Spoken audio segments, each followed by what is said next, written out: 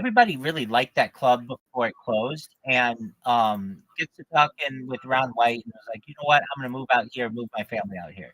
So he moves out there, uh, announces that he's gonna move out there, and this is right around the time he got his Spotify deal, and people had the suspicion that it was because the Comedy Store closed, but also he could basically move to, Texas for free because, like, in California, there's, like, anywhere between 15 and 30% state income tax, which is one of the highest in the country, and Texas, along with a few other states like Nevada and Florida and Tennessee, they don't have any income tax. So basically, Joe Rogan had this $250 million Spotify deal, and if he would have done it, like lived in California, then then the state of California would have gotten like of that money, something like well, like 30 up to like 30% of it, and that would have been like $80 million. So if he just did the same shit, did the same show that he does from Austin, he would save $80 million. So it made a lot of sense for him to do that, though he doesn't talk about that part all that much. All right. So then he buys or like signs paperwork on a place that was going to be a new club, but it turned out that there was a documentary on it, and there was like a cult that was there, and so he got out of that, and then he bought what was called an Alamo Draft House, which are like theaters that were big in the early 2000s, where you could like sit in couches and they had food, and it was like, all right, so it was still a year and a half. It took him a year and a half to build the Comedy Mothership, and so he talks Redman and Tony Hinchcliffe to come out there. Then they wanted to do it. They wanted to move out there because they were doing Kill Tony virtually, and it sucked. It was just like I like those episodes, but they're just not very good. And there's just some nostalgia to it. So Redman and Tony Hinchcliffe moved out there, and Joe Rogan's on Kill Tony a lot in those days. And they did it from first this place.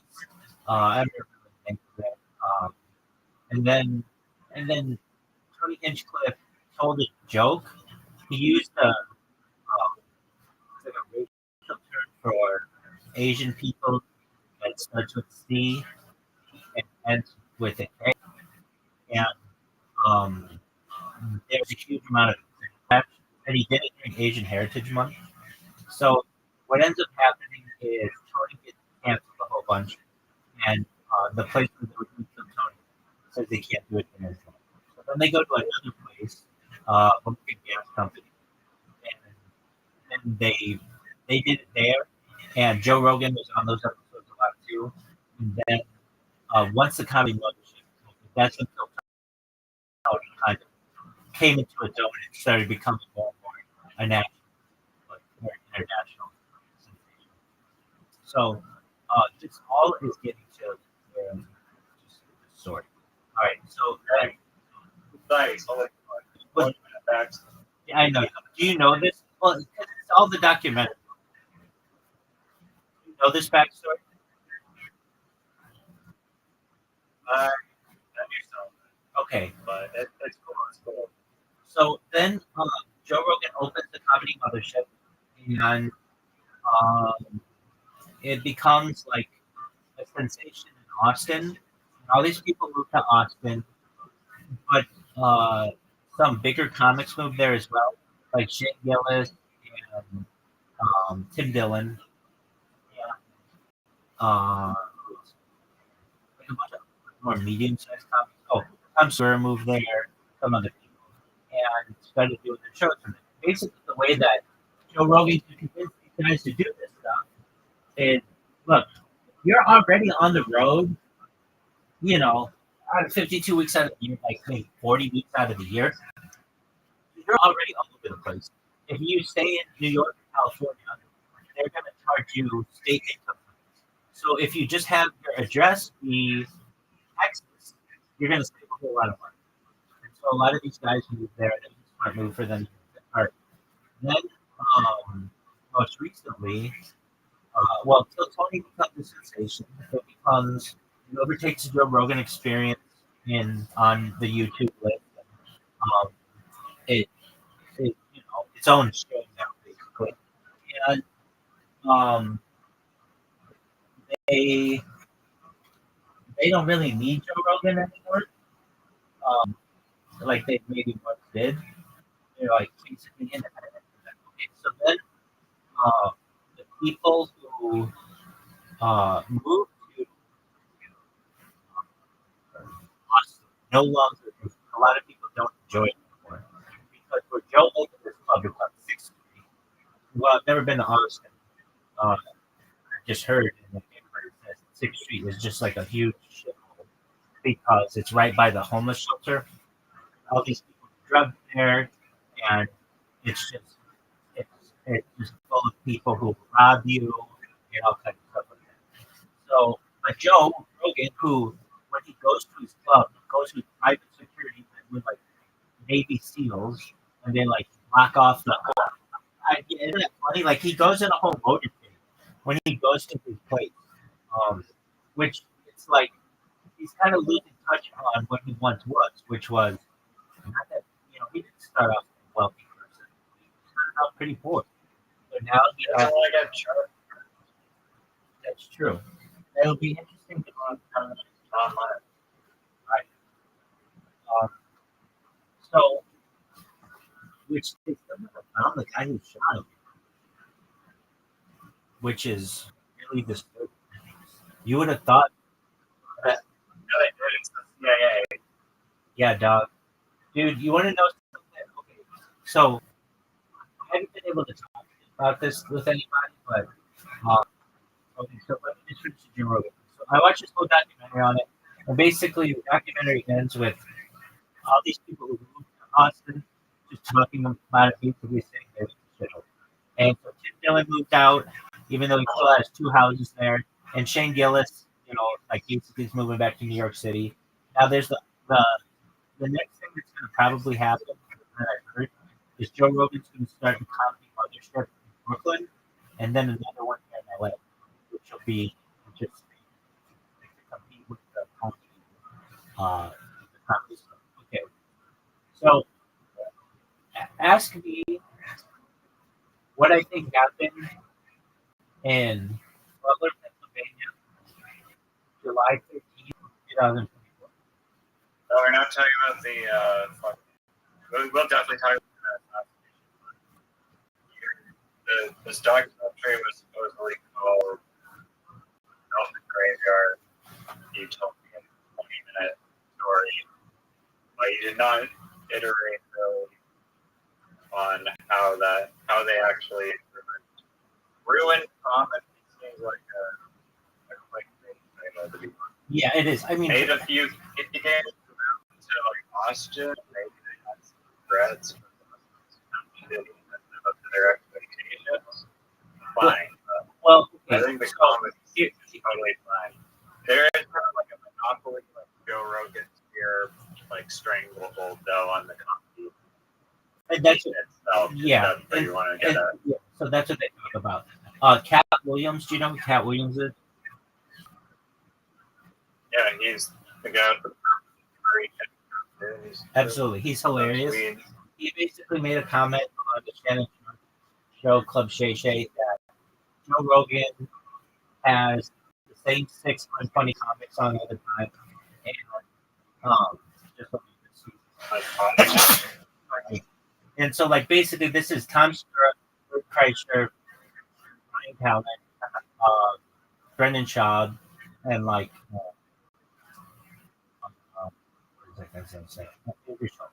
Like basically that's and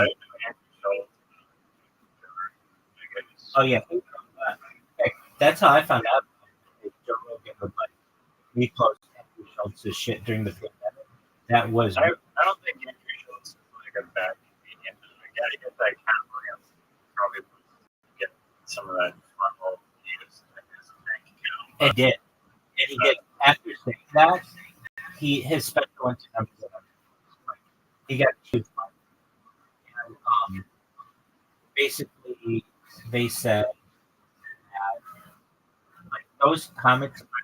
I think Andrew Schultz of the group is very funny, and he should be included with that. And Cat Williams didn't name exactly, like, but there's this huge like backlash against Joe Rogan for just not being very funny. Like his specials are, they're okay. And then, like I've watched them. There was a time when I went for like 39 years of my life until this summer, never having seen Joe Rogan stand up, basically, maybe a clip here or there. And I finally went through and watched all his specials. He's an okay stand up comedian. I'm not going to say he's unfunny, but he isn't one of the greats. At least he can be really funny. And I think if I were sitting with him or his friends, I would think he'd be really funny. But there's a certain level of good funny and like George Carlin funny or Rodney Dangerfield funny. Like that's another level of comedian. Well, Elephant Graveyard He's born, he's the library, UFC commentator first, then a podcaster like second, and then a fucking elk hunter third, and then like a whole lot of list of shit, and then it's like that's what I love about him. I love how well rounded a person he is. I think he's just like a microphone person. It's great. He's not just like hilarious cracks it like funny. That's fine. I don't think he needs to be. I think he's good the way he is. But I get people can be like, yeah, he's I agree. And he's like, what more do you want from him? no one forced him to watch. Exactly. Exactly. But I mean, he's just so good at so many different things. I don't even want to say he's so good. He's had the opportunity to be really good at so many things. He wasn't ever a really good actor, but I remember him being on news radio. And then Fear Factor, I really liked him on Fear Factor. And I really liked him on the Chappelle show. He did two Chappelle shows. And then I really liked what he did with Carlos Mencia, as a joke thief. I really liked that. And then I remember watching, I was in a different apartment in Fullerton, California, when the Joe Rogan experience started. And it was December 26th, 2009. And it was very quickly in my feed on YouTube. And I started them like really early on. I mean, like very, very early. Like I can say like I'm an OG Joe Rogan fan from those days. And there have been times when I didn't listen to a Joe Rogan. And then I have to catch up on episodes. But he like revolutionized podcasting. Dude, I saw this clip of him today. Do you know who Tom Green is? You should. He's Canadian. Yeah, exactly. So do you remember? You probably don't. But do you know what the Tom Green show was? I've seen him on a couple episodes. So I loved the Tom Green show when I was a kid. It used to be on MTV, like usually late at night, but it was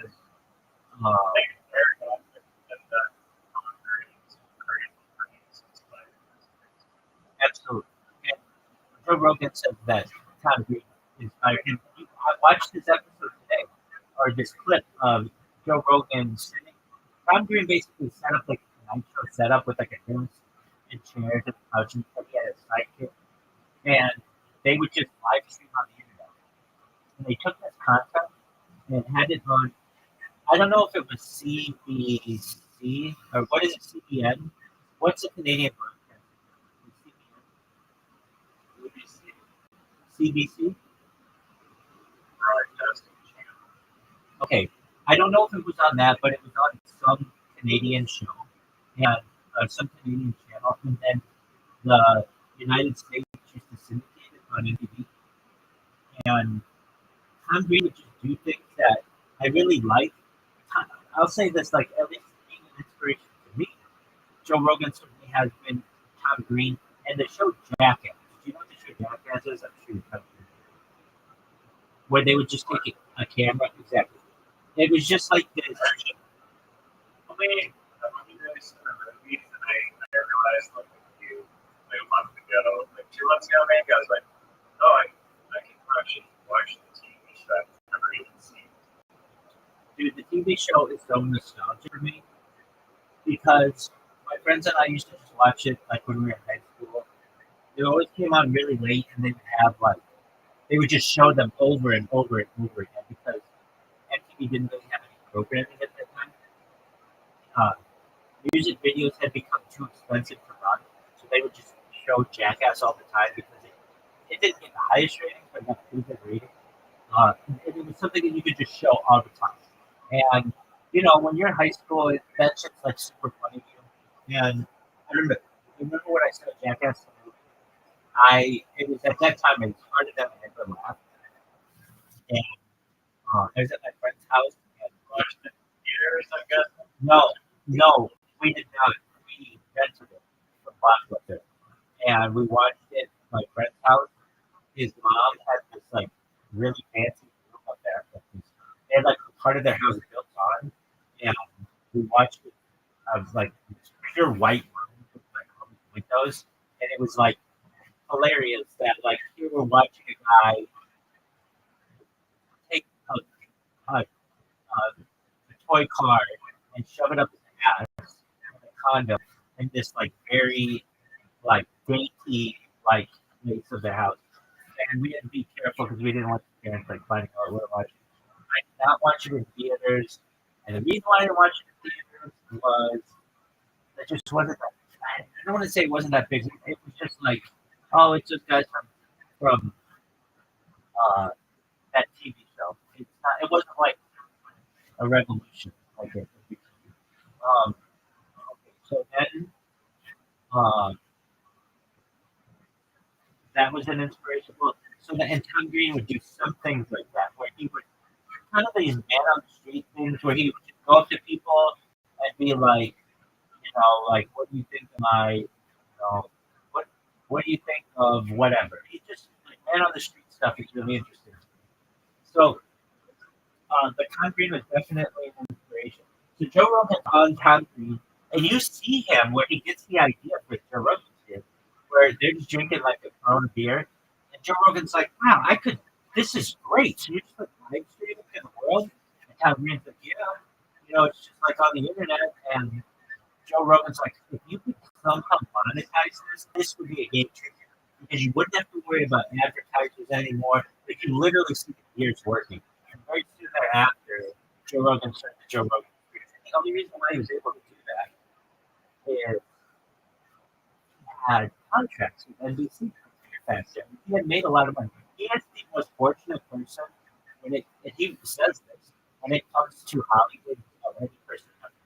He has gone on two, um, not interviews, but casting. He got both. He got the one that they did like a baseball show that got canceled. He did news radio, and then since then everybody's known who he was and everything. And he did have to, like he did the UFC for the first like 6 times that they did it. He did it for free. He just did it because he loved the sport and knew it was going to be really good. And it's really interesting to watch him in old interviews where people are like, don't you think that it's like like immoral to have two guys beat up on each other? He's like, this is what boxing is. But just the fact that you can go to the ground. I mean, it's like exactly the same thing, but it's just way more exciting. To the cage and everything. Anyway, so you could see on Tom Green, like, where Joe Rogan says Tom Green and the Podfather, this guy who used to be an MTV feature, who had like the first real podcast. They were like inspiration. And then Ian Redman started doing like behind the scenes footage at the Comedy Store that eventually when they started live streaming, which is what I did too. I have all this footage of myself at the Comedy Store, but also just all over California, just like basically GoPros, and then eventually I started live streaming. Um, so Joe basically starts the podcast. It gets to be really big, and um, revolutionizes comedy. But the people are like basically uh, very critical of what he's done to comedy in general. So they're critical of Kill Trophy, which is like a kind of a Joe Rogan branch off, because you have to have like 1 minute and be really funny, and if you're not funny, you don't succeed. So that changes. In fact, Bill Burr has spoken out about that. He's been on Kill Tony one time. He was like, "This isn't fair. Like, you're not giving people a chance to really, be funny and tell stories and stuff. They have to be funny within 1 minute. That's not enough time." Which there's that argument. And Joe Rogan has put like a lot of people out there who aren't funny, and but yet he's kind of shoving out people's throats. And so there's this one thing that happened. There's this female comedian, her name is Annie Letterman, and she has this story where Brendan Shaw, that guy I always talk about, she and he were at the Comedy Store, and Brendan asked her if she would walk her to his truck, and she's like, "What?" Like basically, in a later story, she's like, "Why? So I can blow you? Like, I don't want to hang out with you. You're married, and you have kids. Like that's a scumbag thing to do." So she was on the podcast where this Kamaya, this girl from Bobby Lee's podcast. You know who her. Yeah, you know. Okay. And so they talk about it. They don't name Brendan Schaub's name, but they say that there's just this unfunny comic who wanted Andy to walk her to his truck, and Elia says, yeah, like this guy texted her like a few years before on New Year's, just like that. It's scumbag behavior, and Brendan Schaub comes out and is like, I didn't do that. You didn't name me, but now you're just basically like waving the flag at yourself. Anyway, this Annie Letterman went around and basically said, like, basically called out Brendan Schaub. And Annie Letterman used to be on the Joe Rogan Experience, like, she's been on before. But now she's not invited to the comedy membership. And they're critical of Joe Rogan. Like, basically, like, you have to side with him or else you get cut off. And then, like, she's going to have a fun career. She'll be fine. She's good looking and funny and stuff like that. But at least, like, the Elephant Graveyard documentary, but he made two of them. He made like an hour-long one, and then recently he did another one. The first one's called Comedy Czar, and the second one is called Comedy Armageddon or something like that. And basically, it just goes into the fact that like if you don't go with Joe, he will cut you off. And I didn't think it's like that much, but that's how they go. Okay, so Brendan Schaub, who is not the sharpest knife, goes on. He's just on his podcast, and with Brian Callen, the fighter, had someone call in, and this guy called in, and he was like, "Should I get a haircut or should I shave my head? What do you guys think?" That was the question that the caller posed, and they were like, "Brendan Schaub, I know a lot of guys who shave their head and slang dick, like Dana White, Joe Rogan.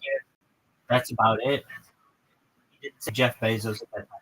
Basically, then this raised this huge alarm. Like, whoa, Joe Rogan is married. What do you mean he's slaying it? I get how Brendan Schaub said this. Like, I say it all the time. Slaying a dick like it's going out of style. Like it's just like a saying. Like you're killing it. Like you're doing really well. But it made it sound like Joe Rogan was shooting on his wife. And so Brendan Schaub had to come out and be like, "No, I didn't mean it like that. I just meant it. Like he was doing really well. Dana White does his own thing, like and Jeff Bezos too. But I was just saying that like you can have a bald head and still do really well. I did not mean it like he was shooting on his wife. So it caused all this uproar, and then for a while, Joe Rogan kind of kept the distance. As I've said previously, I say all the time, Brendan Schaub is the number one person ever on the Joe Rogan.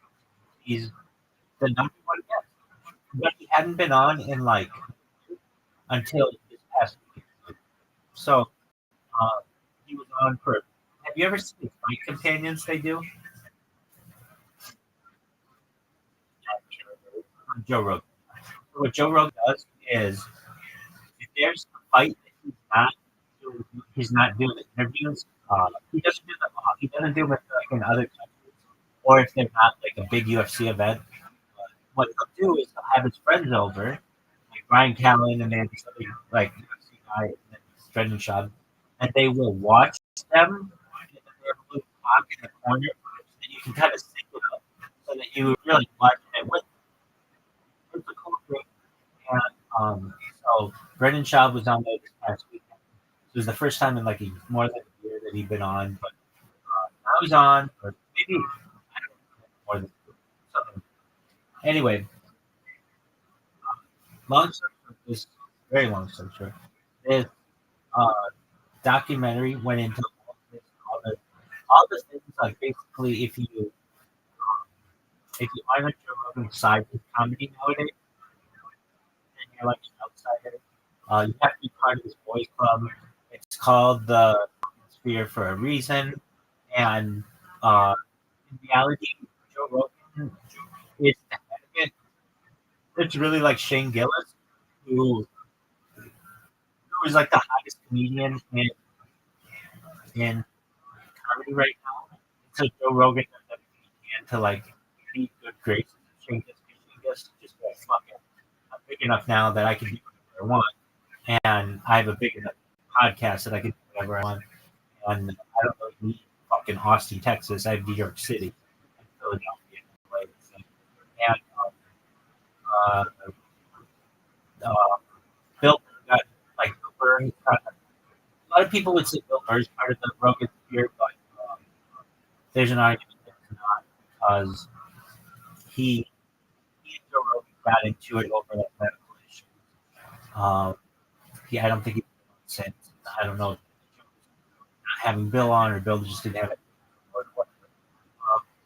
There's the argument that was recently made about Joe Rogan. Bert Kreischer and Tom Segura, they used to have this a podcast called Two Bitters, One Thing. And it's just like the worst podcast in the world. It's literally two really rich dudes talking about how much money they have and then shilling their tequila every and that's how it's like they've lost connection with anybody. And if you really look into the backgrounds of these podcasters or these comedians, they have a lot of them come from a lot of money, and you have to because you're not working. It's like you need somebody to support you. Like Bert Kreischer's dad is a lawyer from the Church of Scientology in like Clearwater, Florida, and um, and Tom Segura's dad was uh, a vice president of Merrill Lynch, and Ryan Callen's dad was an international banker, and Whitney Cummings' dad was or her mom was like a regional director or something for markets. It's like these people, like when you start to look into their backgrounds a little bit, it's like, oh, no wonder they're able to just sit around and talk into a microphone all day because they don't have to work a real job. Like very few of them have a Joey kind of story where they didn't have anything, they had to basically get rides and all that other shit. So like the idea is this, like when you get into world, the comedy world, where you to be in Joe Rogan's good graces, you uh, basically have to. Well, he's starting to make I it. think. Yeah. Sorry, finish it. You basically have to get connected with him in order to get into comedy nowadays. The way that he has built the system is you start as a door person at the comedy mothership, like a lot of people did at the comedy store, and then you work your way up, like PC Rocket did, and Cam Patterson, and now Cam Patterson's going to be on Saturday Night Live. I don't know what that is. You don't know who Cam Patterson is? Oh, Cam Patterson? He's like the biggest thing in comedy nowadays. And with the K? Yeah. Oh, what? Yeah. So he basically came from like a poor background in Orlando, Florida. He was a stand-up comedian for 2 years. This guy killed Tony. Yeah. And then they somebody told there's another friend that he had, another guy named Cam, who told the people at Kill Tony, look, my friend Cam Patterson is going to be in town. I'm going to get this guy on. He's really, really funny. He's been doing this for 2 years. Tony fell in love with him the first time he saw him and made him a regular, like immediately. He started selling merch on Kills Tony's store like crazy. He could sell anything in it. Well. In fact, he even would sell rocks, just like rocks that you would get at a landscaping store, and he would sell them for $10 each. And then eventually, he is not going to be in that Kevin Hart movie on Netflix. He's going to be in the Theo Vaughn and David Spade movie with William Montgomery. Okay.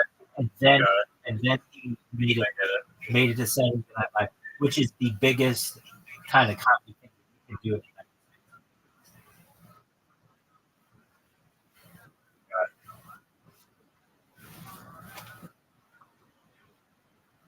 So that's what this documentary is on. And then I cut you off, so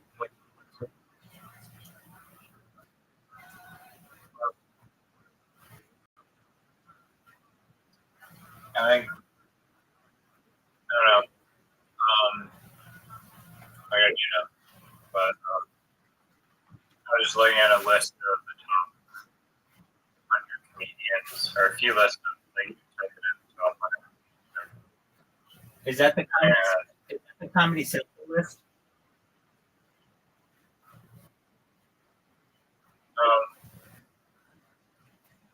I was looking at IMDb and Oh, okay, good. What does it say is number one? Jerry Seinfeld?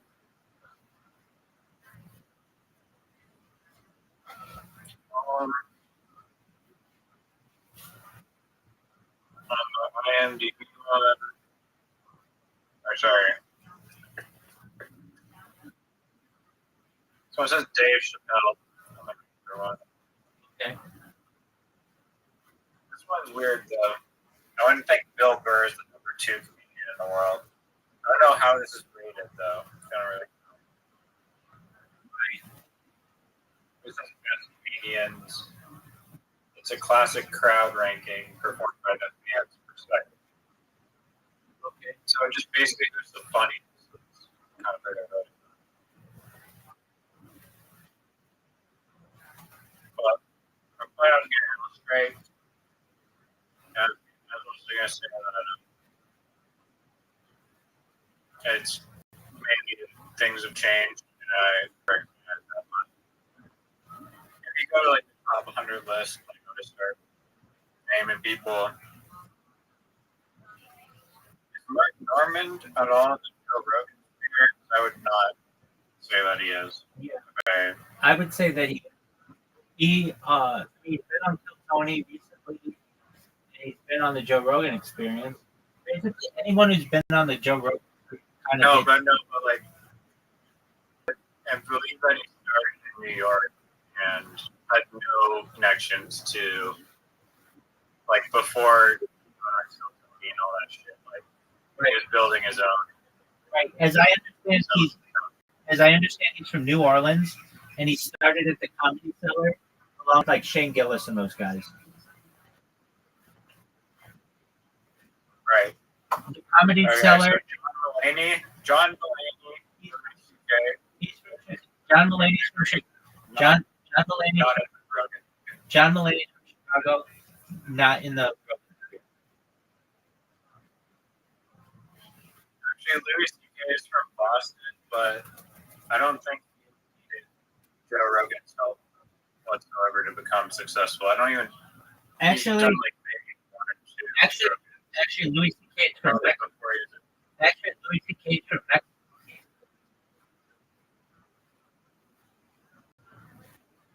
Grew up in Boston. He was born there, but he grew up in Boston. Right, and he did. He was a writer on. So he's. But you understand they're all related. No, that's the point I made. Louis C.K. does not have a connection, or at least a strong connection with the Rogan sphere.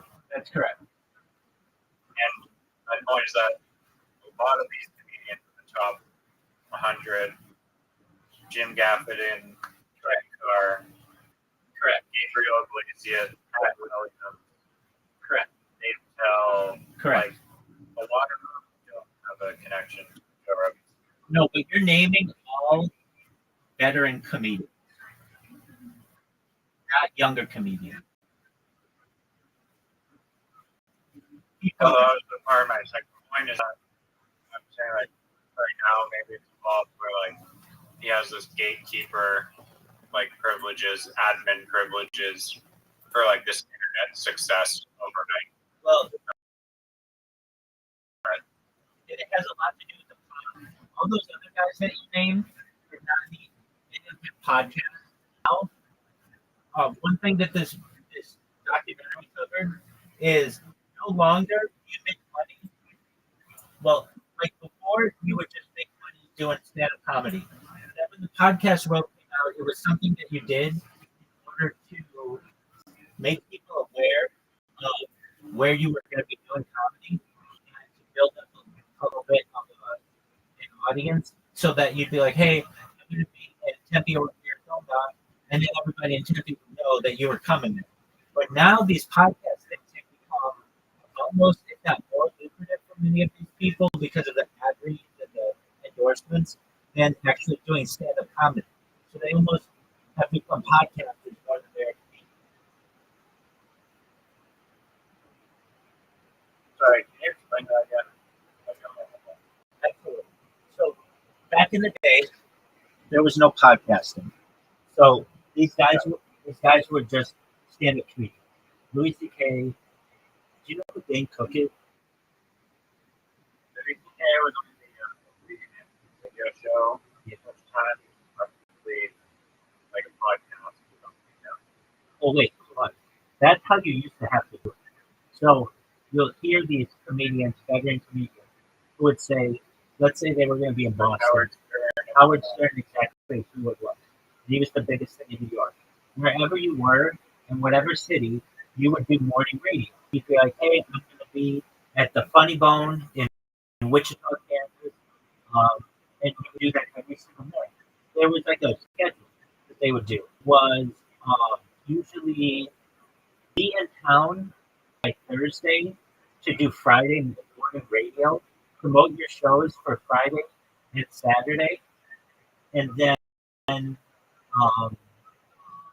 I believe also Sunday they would do a show and then leave on Monday. Or sometimes they would leave on Sunday but stay till Monday the drugs were done. That's how they used to say. And then you'd be in the next city for the next week. Like that was your week. But you would always do the Thursday morning radio or Friday morning radio to make sure people knew that you were in town and so they would buy tickets. That was what we did. Okay, so these comedians would do that. They did that for like from the 1980s to the 1990s to the 2000s. They would do morning radio. But then with the podcast boom that occurred, these comedians realized that if they did podcasts, they didn't necessarily have to do morning radio as much because they would already sell out by the time they got to the city.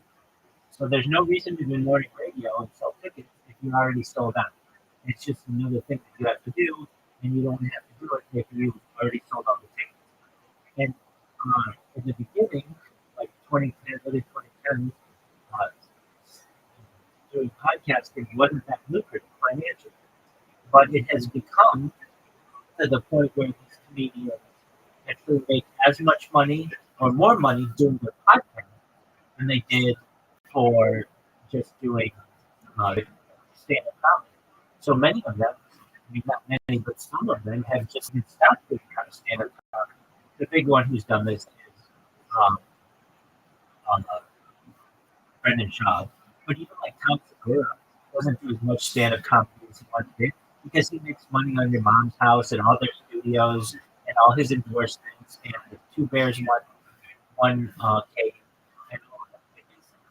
They don't have to go on the road every single weekend like they once did because their podcasts bring in money. Does that make sense? Yeah, exactly. Okay, so that's how we learned about the joke. A lot of people don't like I've learned this with anybody, whether it's a politician or anybody who has skills in their closet. Not everybody's perfect. I know I'm not perfect, but basically, like I recognize that Joe Rogan does a lot to. He's revolutionized a bunch of industries. He revolutionized the health industry, the podcasting industry, the mixed martial arts.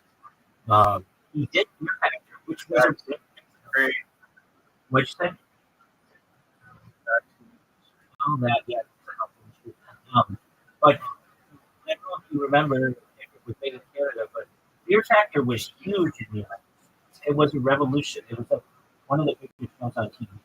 And and I think he could do that again and make it a giant thing, like absolutely giant. I think they had Ludacris who did it after Joe Rogan, and he's never as big.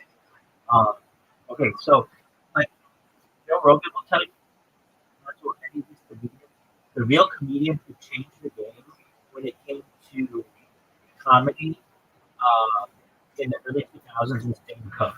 Because Dane Cook got on MySpace and he got a lot of girls, like he's a good looking dude and he got a lot of girl fans and he would like cultivate them musically. And so he's like the person who everybody gives a lot of credit to and they give a lot of credit. And his stand up was fucking hilarious. In 2004, there was no bigger comedian in the world. He's kind of like what Matt Rife is today for the TikTok generation, but he was for MySpace, and he was giant. And okay, with that, that's enough comedy for now. Ask me what I think happened. Go ahead. Can I ask take like a fork in the road to a different discussion that I wanted to have? Absolutely. Back here. And it is related to comedian podcast. And I believe we may have talked about it a few months ago, but I kind of put this idea on the back burner. I'm not sure why. There's like a wrench in the whole machinery that I'm forgetting about. But do you remember if I feel like I'm not sure, but I was talking to you about like this company business that I wanted to start, which was the creator tokenization platform. And basically, it came to me in a dream where I was scrolling a website with a bunch of podcasts on it, and you could click on whatever Tiger Belly podcast, and there was a coin attached to the podcast that represented if you like buy the coin, you're buying shares in the podcast. Like the shares represent like you're sharing of the podcast itself, so you'd own a little piece of Tiger Belly, similar to kind of how fractional real estate works. Yeah, I remember this. And then I was like, oh, this could apply to other creator economies, such as OnlyFans models, or big one YouTube, or big one music artists, which is all about like YouTube, Spotify.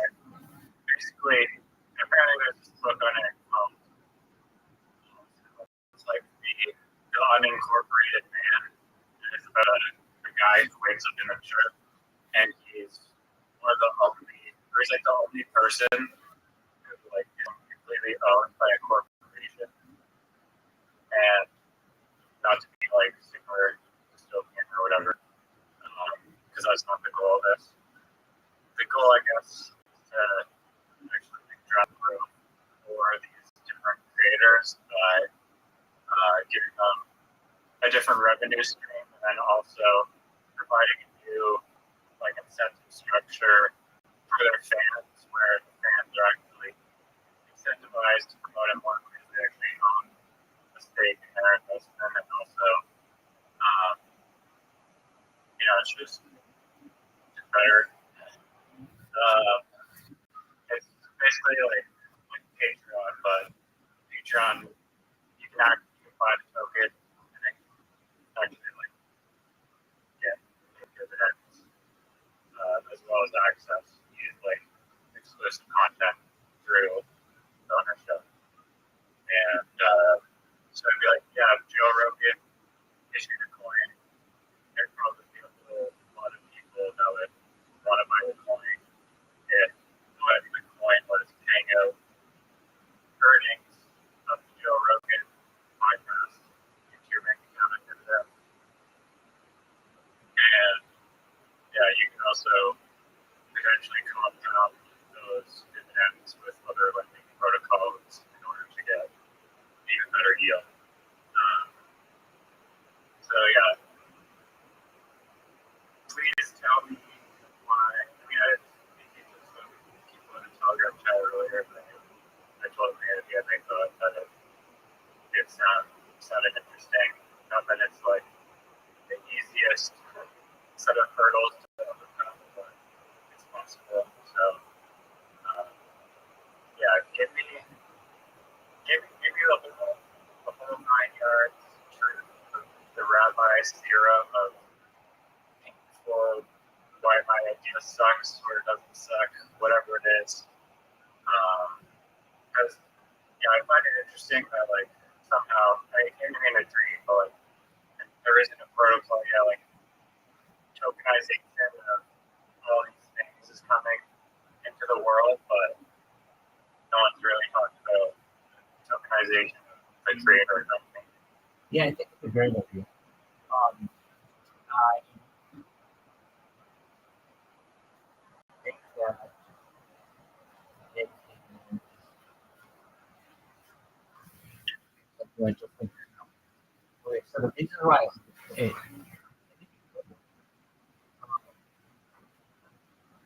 so like kind of I know what tokenization is and everything, but I just sort of created an analogy. It would be like a company sells stock, a podcast would sell stock, basically, right? Absolutely, like the perfect parallel. Yeah, exactly. I think on so creators do this already to some extent with endorsements that they do. So, like, if I like the Joe Rogan experience, then I can support him by buying stuff on it and Planet Greens and YouTube One or all of that shit that he sells. That's how I can support him. But I don't have a share or an ownership in the podcast. So this would basically be like there are other ways that you can support podcasters. The big one is Patreon, and you don't get any ownership of podcasts. So this would allow you to get ownership. Now, I like that. I hear not one of them. This is a good idea. Okay, so I want to say why it wouldn't work because I think you can make it work, and I don't say that about every idea that people tell me. Normally, I'm really good at well, there's a huge loophole, or not even loophole, there's a huge red flag. You're gonna get ripped on trying to make them very well. Yeah, all of that. Yeah, anything like that. Okay, so let's use an example. Um, uh, something that neither of us really like, but we both know about. Okay, you mentioned Tiger Belly. Okay, so we're gonna use Tiger Belly as our example. Since neither of us are like super diehard about it, but we both know that's Bobby Lee and Saliva, and I don't even know what they do, but it's from Bobby Lee's Garage in Burbank, something like that. And really brightly colored. It's been around a long time. Okay, so Bobby Lee starts saying, "We need more money. We're getting popular or whatever, and we're not. And so we're going to offer 100 shares for this. Well, I think Tiger Belly it is a business already because that's why he doesn't have dating anymore. They like own that business together. So I'm sure there's Tiger Belly LLC. I'm certain that's what it is. So you basically would just be taking that company public and offering 100 shares or whatever, shares, whatever. But you just make, you don't necessarily make the pod. There's a way to do it to tokenize the podcast as well, and I get that. But basically, uh, you could just have Tiger Belly LLC offer, have an IPO, just a public offering, for some amount of stock, and then you just buy into the company. Do we agree that's an option?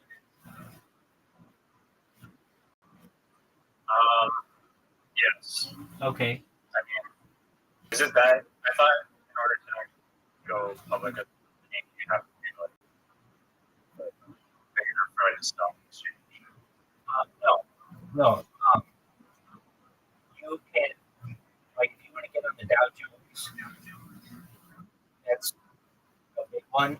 But you can get on NASDAQ, which is smaller, or it's called um, it's called the Russell 5000. There are like 5,000 companies on it, and even smaller organizations. Like I was a part of an organization that was just run by two people. And they had stock, so it's just however your attorneys draw it up. Basically, they could sell stock in their company. They didn't. It's not what they were doing it for. But it was just like how they distributed ownership of their company. So no, it doesn't have to necessarily be on an exchange. Now, if you wanted to be on an exchange, then I think you have to go through the SEC and some other. But basically, like Tiger Belly could potentially, if it got big enough, and meeting like they had enough interest, they would do an IPO, initial public offering for whatever. Let's say stock at $1, just for simplicity, and then anyone who liked their podcast would buy that stock, and then they would own part of Tiger Belly LLC. So because you're getting the millennial battle of investors that are trying to make a return. It would. Okay. Apparently, like somehow, like the way that they framed it with the tokenizing real estate, which tokenizing real estate through NFT is basically just taking stocks, digitizing. But the way that they frame it, as an NFT somehow exploits this securities like, and I think when you're dealing with the SEC and securities, there's just a whole lot of legal jargon and hoops to keep your hips wrapped in a circle with. Yeah. So basically, I would say a better example of this is your mom's house because that's Tom Segura um, and Chris or whatever, and they have that show, and then they have a bunch of other shows underneath them, and they become like a podcast studio that you go in there and you rent out your stuff. And I think that probably is worth more than Bobby Lee's company. Um, like that, your mom's house probably is worth probably 10, maybe more than 10 million. So that one, they do an IPO.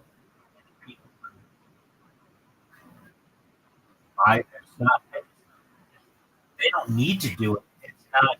They make enough money doing what they're doing. Tom Segura's killing it. I mean, he's now no longer doing podcasting or comedy. He's directing. Did you know this? I did not. Yeah. The movie business seems like very close to gambling almost. Definitely. And if you know, there's something called Hollywood accounting. It's really shitty what happens. So, it's terrible. Okay, so let's say you make an independent, it's not an independent film, but you make a small film. You personally with, let's say, Warner Brothers, and your movie has a budget of $1 million. And let's say it makes $100 million. Like it makes 100x. And your movie is just on a podcast. Let's just say, oh, that's great. So you should, let's say, your contract, whatever you were going to make on the movie, let's say they were going to pay you a base of $100,000, and then whatever the box office was, you were going to make that many X. So you would have made 100X. So you would have made $10 million. But with Hollywood accounting, they do sometimes, and it's not right.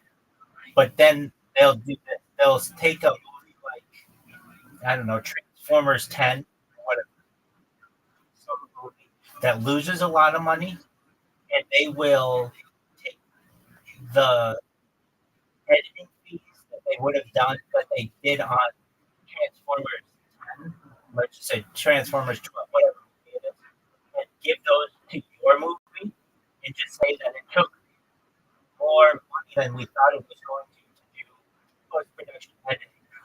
And that means that your movie would normally it made 100x. That's great, but they add a $50 million post production cost to it. Or another one that they do, they'll do something like this. They'll say, all right, let's say our marketing budget for your movie is going to be $10 million, whatever. Get the numbers I said before. Since the new movie. Our marketing budget is $10 million. You're like, great. What they'll do is sometimes take out of your marketing budget, promote some other movie, but since it's all under the same umbrella, they have a way of just basically not giving you the same marketing that they said they were going to and giving it to another movie. It's really disgusting. There's not a whole lot you can. I mean, if it's Warner Brothers, and like, I mean, who's the host guy? What's his name? Segura. Director again. Tom Segura. Yeah, so Tom Segura, he's partnered with Warner Brothers to produce the movie, right? He's probably putting up like zero stake, or maybe a little bit of stake in the movie, but like Warner Brothers is probably financing like 55% of it or something.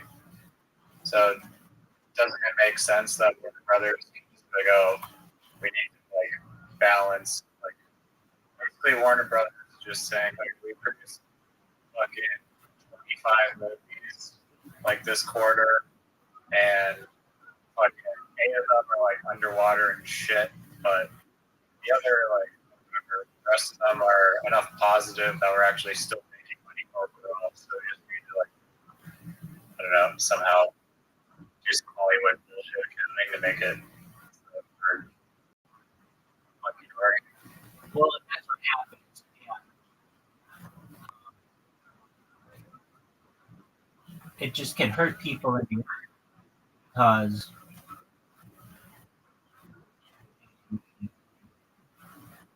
I agreed to do one thing, and it turns out that it didn't work out that way. Unless you want to go to court with these people, you just have to take it. I mean, you can go and go to war with Warner Brothers, but guess what? You're not going to get your next movie with them, and probably isn't going to want to work with you. And there are only so many movies. So you basically blackball you. Do you think that Pirate Bay should be held accountable? Or, like, they're being sued by like all these media companies for this. It's kind of like the Silk Road shit where he's like, "Oh, I'm just the guy who created a website that facilitates data sharing and like file sharing." Right. Same, like, but the files that you're sharing are like clearly illegal. Like, but he's not sharing them. But he's not sharing them. So he's just the middle. He just gives. Allowing it to happen. That's true. But I understand that. I think that so road apartment. I don't think our people think prosecuted. Maybe they did. I don't think so though, because they were like Swedish internet law or something. It's just you're good. and I think that's how it works. Napster got it years ago. It's the same argument to me as this. Do you prosecute it's not exactly this, but like the Department of Transportation because people use the roads to do illicit drug deals? The drug, you get what I'm saying? It's not a perfect analogy, but it's similar to me. There's an argument to be made. We're going to prosecute the Department of Transportation people because they maintain the infrastructure for one drug dealer to get to another drug dealer. Yeah, but they didn't deal the drugs; they just had the infrastructure. In the same way, the Silk Road or Napster or Pirate Bay just built the infrastructure for one person to share with another. Does that make sense? I do see what you're saying, but I mean, I don't know. It seems like they could, if they wanted to, like Pirate Bay could curate the content that is like it's copyrighted content. Yeah, but you know how much work that is. It's very expensive, and it, you run into the issue. I mean, it's hurting a lot of people's livelihoods. Maybe not getting money to finance the next season of whatever because no one's actually paying for content anymore. So it has repercussions on society. I get that, and it does. But Not that like Warner Brothers was like probably gonna go broke. They will go broke if they keep spending millions of dollars on film. So no one's more eventually. I agree with you.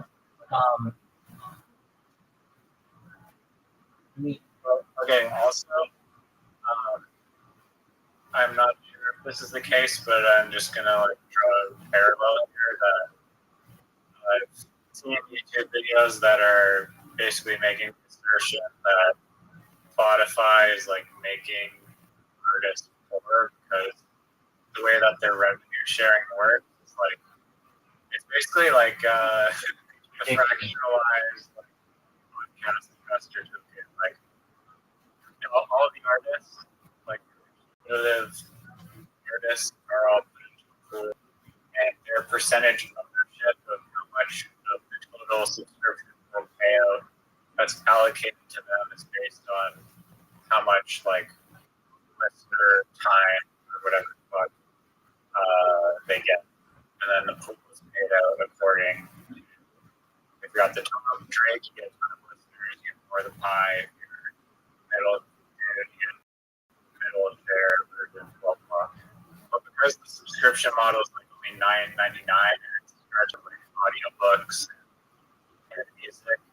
It basically like it's spreading the $9.99 subscription like thinner and thinner. And I'm going to assume that with Netflix and other streaming platforms, this like subscription model of $9.99, that $9.99 or whatever it is, like they need to allocate all the subscription dollars to the films that are like, on their site. You know? So, but maybe they're getting richer. I don't know. The streaming shit didn't really even exist a while ago. There'd just be DVD sales though afterwards.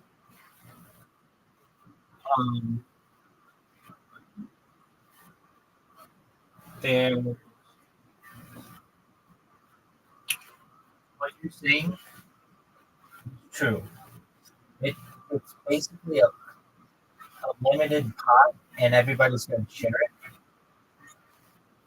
And that's why I don't think that model works. If you want to know the way that it should work, artists should give their music away. Music, especially today, is not hard to make, especially with computers and AI and stuff. Where you should make the money as an artist is your concerts. So the smart way to do it is give your music videos away, give your songs away, 100%. Give them away. Put them in commercials for free and everything. And everyone will like your music because it's everywhere. And then charge for your tickets and your merchandise. That's how you make money. You know, somebody like Snoop Dogg only makes like $70,000 a year on all his music on Spotify. Not that much. I mean, $70,000 is good, but he's got a huge catalog. It's not that much, but that's why he does all kinds of endorsements, and he does in person TV shows, and he does The Voice and all of that. That's where you make money. But you know why he's able to do all that? Because everybody has access to it, or like knows his music. And so, if you're an artist, if you want to make money, you got to recognize that you're not like let's say you've got a really great voice. That's great. Are you hot? That's bigger than if you have a good voice because with auto you can make anybody have a good voice. If you're hot and you are popular and you've got social media pull and everything, then you can easily make music. Like you can take somebody like Sydney Sweeney and have her sing a song and be really popular. Like music is really easy to do. What isn't as easy to do is visual stuff. Like visual is much more difficult. And so, what I'm trying to say is like, What do you mean, like music videos? music videos are big, but even just TikTok and all that, like things that people see. Basically, music is pretty easy to produce and put out with AI. Now, years ago, it was not. Oh shit! There's another market for this creator economy organization thing. It's like TikTok revenue. You can just own a TikToker. Get that.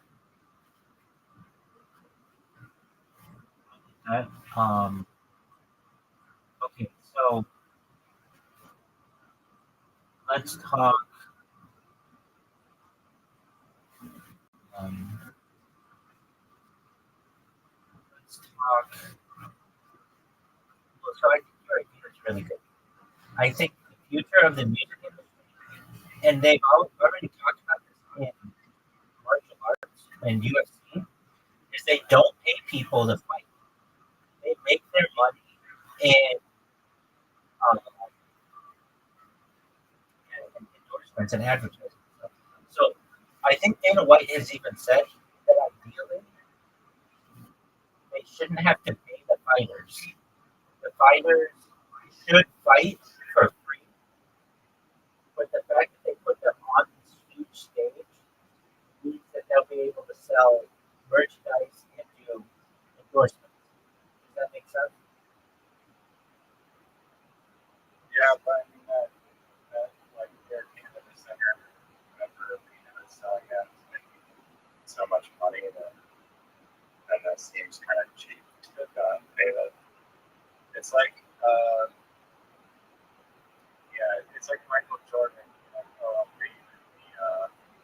not just signed like merchandise. Exactly. Yeah. Okay. So the phrase that they use is we're paying you. I'd rather just have The phrase that they use is we're paying you an exposure.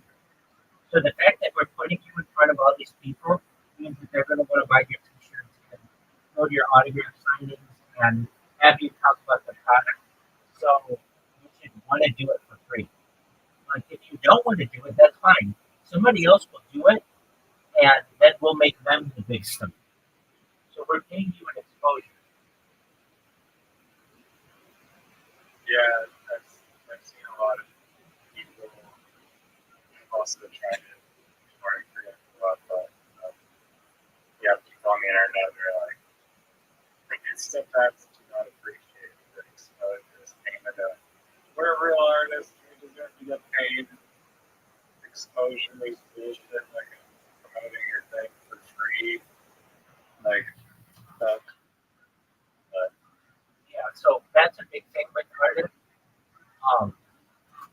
Like I see it a lot with creators. This isn't like a big thing, but like so somebody will want to do art for somebody, especially like banners. Banners are really big.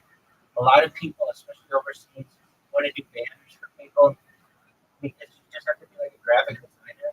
Or well, frankly, what you do for your brother. That's a really popular industry. And now what you do for your brother is really specific, but what I'm talking about are just the general. So one of these people, these graphic designers, will go to an influencer and say, I will do all your banners and I'll do all your thumbnails and everything. And then the only thing the influencer has to do is just in their profile say that their banner was by Tom Jones 123, and they get paid in exposure because people say, "Wow, I really like that banner," and the person's um, they read the person's profile and then see who created that stuff, and then they will go to them to do. Does that make sense? yeah, exposure is currency.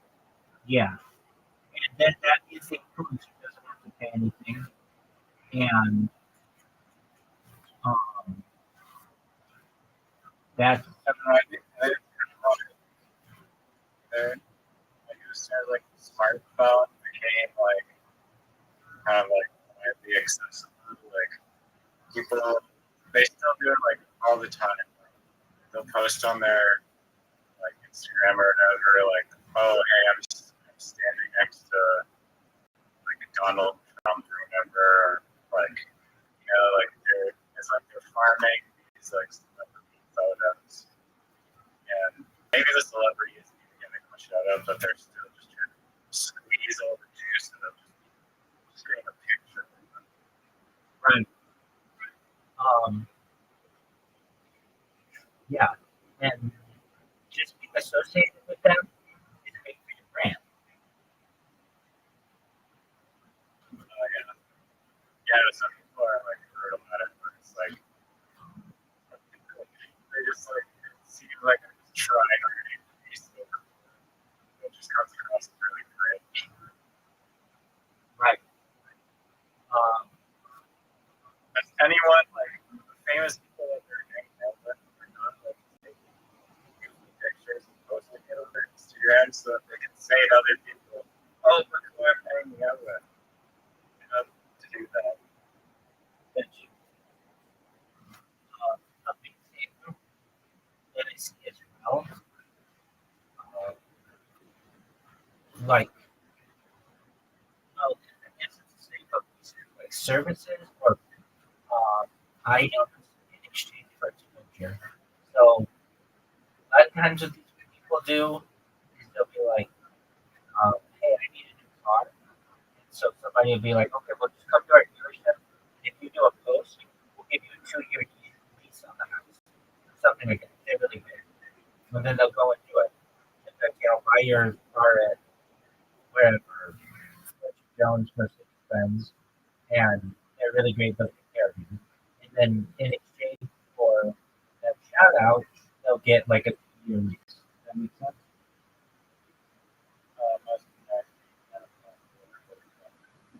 Yeah. It's like, Please go viral. yeah. Like as we speak, I'm finding like new videos on Twitch, and I'm trying to see if this one works. If you really want to know what it is, it'll be a community. My big thing is when I scam people or anything, I just need an impression. An impression is just basically when you come into someone's consciousness, and like that could be an email, that could be when I spam them, that could be a follow, whatever it is. And they make it really difficult on social media now to do like mass impressions because they want to advertise to do it. They don't want individuals to be able to do it. And I don't know if it's going to work. Basically, I'm trying to figure out a way how to tag someone so I can like tag Riser and then you get a notification that I can do. And if that works, this bitch is going to I'll be fucking by. But I say be that. But um, the key is when I tag you, does it key is when I tag you, does it send you a notification or like an email? Some of these things you send emails, that's key for me because that's the way of advertising. I can do that a lot. I just don't know if it's going to work. So I'm about to see, about to test it out. Um, okay. So, but to you and your idea, I think it's a good idea. I think that though that kind of already exists. I mean, I know you said like we could just tokenize somebody's podcast. They could sell stock in their LLC, which would give people a share. Now, I know what you're thinking. Well, what if there aren't enough shares? Okay, then what's stopping the podcast from just shilling the crypto? That's the question. A cryptocurrency based on their podcast, or NFT based on their Sorry. a cryptocurrency or an NFT based on their podcast. What's stopping someone from doing that? Like without using this platform. Yeah, exactly. Yeah, nothing except for I don't think that people realize that there's like a creator economy that can be tokenized, but also why they to use like this like network effect because once all these like podcasts are all launching on this platform, users are going to go to the platform to see which podcast coin is best to buy. Where's all the money going in the podcast world and YouTube world, and that'll inform their decisions of where to invest. So because of that factor, then you'll want to use the platform in order to become part of that network. But I think beyond that, like Joe Rogan said, oh, I don't want to launch crypto anymore. Just not interested. It's all crap. And I get that. And I think one of the big problems in the crypto, especially, is that the coins themselves don't really have a solid use case or utility of backbanning. They're basically just like vaporware. It's like no real substantial value. And some coins like Bonk and whatever, they're partnered with Solana and integrating into phones, and that's what they're doing. They're trying to find something that gives the coin value other than a digital interface that has an order book that people are switching back and forth between currencies to purchase it. But that. Again, yeah, if you're launching a fucking podcast coin, then the coin actually backed by like legit real world value. So there's like some inherent use case behind that. Again, those returns, even if they're maybe small, can compound with other lending protocols in order to produce even greater yield. So, I mean, yield is a big, yield is like a big can of worms in the crypto space, what everyone's kind of fighting for. But I also think that just like the notion of, okay, I have a creator, a musician that I love. This guy has phenomenal music, the best shoegaze I've ever heard in my life, or whatever. The best TikTok video that I've ever seen in my life. I think that this TikToker, this freaking Chinese Wuhan TikTok dancer, is going to be worth a lot in the future. So I'm going to invest early in this person. I'm going to be financially aligned with them, and then as more people grow, then the value is going to grow as well. And I'm going to be replacing like it's just giving people the ability to just bet on who they think is going to grow in the creator economy. So I think that's a interesting. Okay, isn't that exactly basically what Contour was?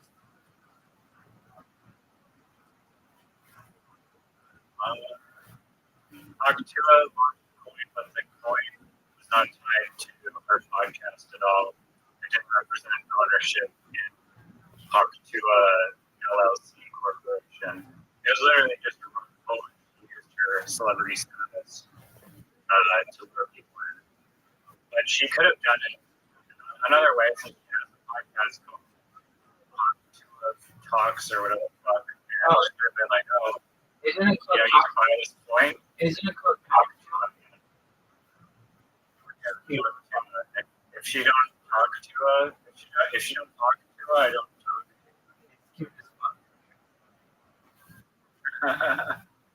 Best little zinger. Yeah, so she did not create a tokenized podcast coin. She could have, but she did not. She stands and hurt her reputation. Okay. So you're saying though, if she had just given a share of her podcast, that's exactly what you would say, right? Yeah, or literally anyone. Joe Rogan, Tiger Belly, like anyone could do this, but there is like the network effect of creating a platform that has all these eyes on it of people that are looking to invest in their favorite creators. I get that.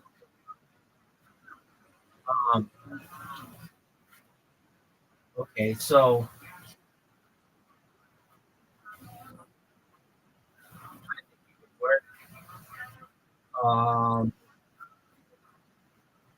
I don't think that the creators are going to want to necessarily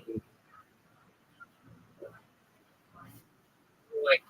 Okay, so let's say It's a framework. It's a framework. It does not have to be a perpetuity ownership necessarily structured that way.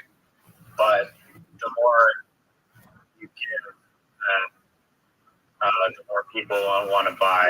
So yeah, they also it's like you're getting paid on like kind of like a 5x or like 10-year X multiple basically by selling stock now and getting that money up. right. Versus earning it back later. And then also the key that is that by offering your fans this like unique ownership in you as a creator, then they're going to go out and be more incentivized to get people to discover you and whatnot. Okay, so let's talk to it as our example. Except for giving up control. What happens when somebody has 51% control of the content? Well, I don't think that they would issue more than like 30% of the themselves. I mean, I guess you could technically, but I think That's gonna happen. that's what will happen. It definitely will happen. I mean, you don't have to allow that to happen, but you don't want the creator to like not have total ownership and direction. But I mean, it could happen. You're right. What happens is it like a company where the stockholders are now betting on what type of content the person makes their way. Exactly. Which doesn't really. Like, who are you going to enforce that? I mean, that's why I say like don't really allow it to happen. But if it did happen, I mean, it would just be the same as a regular shareholder meeting. Right. Okay. So let's say, guys, you get 51% of Talk to It, and you say, "All right, I want you to interview, say to that girl, I want you to interview Bill Cosby," and she says, "Well, I don't want to do that." You say, "No, I own 51% of your podcast. You must do it." Like if for a business, then you could like fire her because you'd be like the board of be like the governing board. But this is like a person. So, can there be a clause in this contract that does not give shareholders creative rights? Okay, what rights do you have? The right to collect dividends of the profit earned from every year. Okay, but isn't that just buying into an LLC?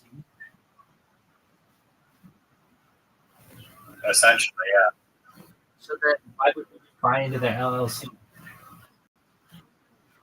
Because I don't think that many LLCs or channels, have corporations that you can invest in. Man, I think most of them over. Wait, then you can invest in is another question. But I bet just about all of them over a million people are LLCs. That's the first thing that they tell you to do when you get popular. Get an LLC.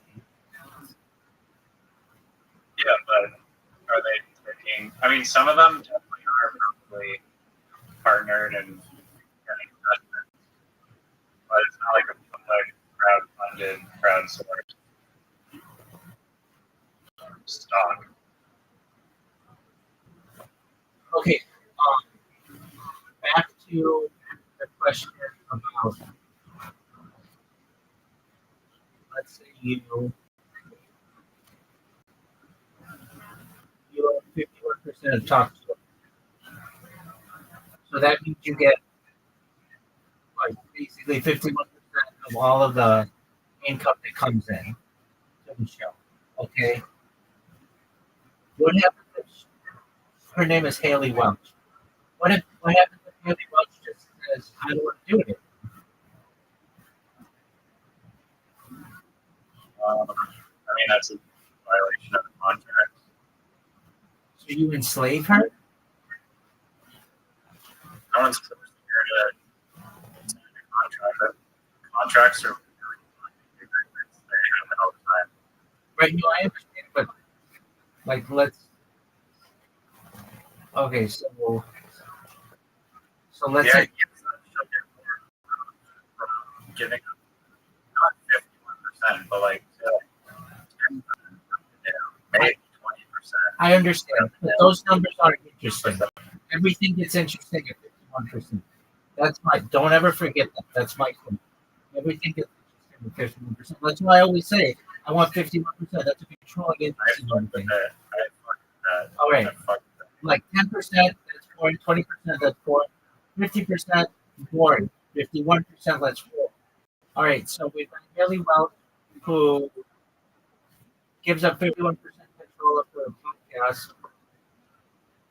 I don't understand the difference between or just have well, or talk to an incorporated and you just buying shares of that versus what you're saying. I don't understand the difference. Please explain it to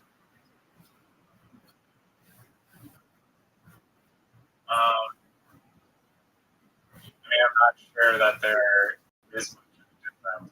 It's like a platform that enables creators to maybe she has multiple income streams, right? me. She does. She does. So she's got, let's say, a skincare brand. You don't get any of that. This is just her podcast. Yeah, she has her dating app, but it's other accent voice thing that she like sells for $15.99 AI dating app. Okay. That's not included in this deal. Okay. You know, right. So her sponsorships for some average endorsement on Instagram is not included. If it was like an LLC, that would probably fall under the main but in this one, it's customizable framework where the creator can say, these are the news sources that I want to share and give ownership to, and if you like share them more, and you know. Okay, I get that. Now,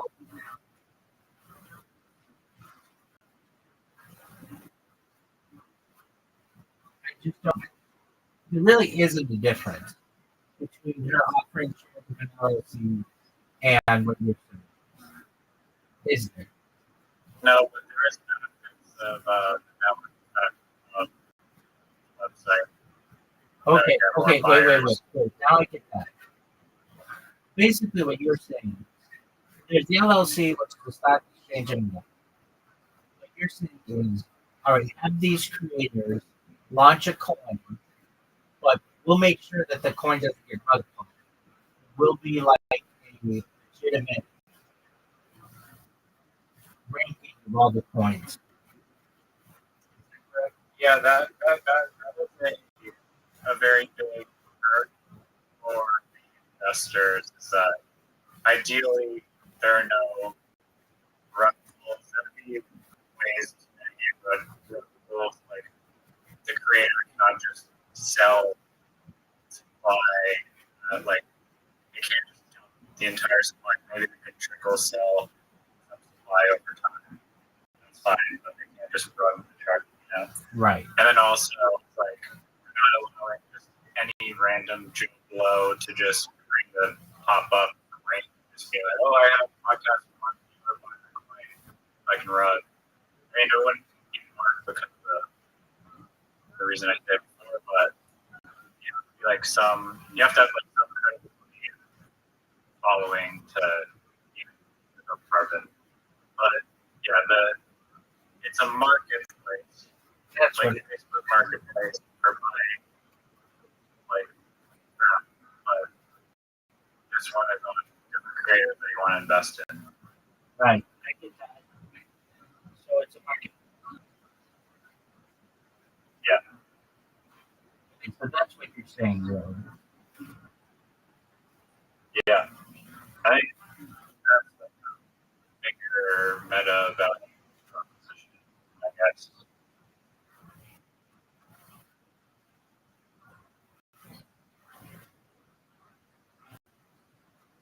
Okay.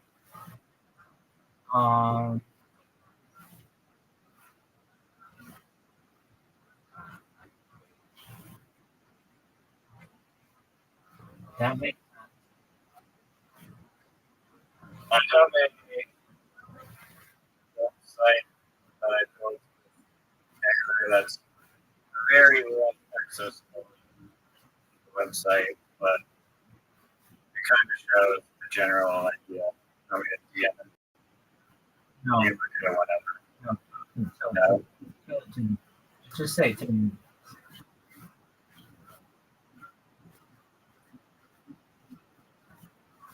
Well, it's basically like a marketplace for purchasing different creator tokens. One's a music creator, YouTuber, digital artist, blah, blah, blah, whatever category. Okay. Isn't that what you just said? Yeah, no, it's just like it's just a visual website with a few pages. It's pretty rough, but it's just more like a visual idea of possibly what it looked like. It was very sketchily drafted on. Okay, yeah, you can say that to me. I should not understand what you said more than decent movies. What? Okay, yeah. Go on.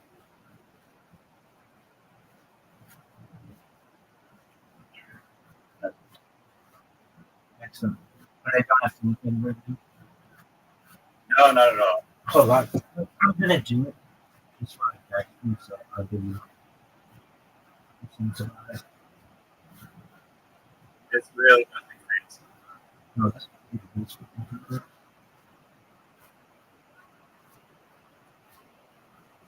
ChatGPT said that this could be worth $1 million. So, You just have to open mic. yeah, it was very. Oh, what the? It literally just worked in 1 second. Nice.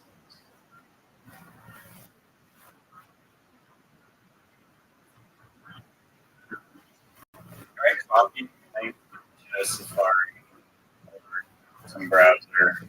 Not looking at.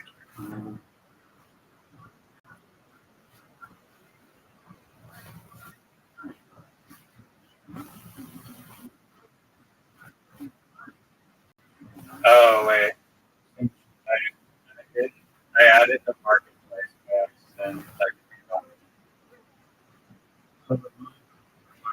Yeah, it doesn't have the marketplace. Did you make this? Yeah, I use old AI. That aid. Yeah. This is really cool. I like Thank you.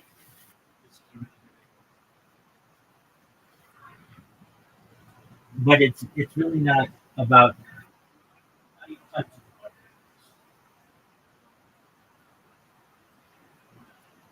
Yes. Okay. I think that would be a really good idea. And you would probably be able to make a lot more money on that than sailing canyon, but you probably make money on the Okay. Are you ready for what happened? An alternative thought of what happened July 13th.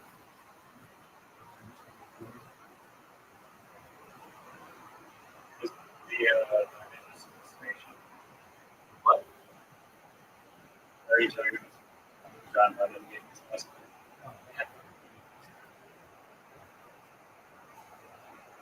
This is about Pennsylvania. Which person are we talking about?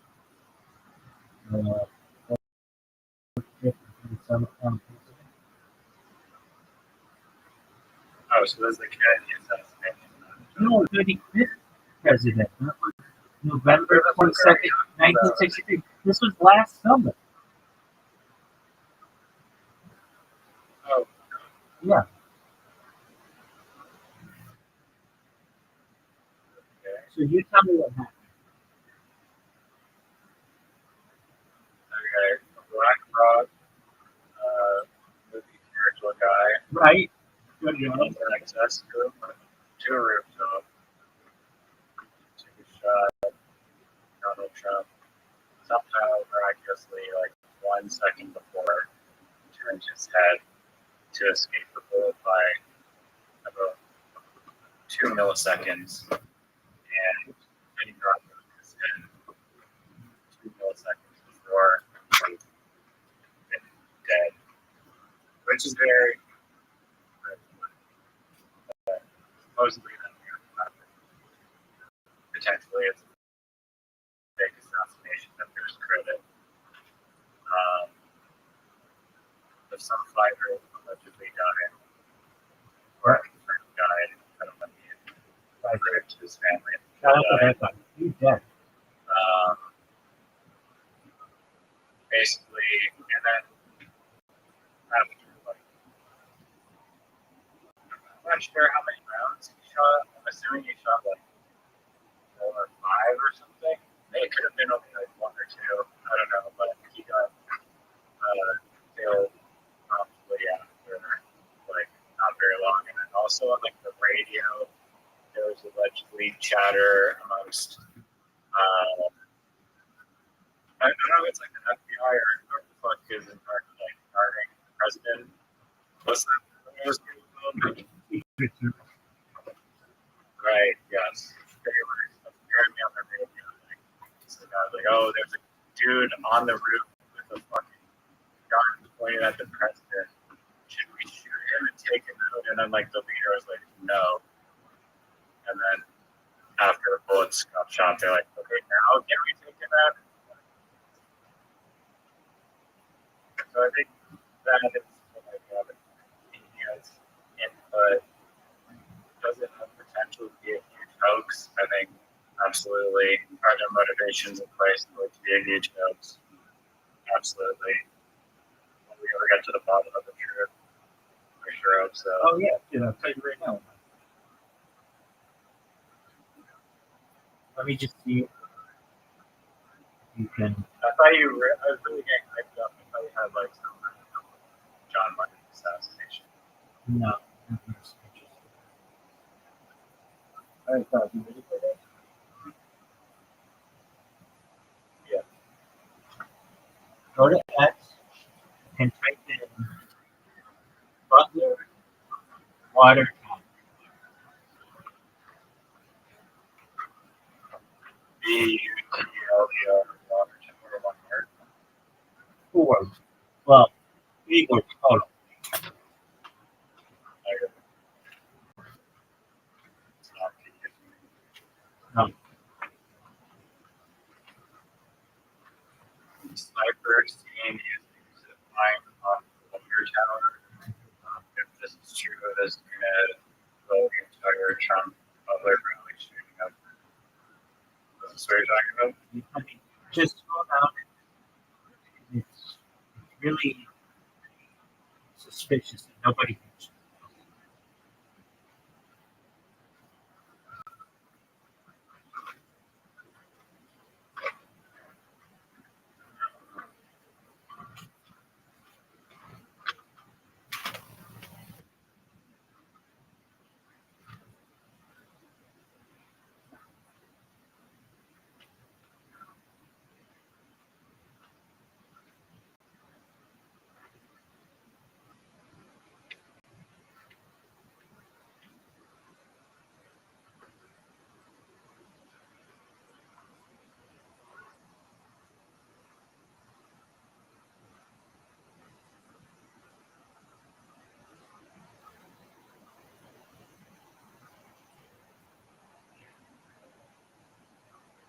Welcome. How are you, Conjuration? How'd your day go? Conjure Maybe, can you hear me? Hello? Riser, can you hear me? Yeah. So, Conjure Maybe. Sure. Tell me on this water tower. Well, don't worry, we're seeing Maybe's going to talk. Conjure Maybe. How was your day today? Living the dream every day. How'd you find out about me? Oh shit! Confident. Oh, you can't do me like that. Come on. How'd you find out about me? I've just been really looking to Jewish communities, since, like Arab and shit. I hope you're fine with that. Absolutely. We welcome people of all backgrounds. Welcome. That's great. What do you guys do? What do you guys do? Oh, I'm just having a late night girl talk with my friend Riser. Conjure, maybe do you mind if I tell you about this? Okay, go on. Excellent. I'm Rabbi Rothschild. I stream my life 24 hours a day, 7 days a week, 365 days a year for world peace. I've been doing so for more than 3 years. My streams go back to the pandemic. We've seen the death of a queen, the birth of AI, the coronation of a king, and everything in between. Conjure, maybe, if I may ask, have you ever seen the movie The Truman Show or the television show Big Brother? Yes, ma'am. Okay, well, that's cool. Excellent. Well, that's what I do. I have more data archived than any person ever. In 2018, the Economist magazine stated that data was its number one resource, more valuable than food, water, gold, air. Data overtook petroleum and had more data archived than any person ever, which may make me an influential person someday. If and when that happens, I'm going to make you content. Are your friends and all your family independently wealthy if you're not already? I'm going to make sure that you have generational wealth if you don't already have it. And I'm going to make sure that you have enough to be able to start charities and philanthropic organizations for your own. How does that sound to you, Project? Well, first of all, It is conduct. I just recognize that. But my sincere apologies. no, it's okay. I like the idea though, like the fact that you've trained ever since shit. That is insane. You're definitely very into politics. Like, I'm very into politics. yeah. Actually, I do my best to stay out of it. I recognize that it goes on around me, but I do my best to maintain neutrality.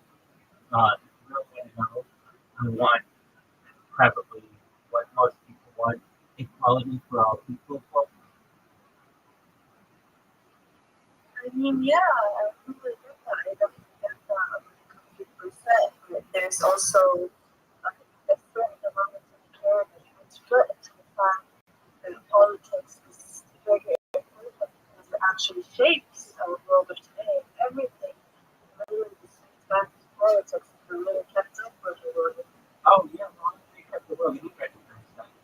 But in terms of this American politics, it's usually a left-right argument. Sides across. So that's why I say I do my best to maintain neutrality. No, no, I understand that completely, but there's also a line that needs to be drawn. Like, you don't understand how you really know. They're below. And everything for politics, everything has a downside, a good side to it. They all have all different intentions, beliefs, also studies and shit. But also good that comes out of times when we research together hopefully and work towards just one big goal because at the end of the day, the politicians, the presidents, all of it, they're not with us, right? They're all against us. They just want to make us feel like they're with us in a way. But no, I get that. I get why you want to like get away from politics, especially since right now it's sincerely believed, especially the Jewish community. Like, everybody's just fighting with each other. It's all about like violence and joint threats. Insight on how people who are, well, Jewish, how they view the controversy between them and the Arab countries. Yeah, I mean, if you really want to, many of us believe in Zionism, but not all of us. And those who are Zionists believe in a greater Israel plan. And then eventually Israel being the entire world. If you really want to know the lowdown, that's what the lowdown is. You're not going to get that a lot of places. Yeah, no, I understand. I get that completely.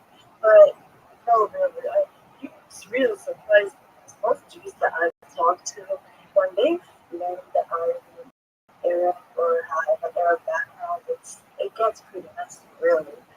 And generational whatever good stuff you were talking about, right? It's good, but like it's not really realistic to ask me.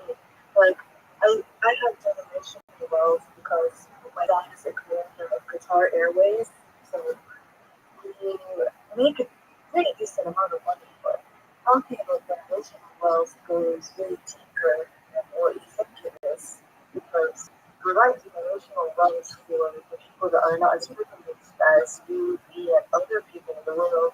It's just really complicated, complex, complicated. Hey, so you some of the things that I just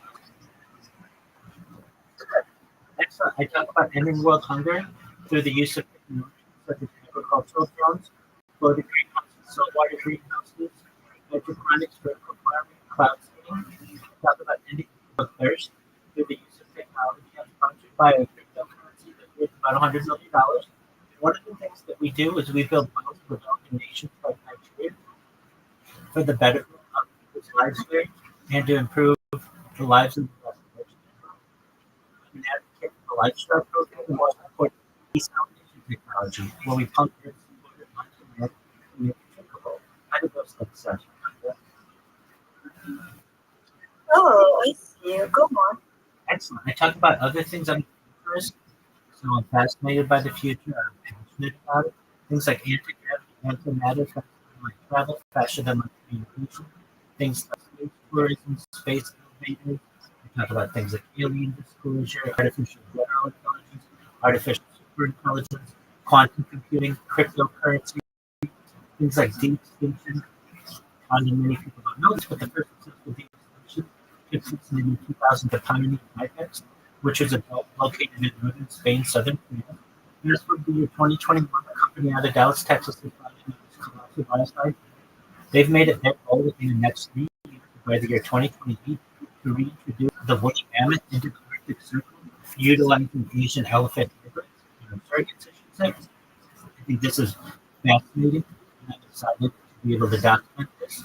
Additionally, they want to reintroduce the Tasmanian tiger, followed by the dodo bird, which I think is really exciting. They made headlines recently with their creation of three dire wolves, which I was able to document. I talk about it to going to affect you and your friends, your family, if you want to have. You may not need me ever to help you, and that's great. But if it, you should know that I'm an advocate for life extension technology. If you want, again, if you just want to live your normal life, go ahead and do that. There are those of us who want to continue living as long as possible, utilizing technology such as human growth hormone, stem cells, oxygen therapy, peptides, nootropics, cryonics, cryogenics, cold chain therapies, testosterone replacement therapy, med-like therapies, and therapy to eventually extend the average life expectancy from age 80 to age 100, 120. But then when they get to be 120 years old, you included, and you may say, Rabbi, you know what, anything that you said back in 2025 came true. It was amazing. And we've been able to walk off into the sunset together. This has been wonderful. All of our friends, everything. My body's starting to work out. Let's take it to plan. And this is a one. Again, this is all with your consent. That's really important to me and very important in all of this. If you want to be smile with another person, you should be able to. But if you want to be able to utilize this type of technology, known as manipulating technology, we scan your brain, computer with your consent, knowing where every atom is in your central nervous system, your peripheral nervous system. For later download, as an Android, every time you sign up with that, one of your a robot in a human being, you want to be kind of. Essentially, what I'm saying to you is there may be an opportunity for you to have digital entertainment. Your thoughts? So, in reality, so I've had this conversation before with a couple of people. Immortality just really it falls down because if you were to ask me, I would be the person that lives forever to have that kind of immortality or know that I even have the opportunity to have that immortality. It's good for it to be an option. It's not good for it to be applied onto everyone. It's more of a choice. But at the end of the day, there's really so much that we can always get to. But I'd love to discuss it with you through DMs, chats, messages, whatever you want to, because right now I'm not really too able to have too much of a chat, but I'm so down to hear what you have to say because it's really interesting. There's stuff you talked about, including there's types of artificial intelligence that I'm really trying to get some more insight on because I'm really starting to get more into the AI world that information into my life. So I'm happy to discuss it with you and what plans you think you might have. And if anything, I might be able to make some connections with you to make whatever you have in mind come true if you think it's good for us as humanity and help us improve the quality of life and all the stuff that's destructive in our world. Absolutely, I'd love to. Message that and can connect with you and I hope consider this the beginning of a beautiful friendship. That's great. I'll be in touch with you soon. Okay. Razor. Never know who you're going to meet. The areas. All right. Were you able to look at that video of the water tower?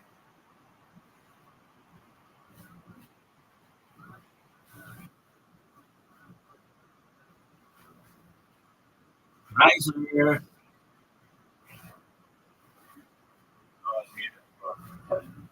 didn't ask her where she found out about it. She said she would do it. I did ask her. I did see the water tower. And the way they're saying there's like a second sniper. So, is that true? I don't know.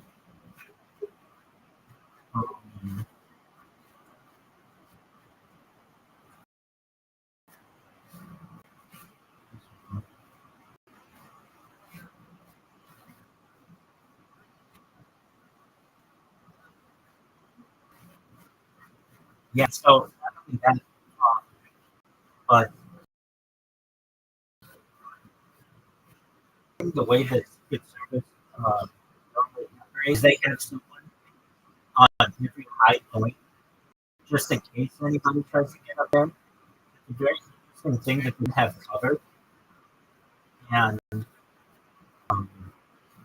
were witnesses who said they see the person come down a line and then get on a motorcycle. But right after the shooting attempt, they closed off the whole area and didn't let anybody inspect it. So to me, it looked like a hit.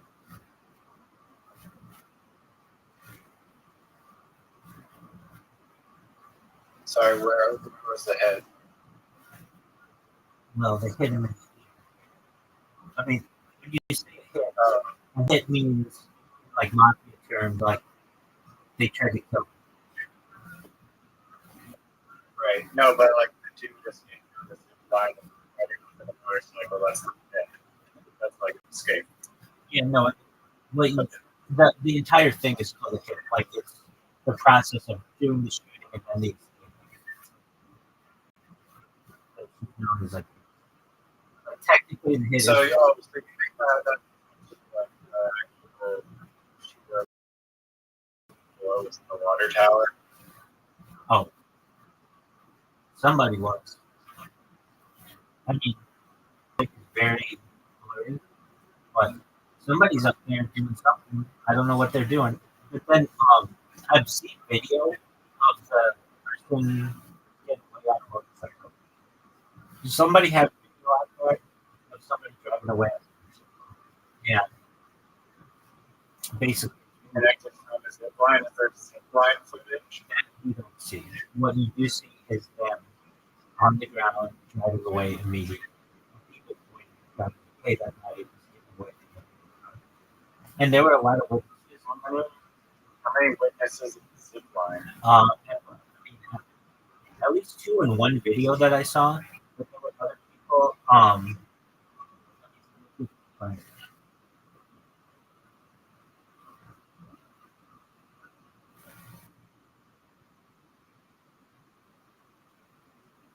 Yeah, I don't know how many what a good amount of witnesses would be. And I guess I don't know if two is quite enough witnesses to be like, oh, there's 20,000 or whatever, 30,000 people there. 2 people saw some guy in a water tower. That's the point. That's the point. I heard you saying that.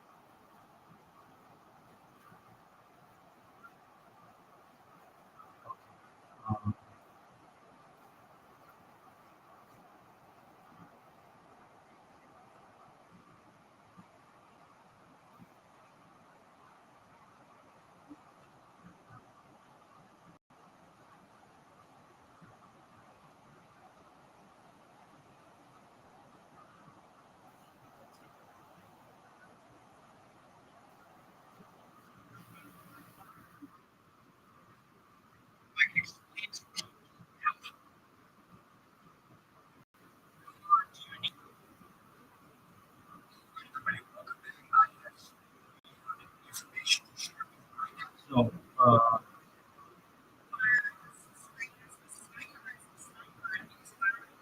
yeah. So here's some. I've been to X Butler zipline witnesses, and the second thing I see is a witness who says talks about the sniper.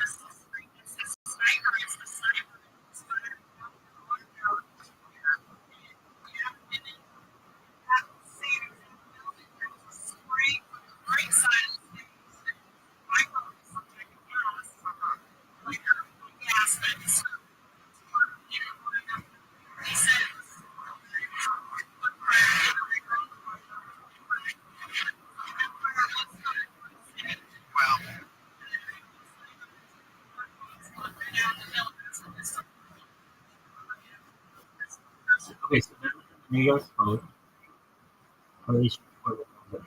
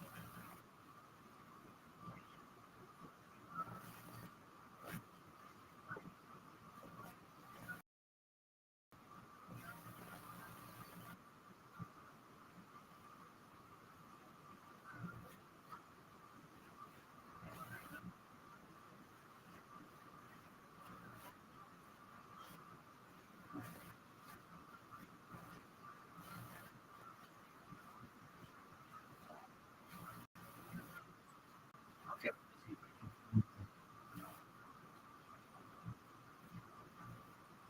No, it's fine.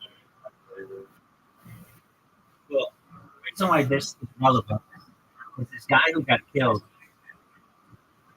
They're like still looking for him, to the guy who shot him, and it very well could be like one of those things where they just either don't find him, or it's just a patsy, or just say it was somebody else, but it was really a professional sniper. Yeah, I don't know why they like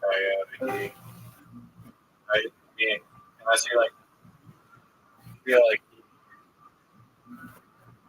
he did not have any like crazy information that he was spreading really like any more than any other after show in my opinion.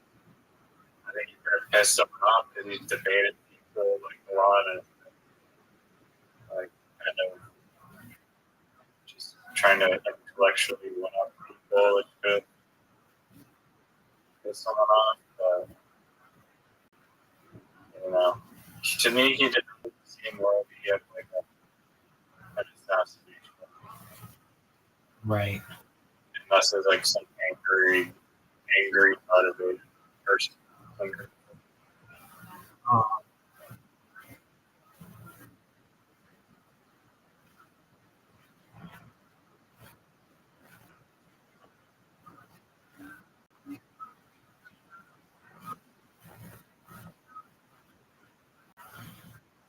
okay, so this guy said this.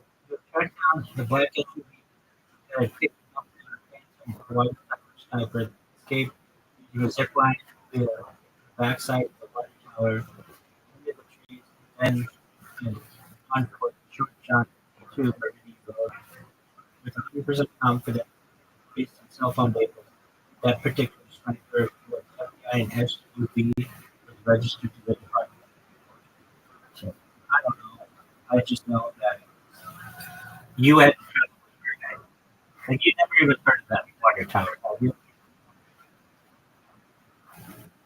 Right? And do I believe that's what happened? I don't know. I wasn't there.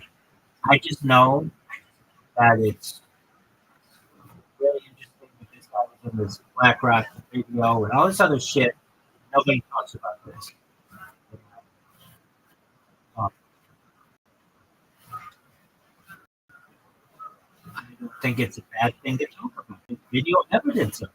There are witnesses that at least the New York Post thought were credible. So why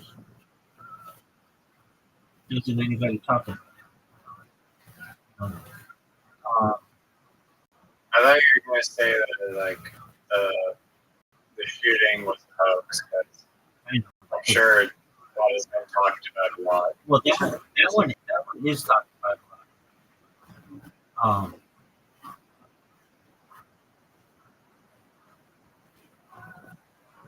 Also, Joe Rogan said like beat within like 100 yards like that is like such an easy shot. Like we'd almost have to try it. Right, unless you were. Yeah, but I mean possibly his head or whatever.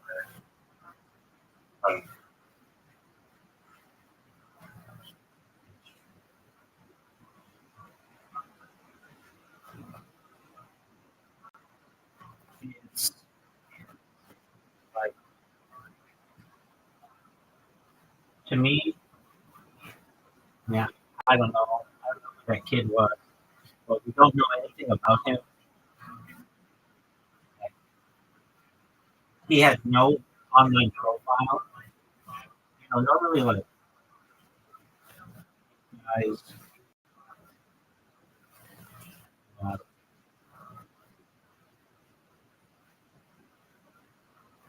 really,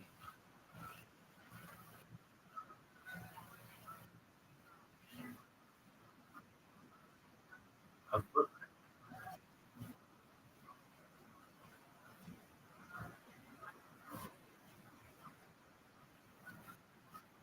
You know what I mean? Yeah, I mean, I don't know. They must have left the name. I think they got unlocked his phone and forced up his phone, but they're like wasn't anything.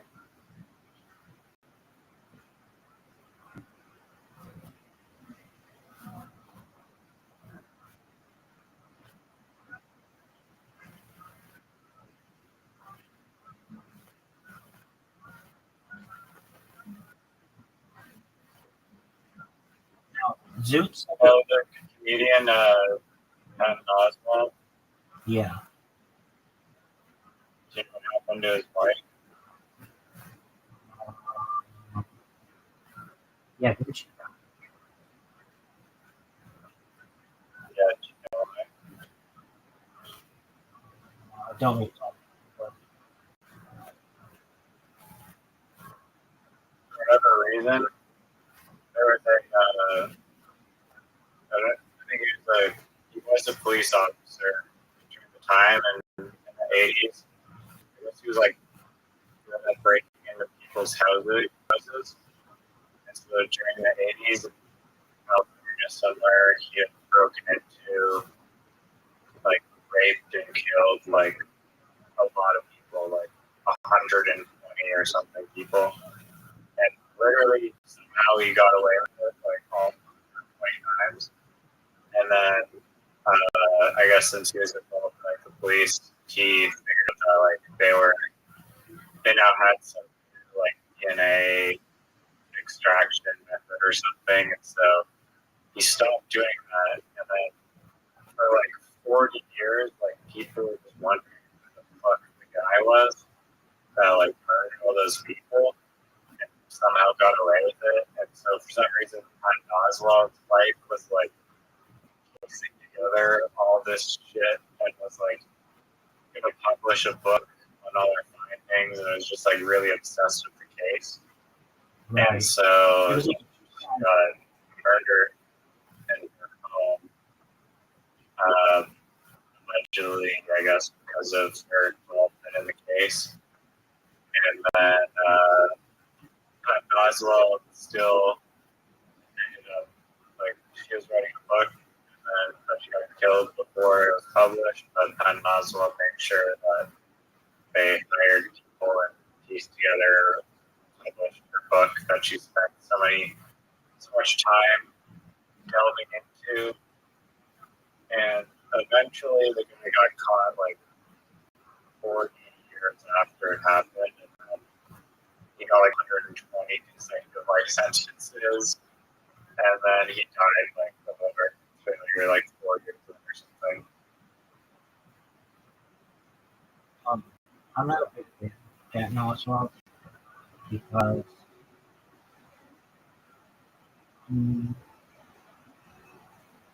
it's years later about little kids. I don't like when people fuck with children. Is it a joke?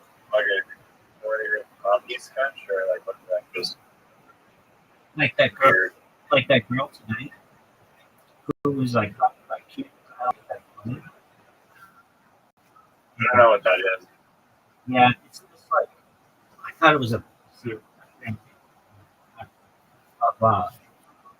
of like how do you between whatever like girls between like 8 and 13 who do gymnastics.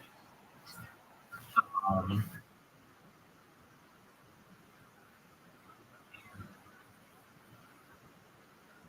um,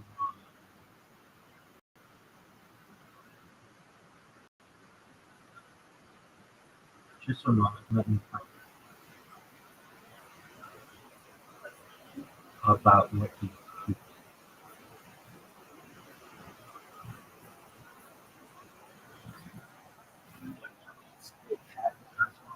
delete will come to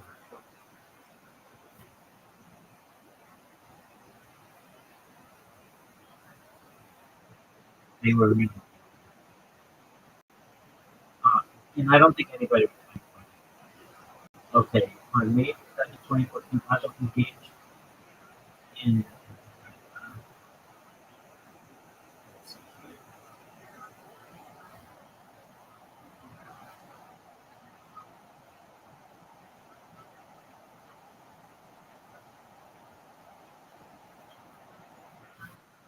what is the truth of accusation against Ben?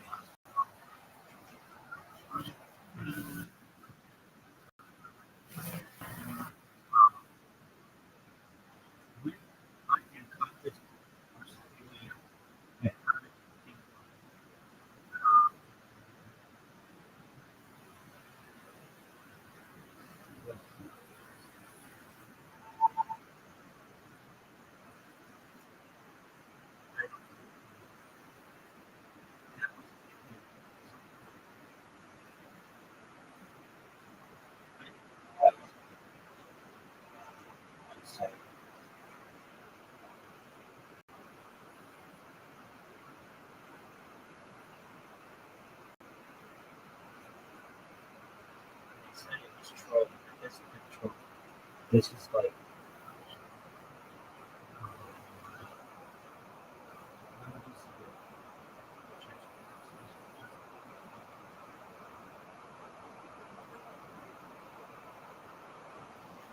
What tweets did delete?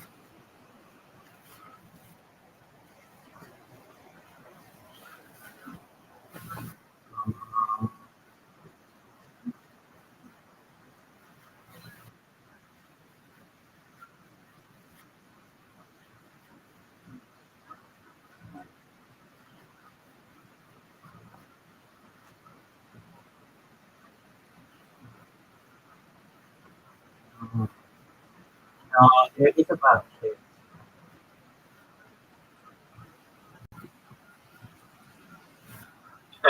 I mean, based on that description, that doesn't necessarily have to be a bad thing. No. What was? Okay. I'll take your word for it. No, what is?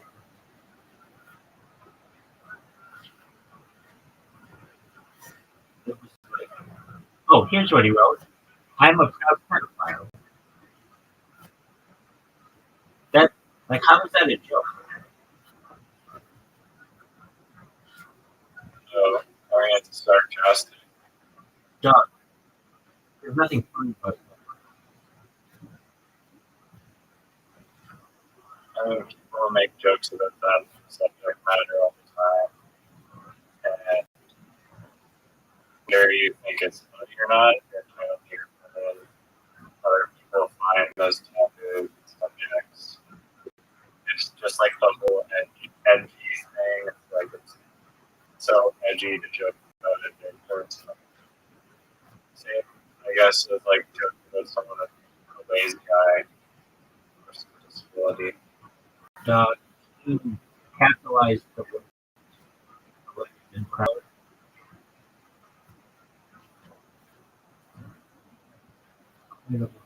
Just don't think that. I think he's a comedian. Okay, but if it's so fucking funny, then why does he keep it up? Probably got backlash for it because on the internet, decipher whether you're kidding or not. What's funny about that? It's just such a outlandish statement. It's like, why would you say that? I don't personally think it's like funny, but I'm just playing devil's advocate. He says, I don't understand the first call. I'm a proud person. Okay, so he's making a And if he is making a joke, then leave it up. Don't be a pussy. concept. Don't be a pussy. If it's so fucking funny, wait, if it's so That is that definitely tells me that he's making a joke. okay, then keep it up. If it's so fucking funny. Well, I mean, it's you're saying that it's not funny, and then there's no. But I mean, the subject matter obviously is still and joking about it can be viewed as sensitive. I understand that. I think. Why wouldn't he apologize for it? Why wouldn't he apologize for it? Just deleted it because, I don't know. I think that's fucking creepy as shit. And what should he have done? I think He should have said, hey, okay, that's fine. Then he should have said in 2013 I made an off-color joke. My apologies. He didn't say that. He just moved it. I think he's creepy.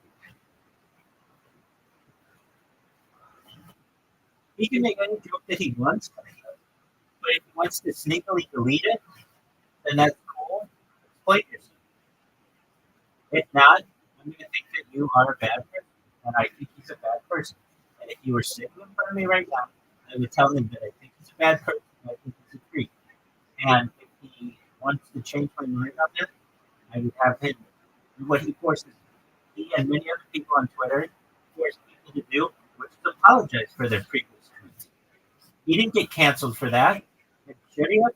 Darn right he should have. If all these other people got canceled for their old tweets, what the fuck did he? His is worse than what the other people say.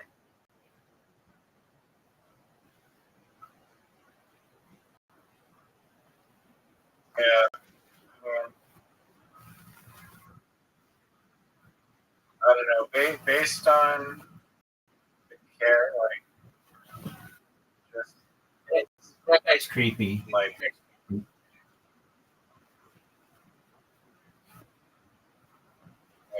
is it? Who is it? Oh, God, man. Oh, he's right there. Okay, Jim Norton, I think, is creepier. Pretty creepier. Yeah, he's creepy too. I haven't, honestly, I have not seen a lot of Patton Oswalt content outside of Ratatouille. That's basically the only thing that I know him of, and I love Ratatouille, so it's hard for me to just hate the dude. Yeah, fuck that. Have you seen Jim Norton's spouse? Jim Norton's Spouse? spouse, it's like a trans person. And I would think like that one surprised the shit out because Jim Norton's so like had like been homophobic in the past. But they shouldn't say that because I haven't like I don't have like direct. He's been like very raunchy about a lot of things. For him to hook up with a trans person is quite a surprise to me. Yeah, I mean, who am I? That's what I get it. Who am I to judge about Jim Norton? If you ever see this, you and I both know that you were really raunchy, and I like the aspects of that about it. But the last person I would see is that person. On Queen Anthony, and I find they're like again hilarious, and they're hilarious because they will say like the most like offensive shit ever, but the joke I think is not that they're trying to hurt people's feelings by being completely insensitive. It's just that it's so like stupid to say something so wildly offensive that that's why it's funny, at least in my opinion. But at the same time, Jim makes some questionable remarks regarding females and a whole bunch of sexual intercourse shit. Exactly. And that's why I just not thinking and then that kind of person. But you know what? He seems really happy. And so who am I to judge? But it's like a surprise to me, like Tim Dillon is being gay. That's a surprise to me as well.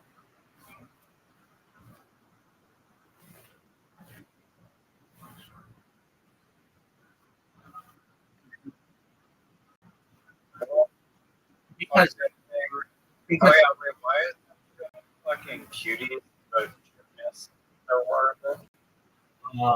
they there was like a lot of controversy about it because they like sexual issues.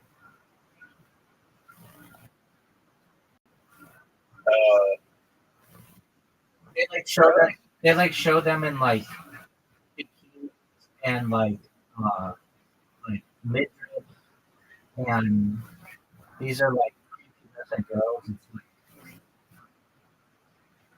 I mean, I didn't watch it. I just was reading about it. After the show it was.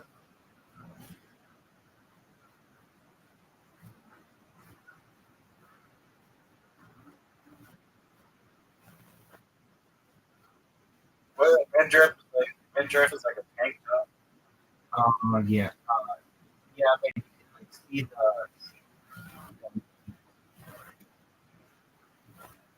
Yeah, there's the amount of gymnasts freaking there. um, like gymnasts usually wear like a leotard, like a suit.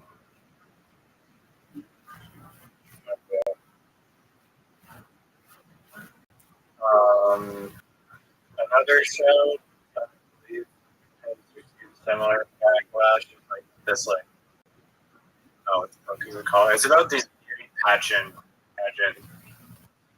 that are like very young. Yeah. That show's kind of fucked up. Just I don't know, like the overall concept of it or whatever. Right. Also received criticism of sexualizing children. Right. And that's how JoJo Siwa got popular. I don't know what that is. Yeah, you're fortunate not to. She came out as trans, but now I think she just was like a waste of breath.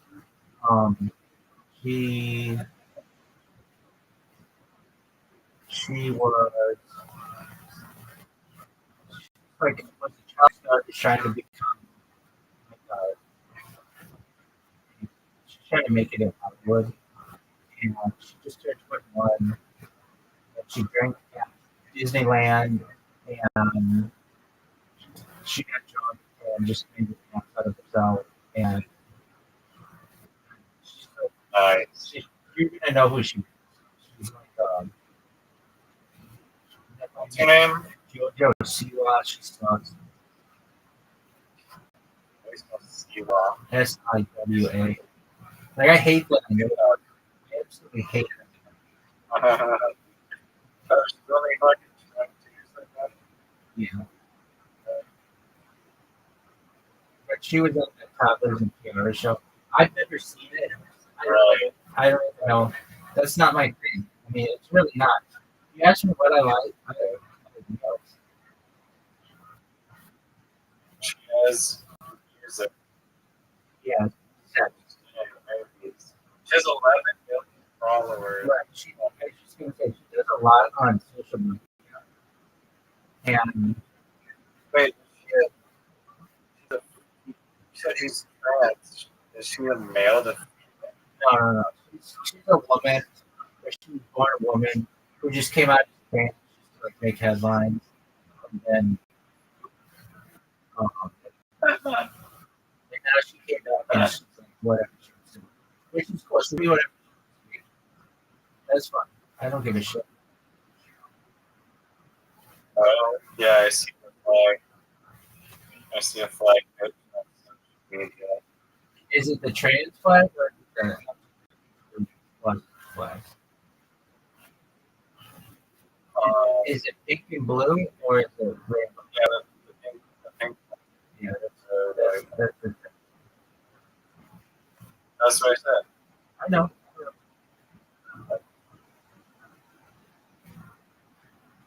Yeah.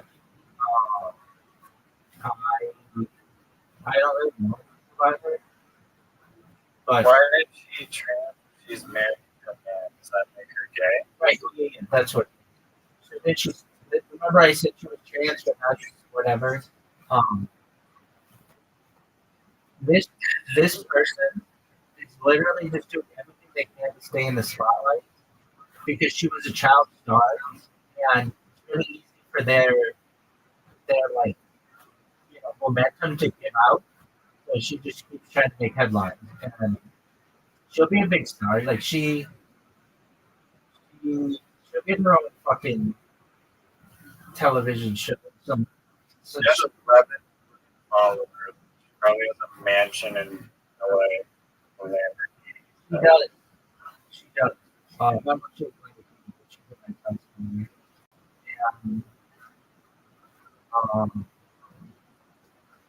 I'd be curious how bad her music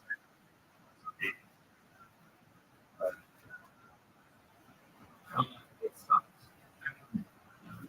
I couldn't imagine it. Look up. I hate that you do this, but look up her 21st birthday.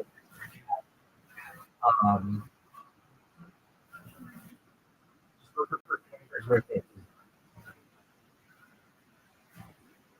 It's like literally like she's drank before, but she just plays it up so much that it's like Beat you. You know, they say, Is that like a 1 minute clip? yeah, Or might be that's TikTok. yeah, it is. It's some. Oh, It- God. It's so over the I'm top. watching. Like, look at me. Like, I remember my first beer.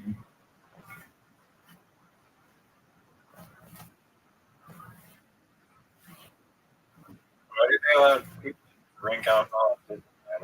It's a new thing, That's just not a good. That's what it's supposed to be. right? But some locations they allow it. They've allowed it at Comp Center.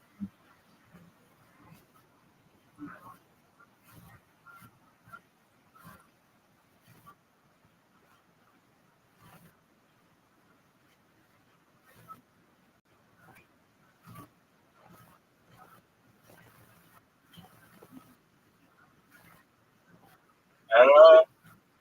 Based on the clip, I didn't want to see anything too crazy in the clip other than her normal self. Okay, But I'll watch a deep dive on it. It's don't. probably more. It's a waste of your fucking time. I should have mentioned this bitch's name.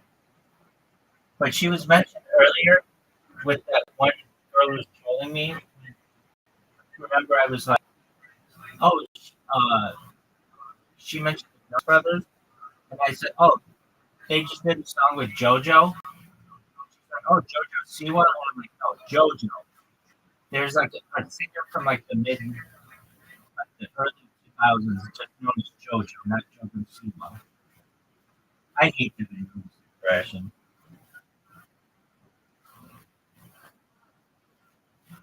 Dog. She kind of looks like Greta Thunberg. Okay. I have a challenge for you. If you want to accept it. The basketball? No. I mean, it can be in a second. Please try to help me with this. Try to find how to watch Twitch stories.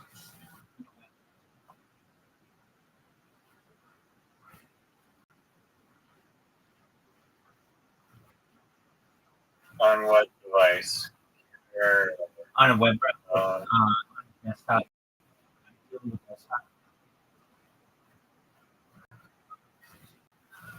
Firstly, have you ever heard of Twitch stories in your entire life? The answer is no. You've heard of Instagram stories and Facebook stories.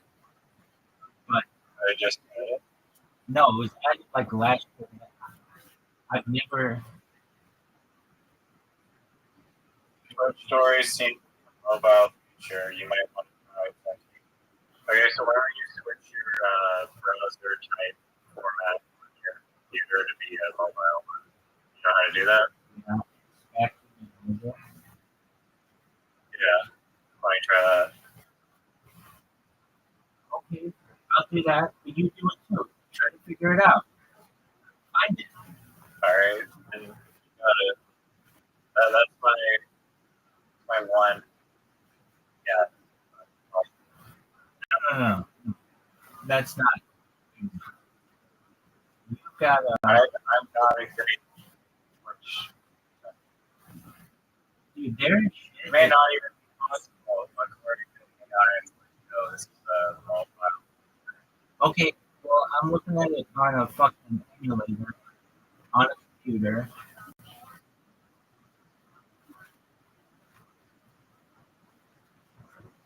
I can look at it on a phone, like a real phone too. You need your bot to work on what's it called. It does work on a mobile phone.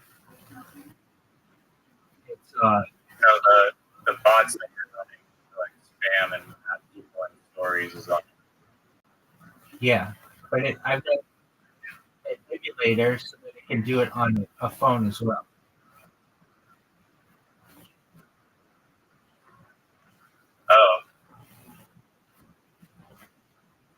explain why you can view them on your mobile phone? I can do it on a real phone, or I can do it on my computer. That can make it an iPhone or a Samsung or any kind of phone. Oh, I can actually. I'm watching a story right now on my browser, and I didn't need to do anything. I didn't switch to mobile. Okay, Whose story? Guys, Royal Flush _ TBC. Okay, for a moment, because this would be amazing. Game changer.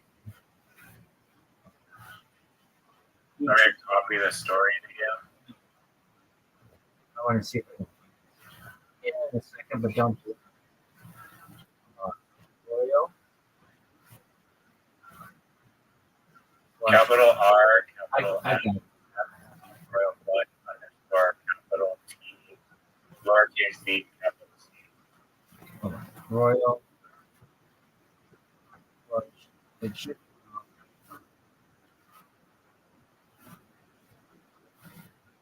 Twitch takes so long to look in comparison to some other sites. It's running so okay.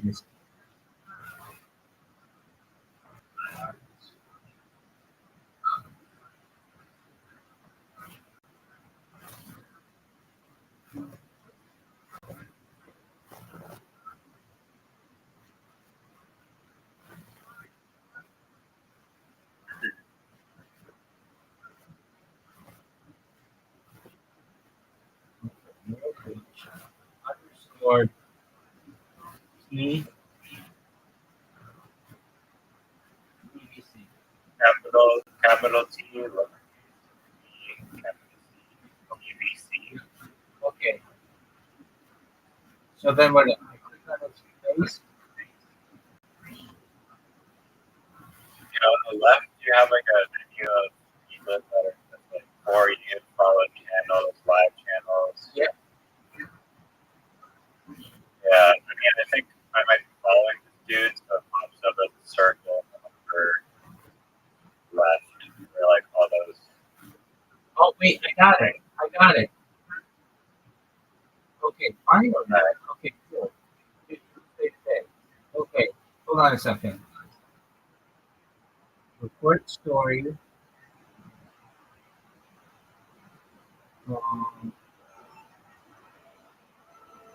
Let's see here. This time I made it so that you can't share the stories.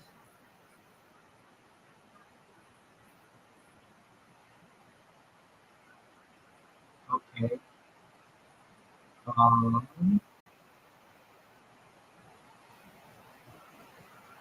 Quick. Wait. Hold on. Oh, okay. Stories.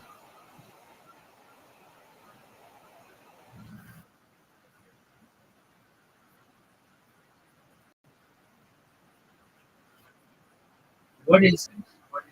What's the difference between a clip and a story? Story deletes after 24 hours. Oh, okay. I hate that.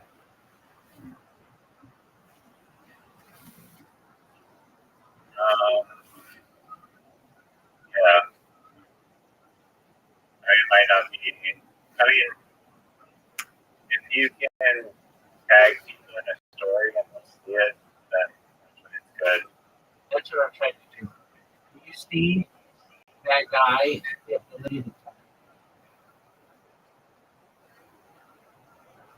Do you want me to give you my username and you can try to tag me in a story? You need a story. You need a story. Yeah, but you have to create the story, right? Or you need me to create a story. You can't. You don't have like an account that can do it. Only like certain people's accounts can do it. I mean, well, you know what? You try to create a story.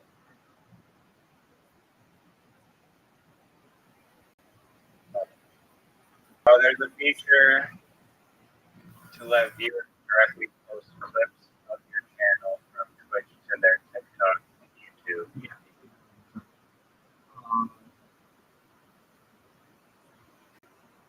I wanted. There's a feature to tag people in the store. How did you? I mean, if it's anything like Instagram, you can add text, and then in the text bubble, you press add, and then type your name. How did you find that? Stores or whatever. Their stories so quickly. That just popped up when I opened up my Twitch. It just popped up. I think I'm not following my the few people that I follow. Yes, I follow this guy.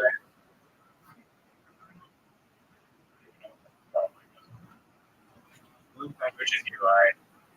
It's a fucking piece of shit. That's a good scary. Oh yeah, I am.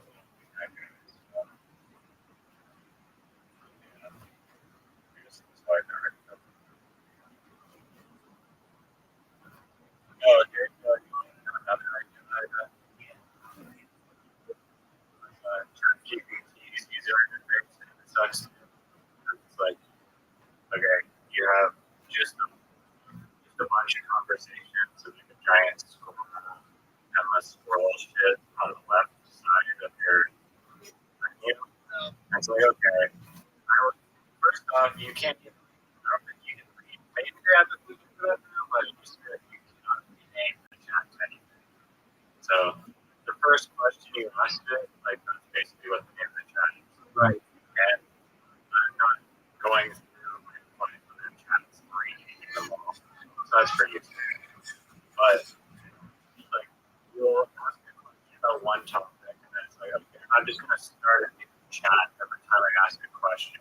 So I'm gonna cluster a bunch of random shit into the same thread or like the same chat. You have like 50 questions on a bunch of random shit, and then that's gonna. And when I'm bored and like it's laggy, I'm gonna make it.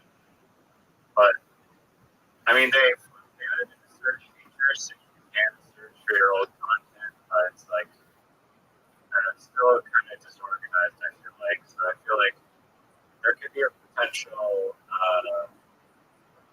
It's called data visualization, where you basically optimize the user interface of ChatGPT or whatever, Wikipedia, whatever you're doing, and just make it more digestible, friendly, and organized. And I believe that maybe not really this. I don't know.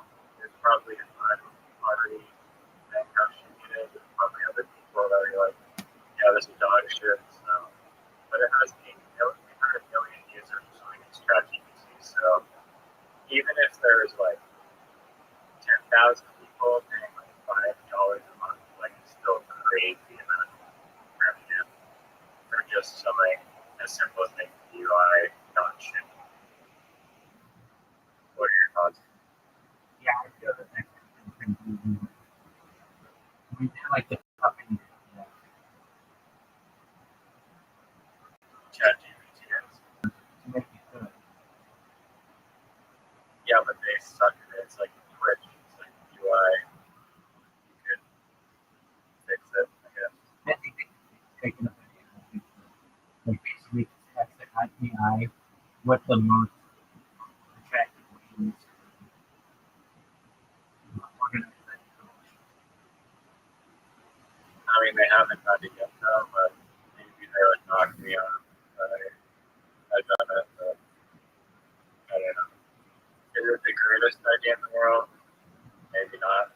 It's a Maybe pretty. a short-term cash cow. You could also make like an extension of that, but I don't know if it's going to be that difficult to use. I mean, you do. I mean, I think it's pretty easy. Like, I don't know. I don't go through all my own shit with that much. I did.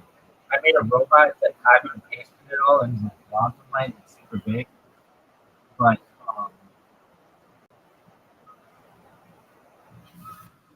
I don't know.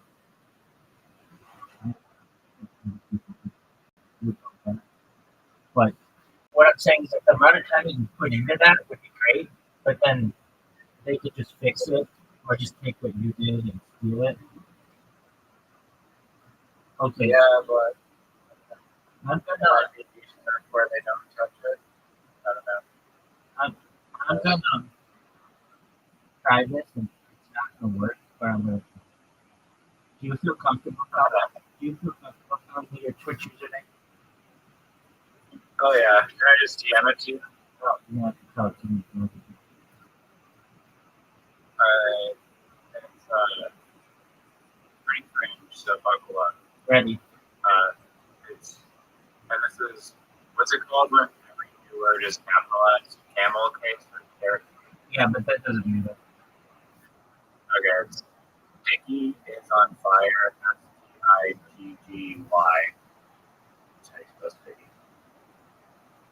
Wait, Diggy is on fire? Yes. And how do you spell Diggy? Diggy. Stigggy. Oh, Stiggy is on fire. STIGGYISONFIRE.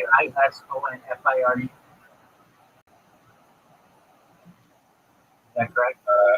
IS. Oh, Yeah. Okay.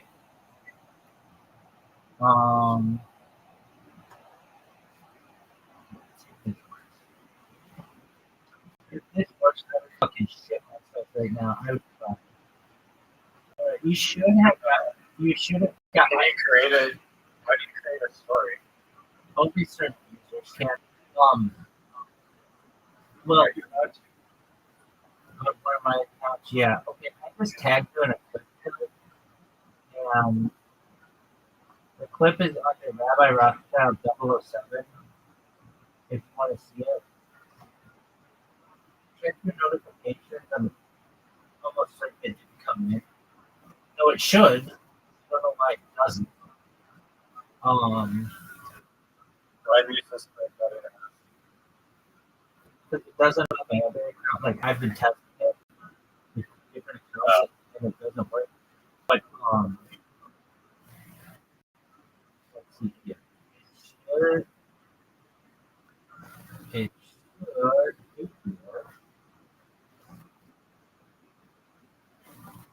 so you did not get a notification from him, right? No, but I do have my notifications. All the notifications are on, and there is a notification that says clips. When a clip of your channel or a clip of you maybe becomes popular, but or even Pat mentions every single notification. Stream invite. Someone invites you onto their stream as a guest. Your channel goes live and follow. If someone mentions you in a room, messaging pertaining specifically to a streamer, which stream chats, subscriber emails. When a channel you subscribe to wants to send you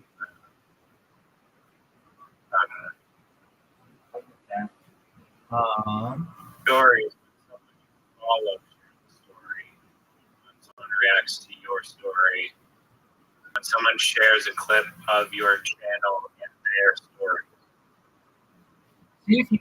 I don't have any like, content on my Twitch that you can clip and put in your story. I understand. See if you can create a story. Oh wait. Okay. Here it is. Okay. Go to Rabbi Rothschild 007.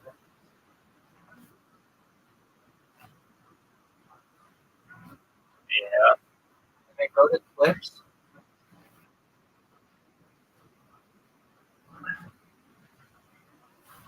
Like the button in the live stream. No. The way that Or you how do to it. go to your channel. Okay. Keep Home about schedule videos. Yeah. go to videos. Okay. No videos. And then filter by clip. Oh, there we go. Video test. All right, you have 4 clips here. That's just Stick is on fire. You're done. Right. Yeah, but notice it did not like give you a notification or anything. Yeah, because you didn't post the clip from my channel onto your story.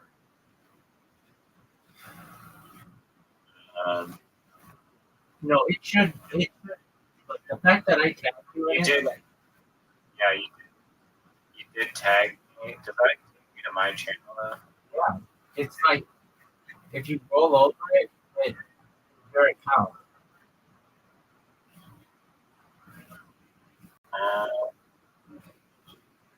I guess. Yeah. Yeah, yeah. So I mean, it's tagged.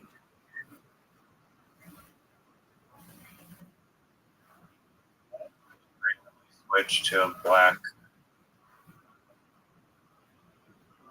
So, okay, let me ask you this.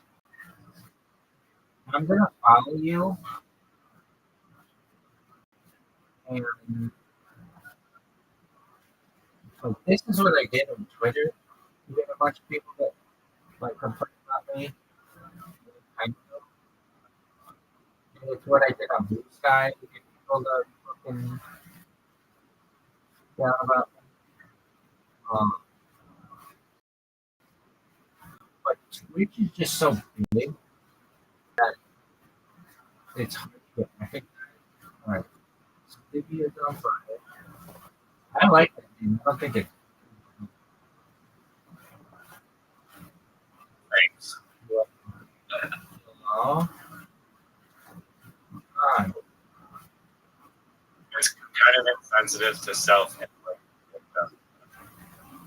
Sorry to the fun. It's like bizarre. Yeah, no, it's cool. But it just makes like doing it well. Like, Right, yeah. okay, so Sticky is on fire. Okay, I just followed you. Did you get any notification that I followed you?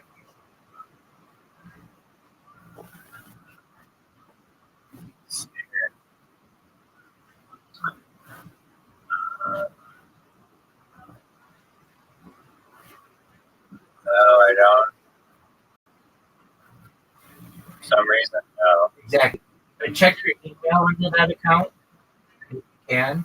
If you have email things on, and you will see that I followed you. Oh, yeah, I did get an email right to my main account. Awesome. My main email account. Nice. Isn't that It fucking says join Rothschild. right? Oh, dear. So here's my thought. I make a bot that just follows everyone on Twitter, on Twitch, and at least they'll get mail, and my name alone causes people to like find interest in me. And you might come take a look.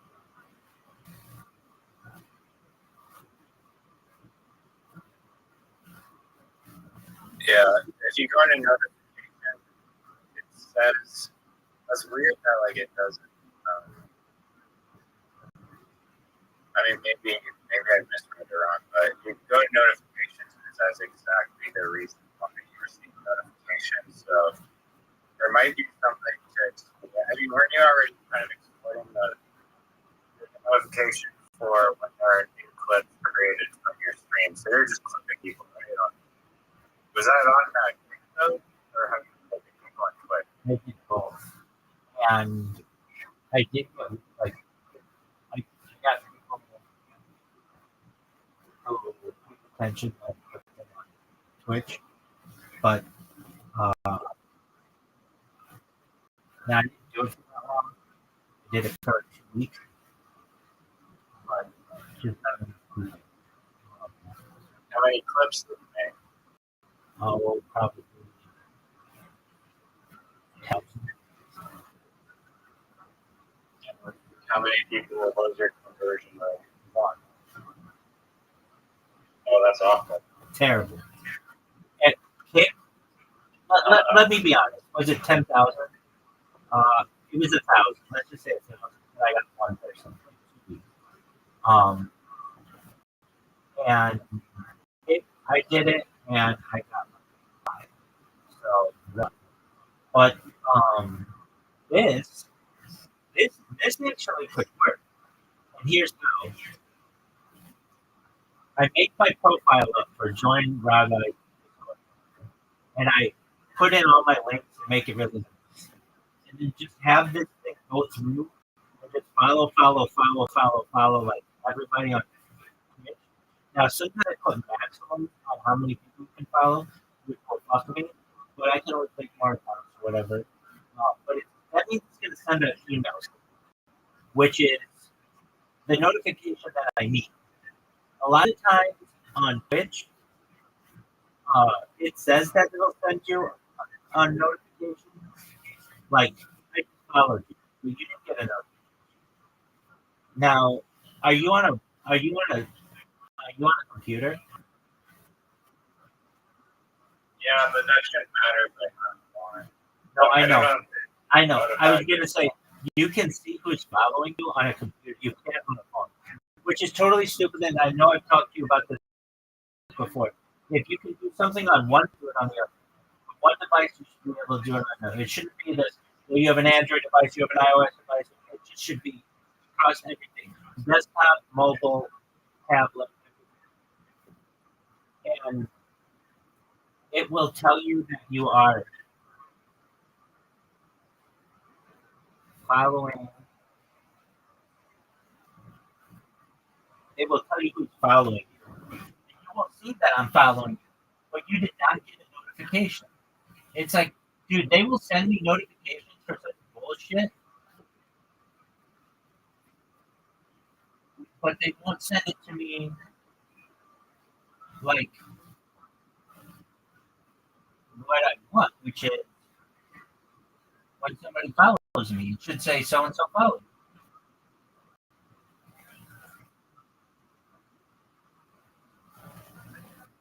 I'm surprised the clips though.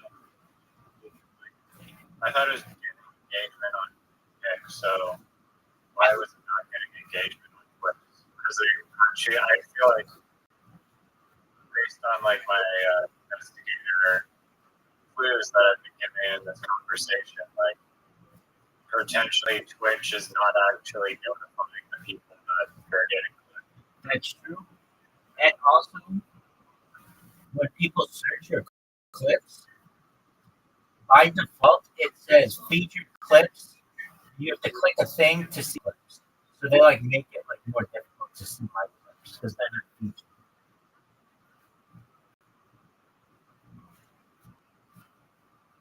Okay. Is there any way to solve that? No, the user has to make a featured clip. Is that banned for going into people's live streams and just like self-promoting and spamming in the live stream? Right away. Yeah, right away. Really? Yeah. What if you're just commenting like a bunch of happy, productive, like how one Discord where you can just say like positive every time. There's no Discord where you can just like instead of like shilling your account, you say like this one phrase like every like 15 minutes. That's right. Like, That's right. Like, yeah, stay positive. Exactly. What was that? It was something like, I hope everybody's having a great day. Sending positive vibes. That's what it was. Sending positive vibes. Right. Yes. Maybe you do that on the Twitch live. That's a thought. Oh, but they'll ban you. Their AI knows when you are using repeated things, and but no, the way to do it is to just follow people on Twitch, and it will send them an email. And there will be enough people. If I did this on a bunch of different devices, how many Twitch users are there? Millions? Exactly. Yeah. How do you figure out like if you go to someone's account on Twitch, can you see exactly which accounts are following them, or is that It's Like, private. how do you actually get to the database of the username? Yeah, so this is pretty smart. I use a random word generator, and I have my bot go to it and randomly get a word like the word joy, or the word cool, or the word smile, and then it puts that into the search, and then all of the follow buttons show up, and it just goes in and hits all the follow buttons. Okay, so like kind of like brute forcing it. What other ways are to do it? A and letter A and letter B. See what pops up. Yeah, but they don't show them in like alphabetical order. It'll just be like any account that has the letter A, and it'll also search. It'll search lives that have the letter A. So if it goes through all the people who are live at once with the letter A.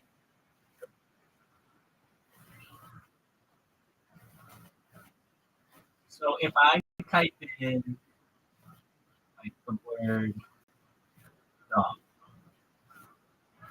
if I type in the word dog, it also depends if you're on Android or iOS or if it's a phone or um, a phone or a desktop computer. The best way to do it, or the best way I've seen, is on iOS. All the follow buttons show up all next to each other. It's like really convenient. Okay, so the other thing I want to test is there's such a pain in the ass. Okay, so I follow, let's say, 10,000 people. Well, then I have to follow one of my accounts to see if it's still sending out the buzz. Sometimes these things just silently stop, after you do it 100 times or whatever, and you don't know. You're basically shadow banned from 500 people. On YouTube, I guess I don't know, pay attention on YouTube. The comments, I think other people in YouTube comments pay attention. Like, it doesn't actually have to be the channel owner themselves, but if you're still to follow that, just like, I don't know, maybe even a program that uses AI and just like wrote like William Montgomery, like kind of like, way to go, dumbass, like response to these people in the comments. And then just like rage bait them into like checking your profile. I think that could work. No, I don't want to do it on YouTube. I did this years ago, and I built a bug for it. Did it work? I got some people pissed at me, but then they searched my YouTube account and then marked them all as spam. How do they know you're the only one promoting Rabbi Rothschild? Exactly. Isn't that, could you repeat that? Yeah, I did. And then, like I've read about, like, how do you get back to an account that's been banned after getting, refused? And literally, I've read this of actual people on Reddit who have said this, and ChatGPT, they're like, the only alternative is to just go viral. And when you go viral, they have no choice than to give you your account. Like, that's their strategy, which I thought is got to be my shit. So I'm fine if I lose all my YouTube accounts like that. I do think that's fine. I know it's all stolen. It's like I go viral, and then I get all the shit back.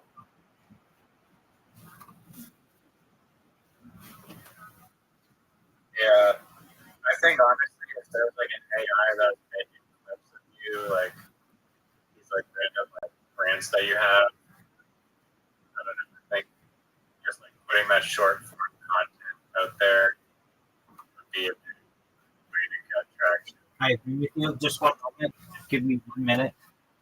Be right back.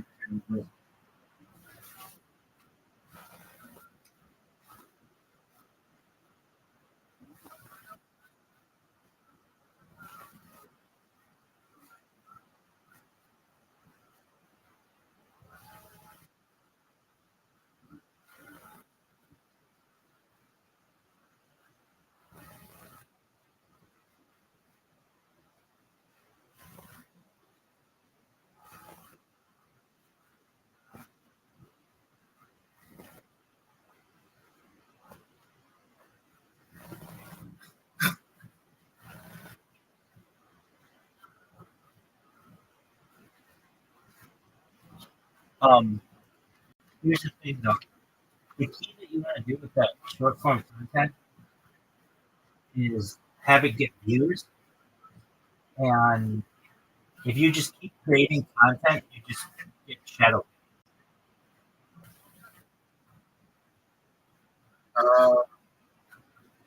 I mean, if like after like how many videos? Like 100? No, like more than 10 a day. Well, that's another thing too. No, that can't be real. No. People posting it. No, they have a limit. It's not like more than 50. On TikTok or YouTube? YouTube has a limit. TikTok you can do way more. No more. I mean, 50 shorts a day. Like, yeah, it is. But I think actually it's like 12. Let me look. Yeah, it changes. I can't believe it's all low. It changes. It changes.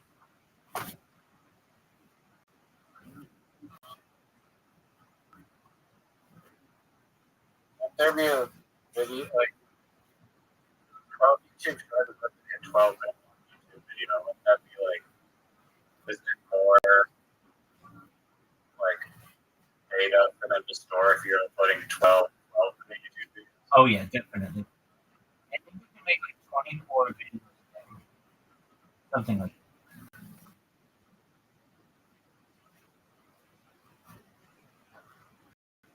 That's weird. Facebook could not get the answer.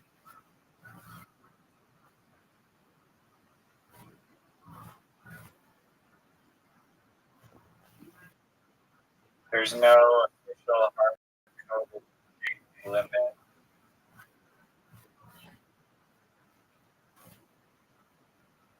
Posting too frequently can give the algorithm less time to assess shorts performance and may dilute its efforts. Exactly. I mean, they just don't go into specifics.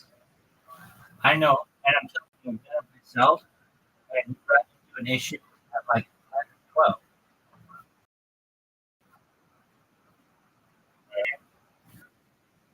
As long as they're high quality,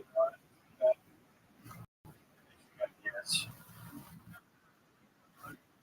I mean, I know I bashed it clearly, but like at YouTube, or like trying all the text that you sent me summarizing a video was not that.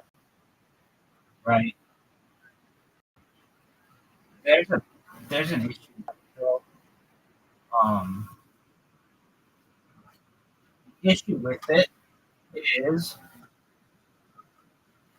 in order for me to get those things provided, the text has to be YouTube has to make, transcribe what I'm saying, and it doesn't do it for all my videos.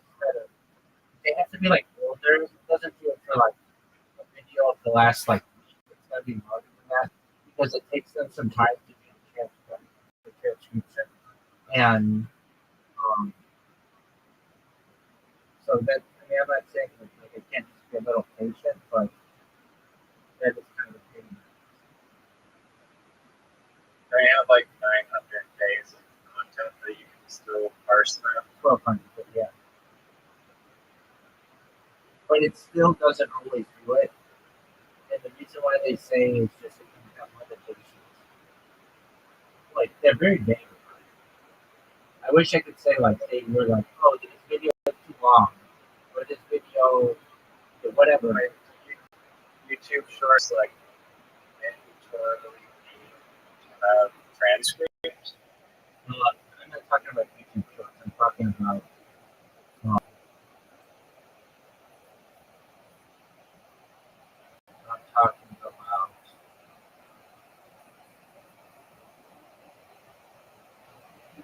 Summarization AI. I'm talking about like regular videos. Those are, I've also seen YouTube videos that just don't have transcripts. Exactly.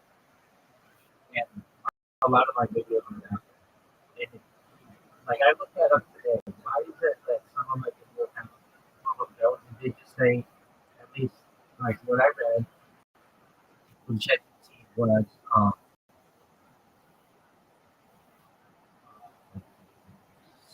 system limitations on YouTube's end, which I don't really believe. Because I asked ChatGPT, hey, can you provide like minute by minute summaries of videos? And it's like, yeah, send me the link. And I said, I can't do it. YouTube provides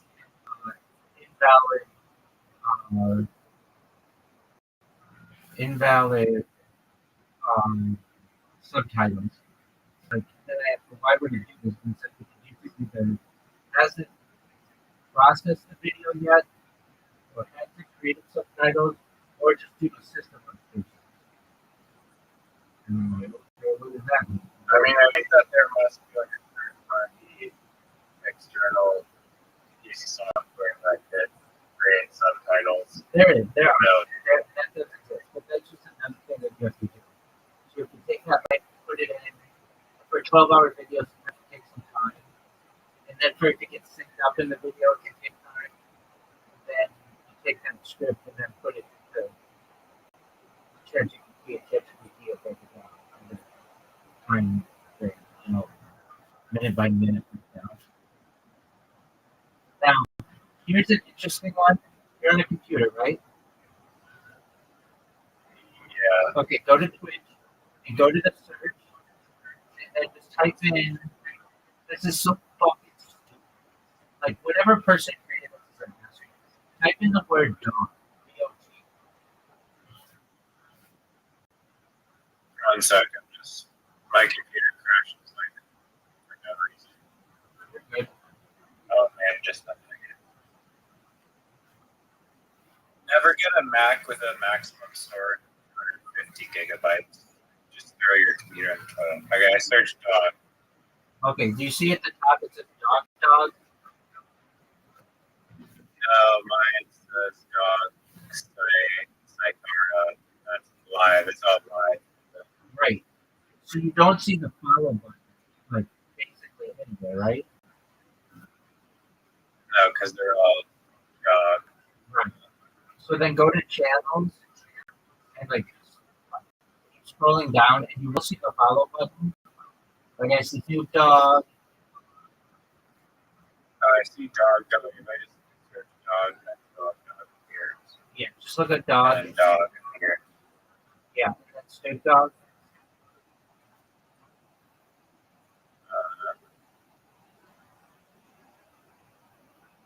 No, I didn't filter my account. Like, not very good. Right, exactly. It's like, why would they show you? Is there even a filter? Oh. There's like a little button. If you scroll down that says show more channels. No, man. Like it's really the worst user design that I think you could ever have. The interface sucks. 5 channels. Just chatting IRL. 7 farmers.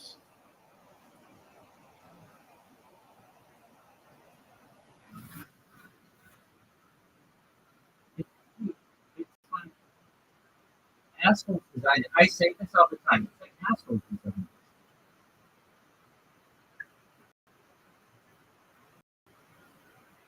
Yeah, where do you find channels? Because it's just promoting live streams. Exactly. That's the purpose of the apps. That's the purpose of the platform, but No, it's like, not necessarily. If you want somebody who's not online, which a lot of people would, they just want to look at their friends. I'm not disagreeing, but like, they want you to watch live streams, which is possibly, I don't know, it would still be in their interest to make you be able to follow accounts. Right. I do not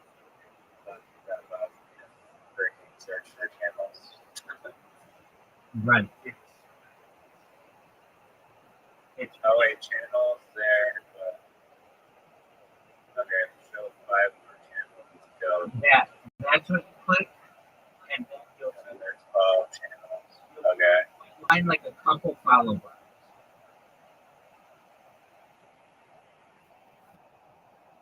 Yeah, and in between each like account, there's like 4 or 5 or 8 live streams, and that's like the count. That's like a bunch of live streams. That's like the count.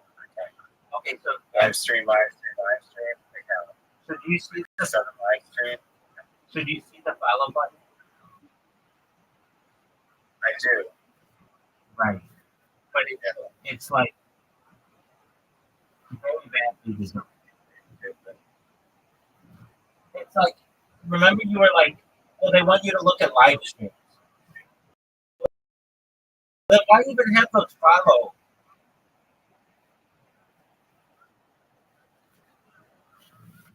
At least the follow button is in the same like vertical column space. Yeah, that helps. But it's that like few and far between. Okay, just one moment. I'm gonna follow you with a different account. And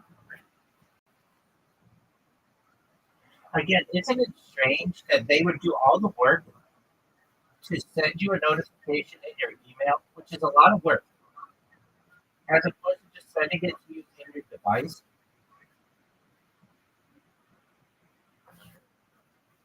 Yeah. Like that doesn't make any sense. It's like they're doing so much. It's you can tell Jeff Bezos and those people just aren't paying attention to this. I have a couple videos where I would call Amazon Prime support to complain about Twitch, and they would actually put me through the Twitch support, and I would just like not troll them, but like try to improve their system, and they would be like, "Yeah, it doesn't work," and I would be like, "You're $1 billion. You guys were sold. Jeff Bezos bought you for like $995 million, and you're telling me that this part of your system doesn't work?" And they're like, "Yeah." I mean, isn't that a problem? They're like, "Yeah, we'll send it to the ticket team or whatever." And I'm like, "Yeah, sure, that's not getting fixed." Then I'd call back and ask them if it got fixed, and they wouldn't do it. It's just ridiculous to me that they. This is a very like they could make this so much easier, so much easier. I could say to you, Riser, make it easier. You'd be like, okay, well, at the top there'd be filters, and it would be like filter by live, or maybe that's the default, and then you channels, you can do categories, and, and you can do tags, right? As a normal person would do. Yeah. It is. I don't know why they don't have that. But yet, if you look at it on your phone, they do have that. And it's not as organized, but it's better organized. So, So I switched to my phone version on my computer. no, that's different. If you do the like mobile, they just show you what it's going to look like on a mobile browser. I mean to say, look at it in the app. The app does it for you. Okay. All So right. there's no way to. I guess you could screen share from your phone. I don't know that I would. We need the phone. Yeah, so I'm going to do that right now. So here's the thing, though. I have a Android bot. I don't have an iOS bot. An iOS bot is what one does it the best. But the iOS bot isn't that.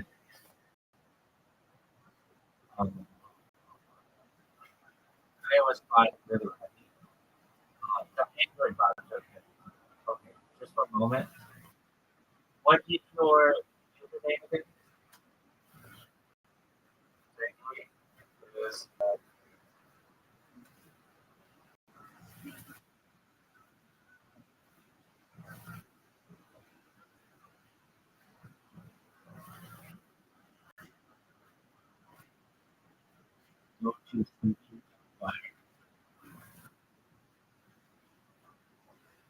Okay. I just followed you. Never miss one. Turn on notifications. Get updates and channels to follow.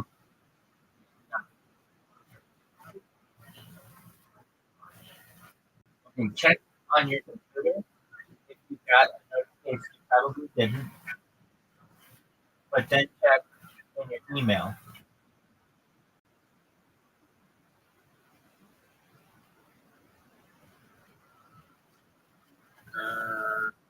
No email one yet. For some reason, it was the last one. Okay, that's good to know.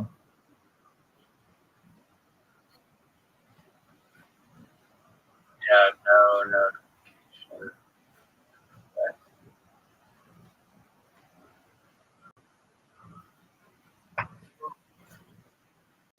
It is on fire channels.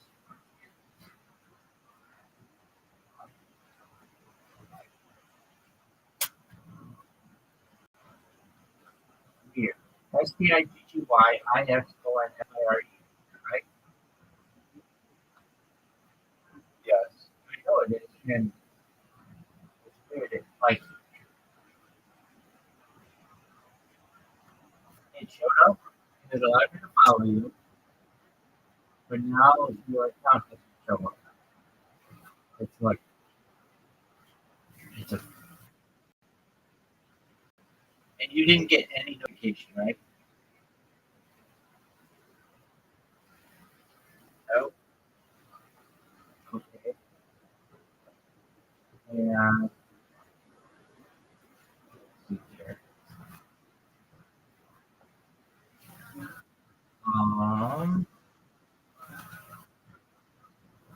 I'm gonna now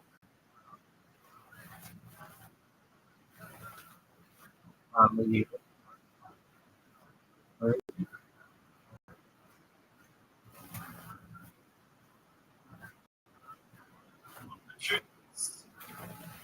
Okay. Fired. No results Yeah, found. there were. Oh, there we go. No results found for Sticky is on fire. But then if I go to Sticky is on fire,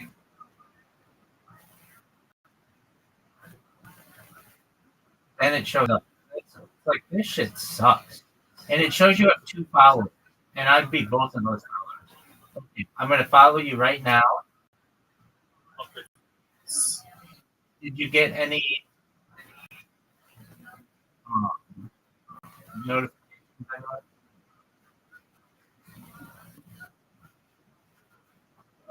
Not that I see.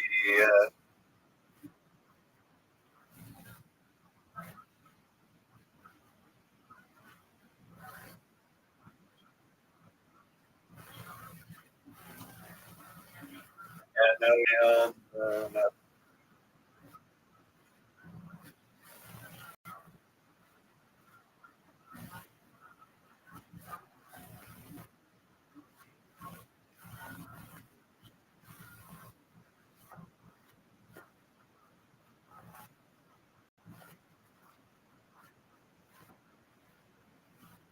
You only get one email. And it was the first one, right? Yeah. And I'm sure you didn't really fresh your email.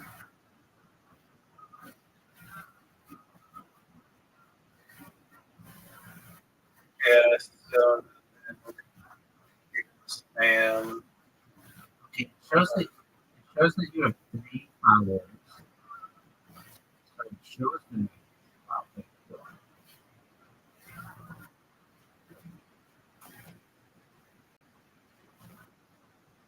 No way. Hold on. This is crazy. If I could create a clip on you, when you've never even streamed. I don't know if this is possible.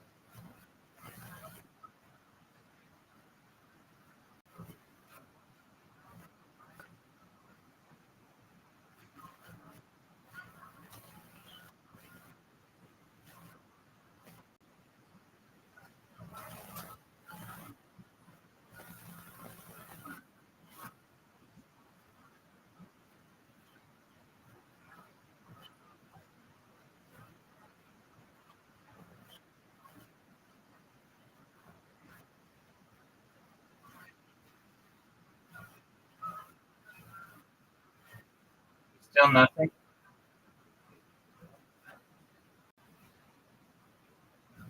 Uh,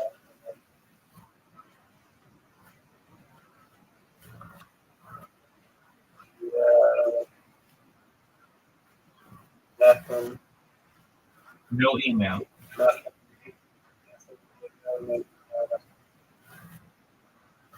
That's weird because the first Right. Which just tells me their system is crossed up. Okay, so I'm going to unfollow you and refollow you.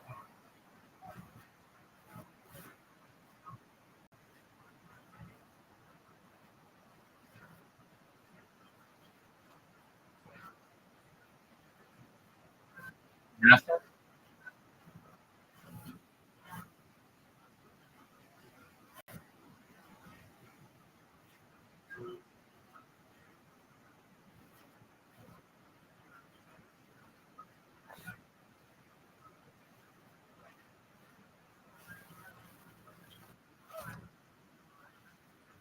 So basically, you would have no idea that I'm following you with. Oh, wait, let's see if I go to my channel. Yeah, you get refill. Well, it does have shows me $3. Right. So the way that you do that is and you click on the upper right corner, create your dashboard.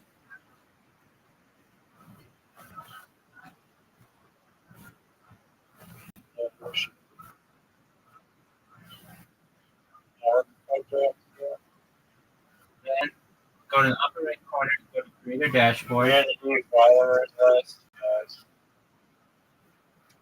Community followers list. Yeah, I see it. We got for us trying to clear the Yeah, you only got one of those notifications. only one email. One email. Exactly. Like, what the fuck? Sense to do? Because accounts linked to it all. Like, I don't know, or maybe just like the same IP same address. beat. Yeah.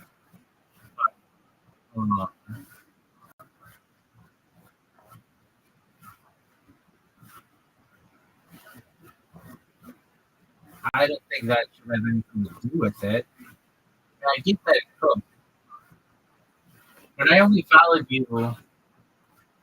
It's not like I followed a whole bunch of people. I followed you, maybe like two other people, and then you with two other accounts. Like that's 5 total followers. It's not anything that should be thrown on. Or they should think that it's like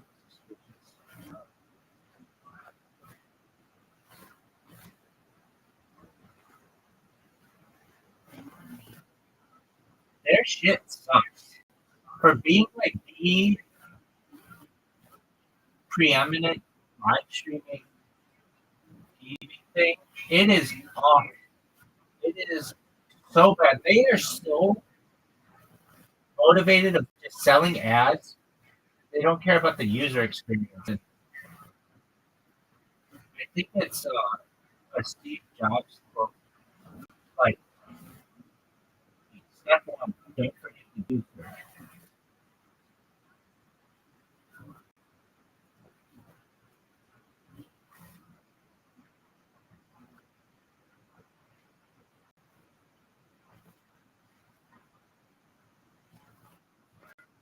So you didn't get any email, right?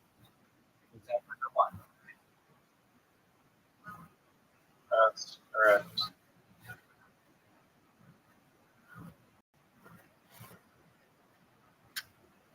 Isn't that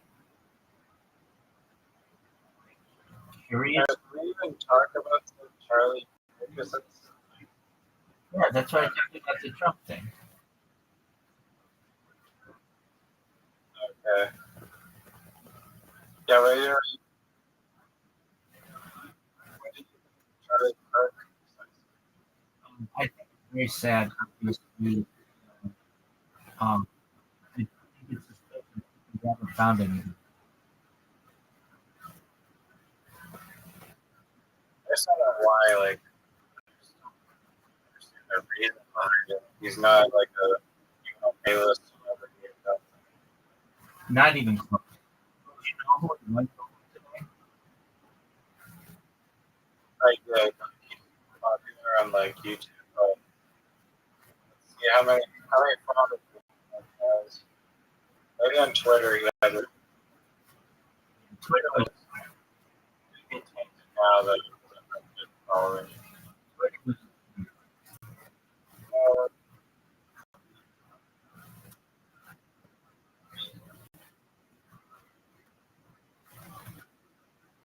LA, 7 million followers on Instagram. So like literally nobody.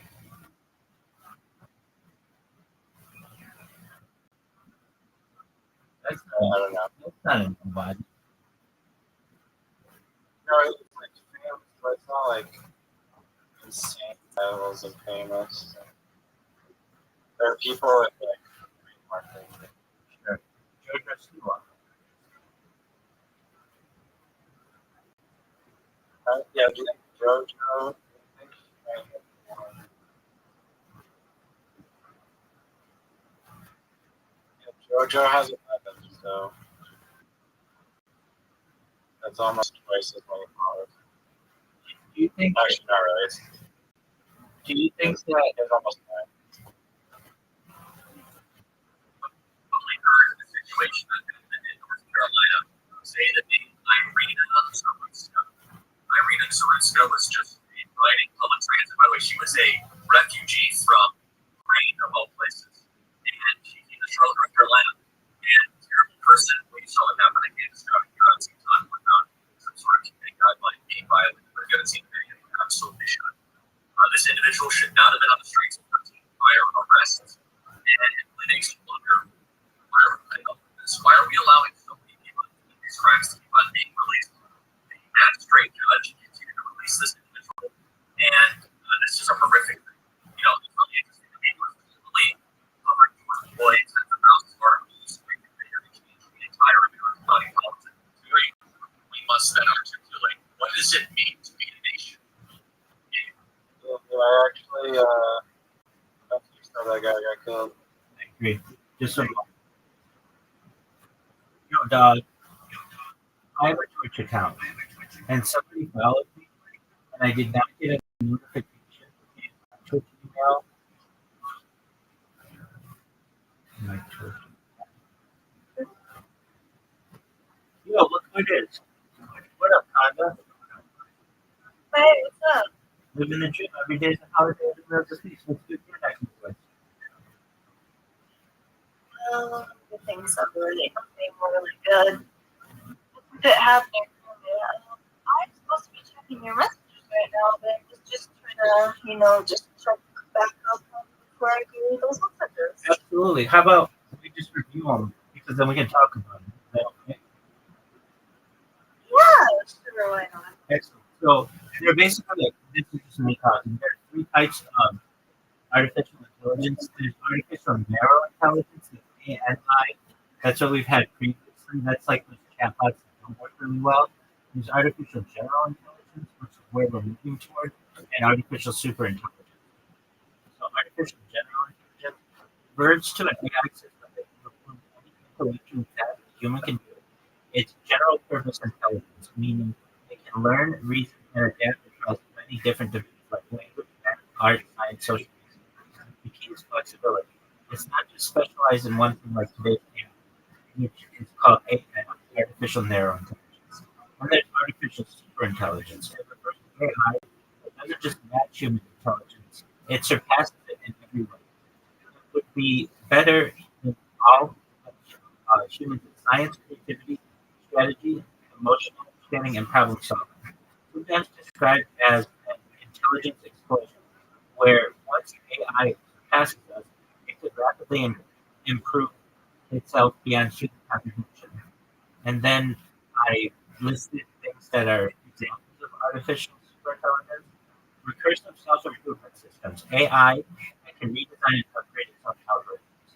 That's really key because that's like that's basically allowing it to rebuild itself and make itself extremely efficient.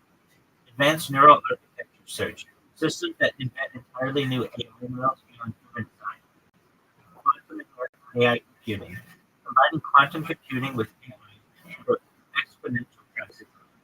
Artificial creativity, producing novel scientific theory, inventions of art beyond human imagination. General problem solving optimizers, solving complex problems in physics, medicine, economics, etc. and speed. Nanotechnology behind AI, creating molecular machines or nanobots for medicine and materials. Superhuman strategy systems, outshining humans in politics, economics, and long-term planning. Advanced brain-computer interfaces, I love those, enabling human and AI to directly share thoughts and data. Self-replicating autonomous we really need to work. Machines that can adapt, repair, and reproduce design.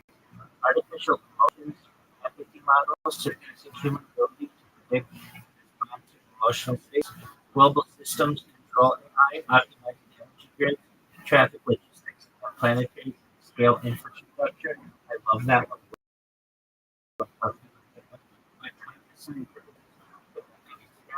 Forming hypotheses and making breakthroughs without human guidance. Artificial life and consciousness simulation. I love this one.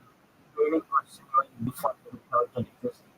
Ethics, governance, superintelligence, reasoning about morality, law, and cooperation at a higher level than human institutions, and cosmic scale engineering design. Concepts like Dyson sphere, interstellar travel systems for terraforming. And I love talking about that. Let me talk about all of those specifically. So with that being said, that's what we talk about when we talk about artificial superintelligence. Does that give you some idea of what I mean by that? Yeah, I think it's actually a good idea. I really want to ask you said there's types of AI that can replicate human emotion and empathy. Yes. Okay, which is something that really surprised me, really. It's, I don't know. I'm not sure how accurately they can replicate human emotions and human basic understanding of empathy. Can you give a little bit of insight on that? Absolutely. Well, let's first talk about so cybernetics. So basically, that's the merging of technology and biology. And so there's a way that it could be done, where we scan your brain into a computer, knowing what it has in the central nervous system, and your brain, essentially creating an exact copy of what we would consider your being. So not the actual shell of you, not your muscles, not your skeletal structure, but actually what takes place inside you. And when we have the knowledge of where all of those atoms are located, we could replicate this into a clone of yourself, or a robot, or a cybernetic being, whatever we want it to be. Now, the idea is, well, is that really you? Is a question that arises philosophically and has for many philosophers have been asking this question. It really, what arises is something known as the ship of Theseus paradox. So, what is this? So, Honda and I were standing with you on a dock, and there's a ship that came into the dock, and we took that ship apart piece by piece, and we built it right next to the original ship until the second ship had used all of the pieces from the first ship. Have we created a new ship, or is it just the other ship, the first ship, loop? Which is Well, it really depends. It's like the first ship, like, it's kind of replicate first step into another ship, so we just like take it apart and build it back up. Right. So is it just the first ship, or is it a new ship? You know, I think it's just the same ship. It's a paradox.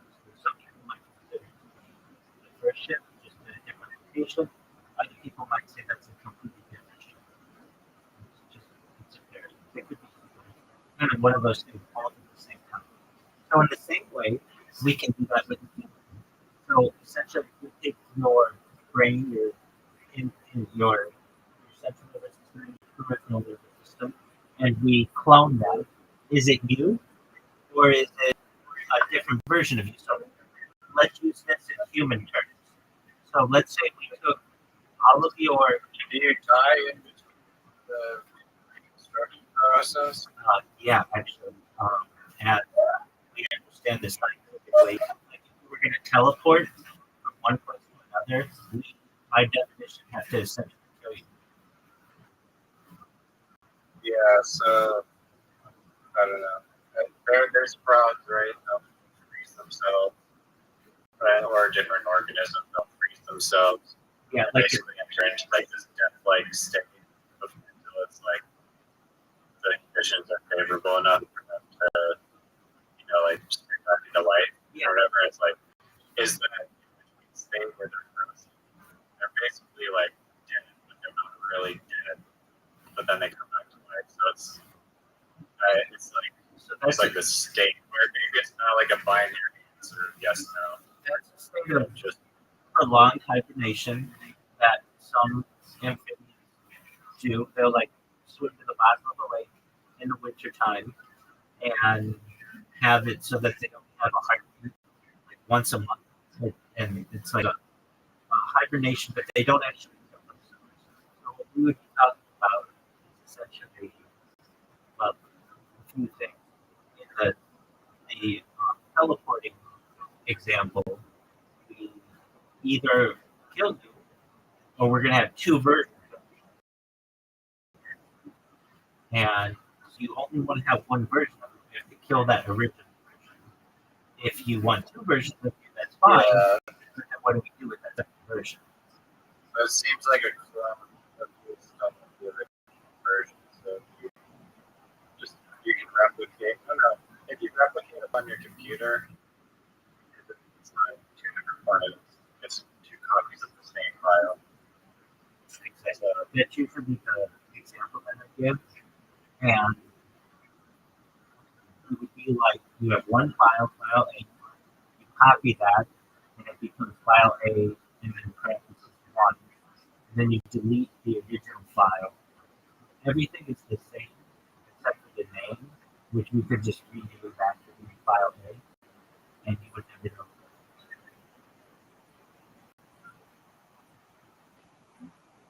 So it's paradoxical, basically. It's how you want to apply it. But to Tanya's point, let's talk about the emotion. Right? But I want to make sure she's here. And she'll be able to Tanya, you there? Yep, what do you think? Excellent. Okay. So scientists who currently in the initial phases of memory transfer in mice, so small mammals. So what they're doing is they are able to have a mouse memorize how to complete a maze, and then transferring, basically scanning the mouse's brain, and transferring those memories using some type of brain interface into another mouse, and having the second mouse be able to complete the maze in the first try, not getting it wrong at all. So we're already at the point where we have mice that are able to transfer memories. So the idea is that memories can be transferred, and that means emotion should be able to be transferred, and psychological state can be transferred, and people's personalities can be transferred. Who's to say that we can transfer those into a robot? Right. I would ask you a question. we go. This is my question for you. I have a Twitch account, and I am logged in on my computer and on my phone, and I have all my notifications. And I just had a friend of mine follow me, and I did not get a notification on my computer or on my phone. The notifications are on. But I did get an email. They then proceeded to follow me with a second account and a third account, but I didn't get any notifications, nor did I get any. What is going on with the Twitch notification system? Is this a regular issue that people experience?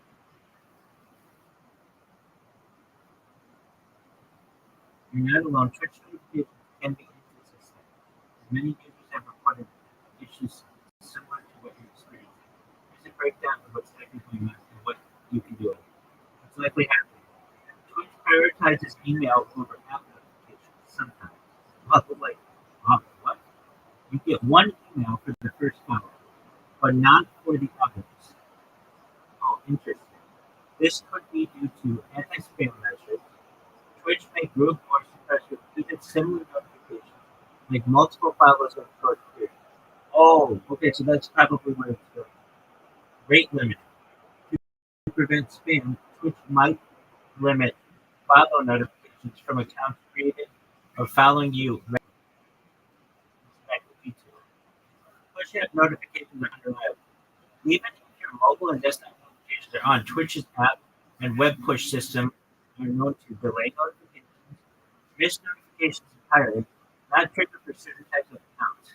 For instance, suspected bots will be made calls. So that might not get notified due to ChatGPT stuff.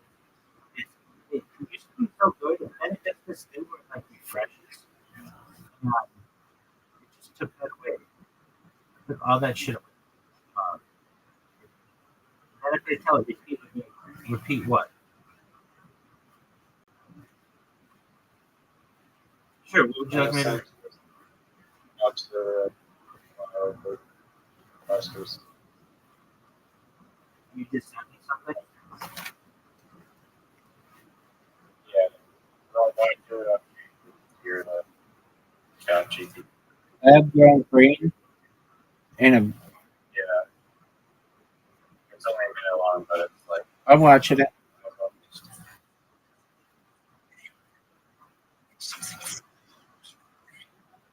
Like this butterfly special.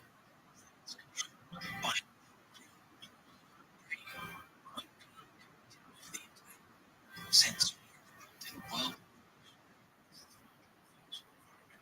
transmitted to this brain by specific electrical and chemical stimulators.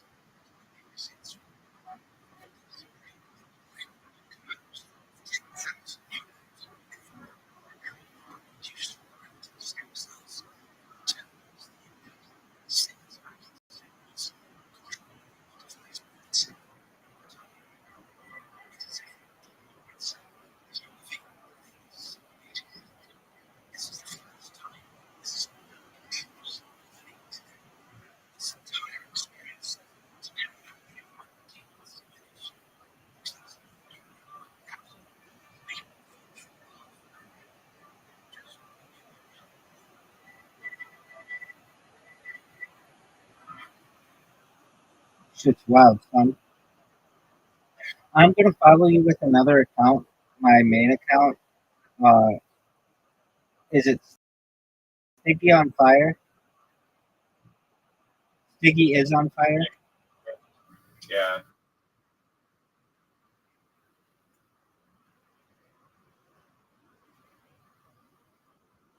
STIGGYISON. Yeah, it's so weird that it doesn't just come up. Okay, I'm gonna follow you. I just followed you with my main account. It's not my main account. I have an account with 49,000 followers on it, but this is like my brother. All right. Did you get a notification in your email?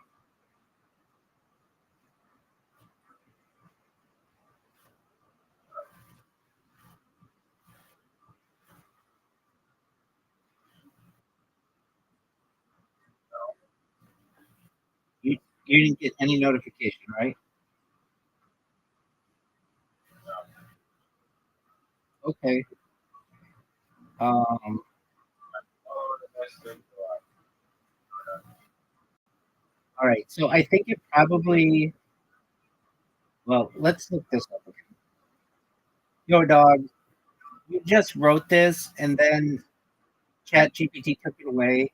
ChatGPT 5 is really unimpressive with how it works in a mobile browser. So keep it when you type it this time, please.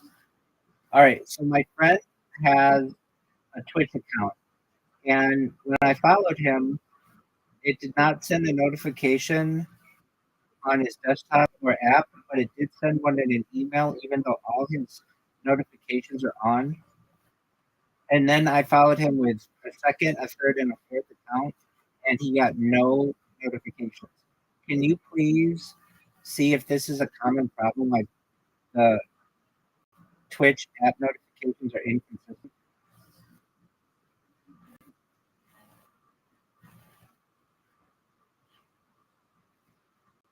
Yo, I got you. And yeah, what you're describing Twitch is actually a known issue that's been frustrating people for a while. The situation: your friend has all notifications turned on, email notifications when you follow them, but just one. Got no app or desktop notifications. Still didn't get any when you follow the second, third, fourth. What's going on? So Twitch throttles or limits notifications. Twitch often doesn't send notifications for every single follow, especially if multiple follows happen in a short time. Which I don't know why it would. Like it should. That's why you have the notifications. It may not trigger alerts for new accounts or ones that look like alts, low activity, new creation data. Spam prevention is a big reason. Twitch is very cautious about mass follows looking for ratings. App desktop notifications are buggy. Yep, you're not alone. Many users have reported that app push notifications are inconsistent or don't fire, or just don't fire. Desktop browser notifications depend on browser settings and Twitch session set. For instance, if you're not actively logged in and your tab is inactive, it may not trigger. Twitch's mobile app notifications can be delayed or silently dropped, even if everything's set to on. Settings mismatch or glitch. Sometimes, even if Twitch has notifications on, the settings don't save correctly, or some toggles like follow alerts versus push notifications or on-site alerts aren't fully enabled. The log-out, log-in cycle or clearing cache can fix this. Steps to tell your friend to try. Don't worry about this. Let's see what it is. Check notification settings. Fuck that. Look at each section. Fuck that. Make sure follows is checked in all applicable tabs. Clear cache. Fuck that. Reinstall it. Fuck that. Double check phone settings. Fuck that. Wait a bit between follows. Try having someone with an older active Twitch account follow and see if that triggers a notification. And we just did that. Is this a known bug? Yes. Many Reddit and Twitch forum posts over the past year mentioned inconsistent following notifications, especially on mobile. It's not just you. Twitch hasn't officially fixed it or acknowledged all cases, but it's a real and annoying issue. Yes, it's a common problem. Notifications for followers are not always reliable, especially the app. Twitch may be throttling them, especially for new alt accounts. Try checking all settings. Dude, how stupid is that? Yeah, I don't know. They don't want you to spam. But yet they let the first one work. That maybe it was my first follower ever. That could be.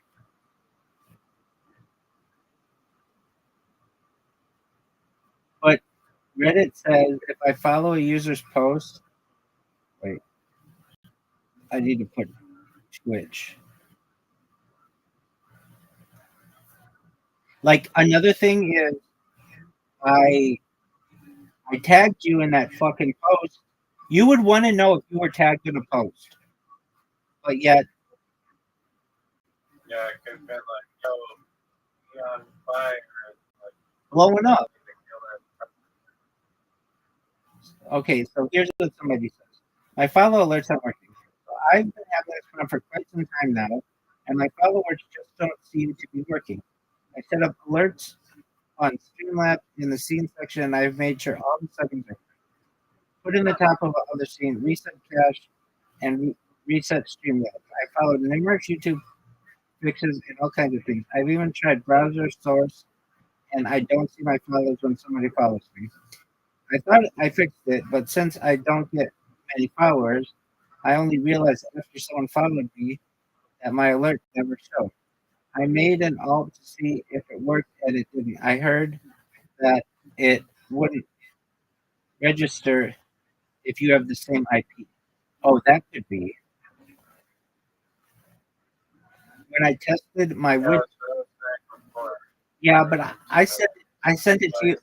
I know, but I just sent it to you on with different IPs, and it still didn't come. When I tested my widget, it worked. Tested it while live, and it showed on my Twitch channel how it's supposed to. What do I do? Do I uninstall and redo everything? Anyone have a fix for me? Sometimes the Streamlabs link stopped working. Recap it. I ran the same issue. Not Streamlabs, so it's fucking. This actually happened to me last week, and I wasn't able to find a solution. It came down to the Streamlabs. It's not Streamlabs though. It's fucking Twitch. Dog, it's Twitch, not Streamlabs. Why aren't viewers receiving notifications when I go live? They're good at that one. I get those all the time. Why aren't my viewers okay? Why don't desktop notifications work? I have them enabled to every channel on my phone. Sounds like a permission issue. Sounds like shut the fuck up. Does unfollowing and then following again make the notification stream appear? Following them when they're offline, they'll still see it in their activity feed, but no notifications will show on the next stream. Unfollowing and refollowing won't do anything.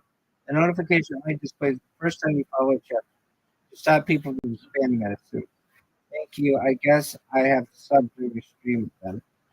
Subbing is slightly different, and you can choose to share your sub, resub, and chat whenever. Okay. Not getting notifications. Followed channels are. Let's see. How do I get actual notifications when followed streamers? No, that's when it goes live. Not getting notification of channels I follow. Notification on the website not loading.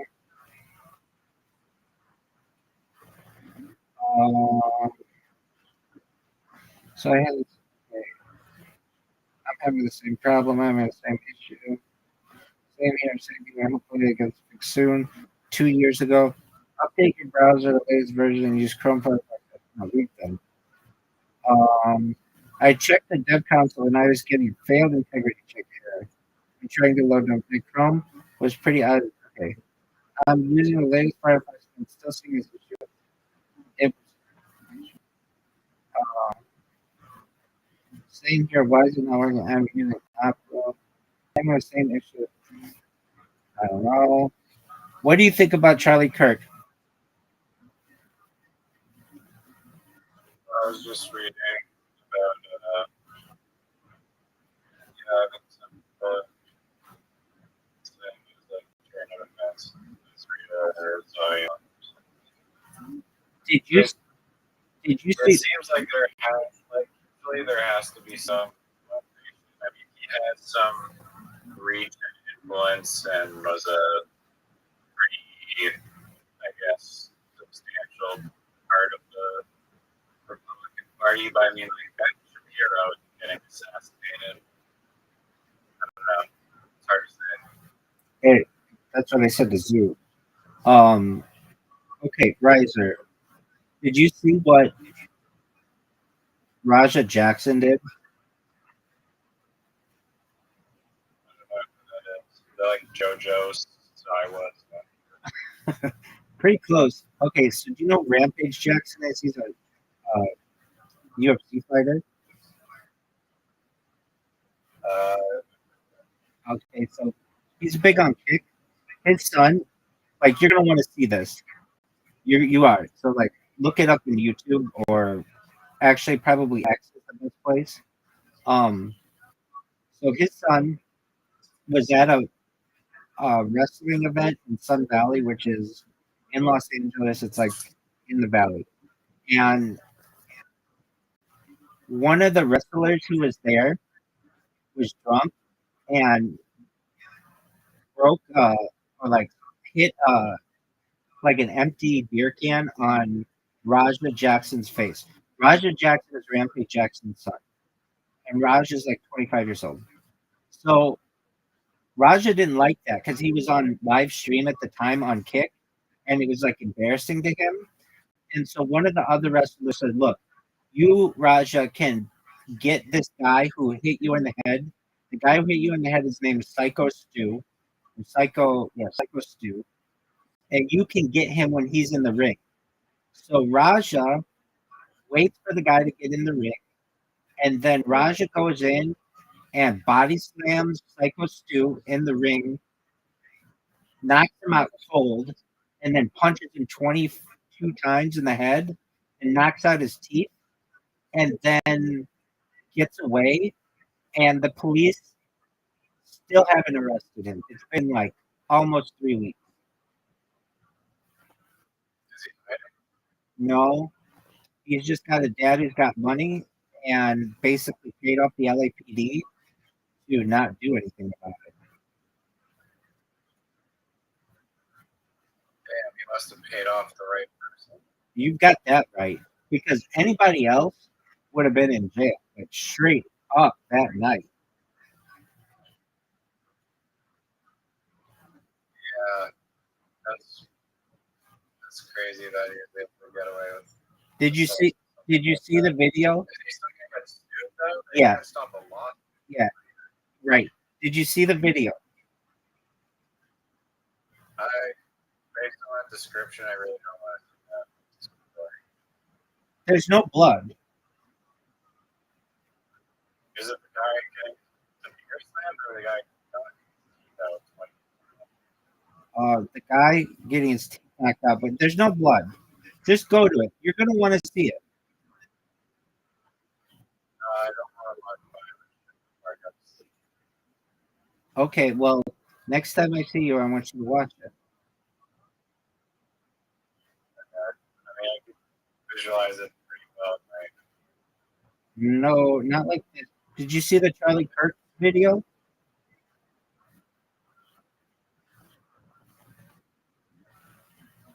Which one? Oh, the one that was getting shot in the neck. No, I can't watch that. Dog, that one is fucking gory as fuck. Oh yeah, you didn't see it. Yeah, he gets shot in the jugular, and there's just like blood that just immediately pours out. Like you see his head just drop back, and like they don't survive.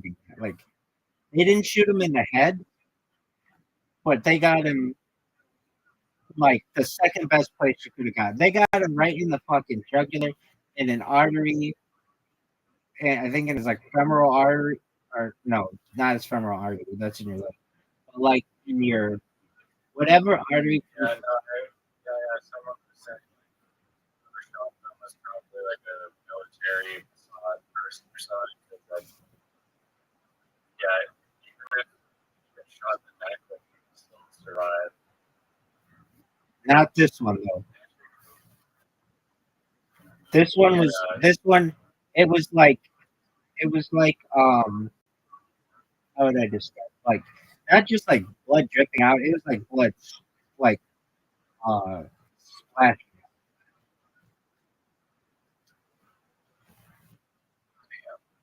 Yeah, it's really like a fountain. That's a good way to put it. Yeah. I mean like it would be like you know when like Donald Trump got shot, there was just like I know it wasn't like the same, but like there was like blood that was dripping off of his face. This was like squirting out, and it was just like when it happened, I was just like sitting here, and or no, yeah, I was sitting here, and I was looking at my. Oh no, I don't know. I saw on Reddit or somewhere. Maybe I don't think I heard it on the radio. but I found out that he got shot, but he wasn't dead yet. And so I went to his Wikipedia and I was like reading about him, and then I Was opened. it today or yesterday? Well, it was like 9:10. It was like maybe 16 hours ago or something. And I put my phone down and saw it in the corner of my eye that Donald Trump had posted on Truth Social that Charlie Kirk had died. And that's how like people found out about it. And I was like, no way. I was just on his Wikipedia and he was still alive. I figured he was gonna live, like because I hadn't seen the video. And then I saw the video and it was like they didn't need to take the amount of time. They didn't need to take him to the hospital. He was dead as fuck in that. And they only shot him once. And then on Reddit, at least, people were so mean. Like, like they would be like, did you know that Charlie Kirk was shot, killed in the neck? Anyway, did you know that Taylor Swift goes on tour, like or whatever? Like Ariana Grande is going on tour next year, and I'm really stoked about that. Like, not just that. Then people started making memes, and it was like really mean memes, like way too soon. I mean, look, I know that's like as someone who likes comedy, it's never too soon. But like these memes were like there were people who were celebrating his death. Yeah, I don't generally think that's cool, and they were just like cheering about it, and they're like, another one bites dust and all this other shit. And then there were people, at least on the radio, saying like, this is just going to create like it's like a hydra. Like it's going to motivate a lot of people, especially young people in college, to want to emulate what Charlie Kirk was doing, which is their choice, I guess. I mean, they can be whatever they want to be, but it was like, I don't know. And now I'm going to look and I'm going to tell you, yeah, they found the shooter. Because it's like, shouldn't they be really worried about this person? Like there's a sniper that's on the run. Yeah, Utah Valley State College. Oh, yeah. Guns are legal in all 50 states. Yeah, but some. It doesn't. Yeah, no, it does. But the laws are so. Look, if you ask me, the Second Amendment means they should be legal everywhere, and Congress shall make no law limiting them. Which, if you don't like that, that's cool. Then get rid of the Second Amendment. Like to me, I need the laws to make sense, but they don't. And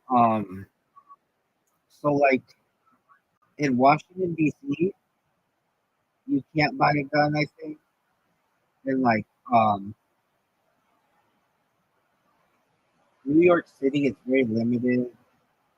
Uh, Los Angeles, it used to be more difficult, but then they got a different sheriff, and they give out what are called concealed carry licenses. Basically, it's very political. Like uh, you have to like basically give to the sheriff's reelection campaign, or be like a mover and a shaker in order to get one. And basically, no one in California walks around with a gun on their hip unless they're a security guard or a police officer. Even though you can, uh, I think maybe you can, but like in Arizona, you can. Arizona used to be like the Wild Wild West. You could everybody walks around with a gun in their fucking like not everybody, but like a lot of people. And those days are gone. Is it Texas like that? Still? Yeah, but those days are kind of gone because there's almost like you don't want people to know that you're a gun because they can come up from behind you and take it and kill you, or make it a struggle or something. So that's why they do concealed carry, where you can hide it on your person. But it's more uh, of a headache than not. Like that's why a lot of people are going to these pepper spray guns, very similar to bear scare, and where you don't need to do a background check, and you can carry them in all 50 states, and they basically shoot pepper balls at people.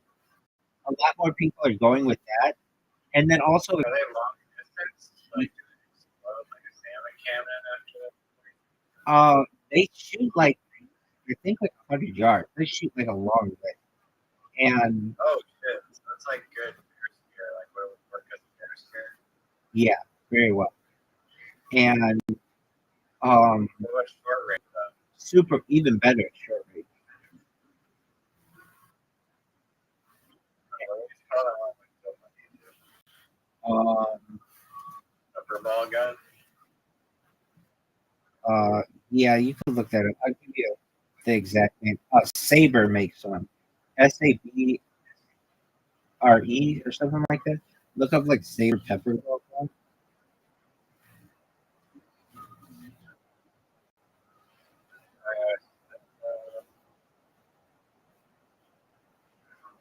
That looks like a pistol though. Yeah.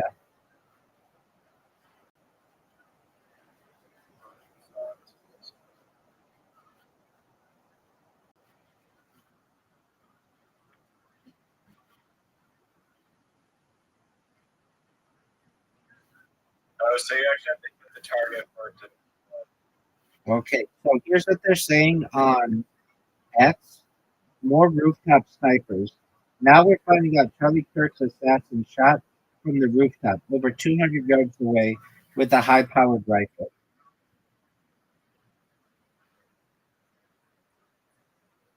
Do you escape on a zip line? and a motorcycle. No water tower. Flying escape.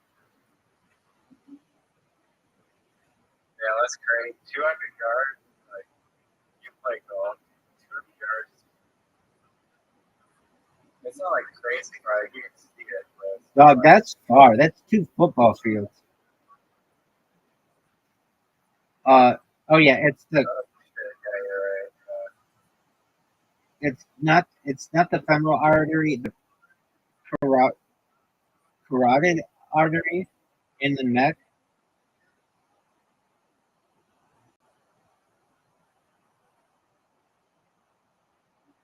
No, that's crazy from 200 yards. How do you do that? Yeah, but when they get these I scopes, guess. it's like looking through, like it's like hitting a basketball from like 10 feet away. Because the scope is like really accurate. Yeah, but you still have to know that you can control the breath.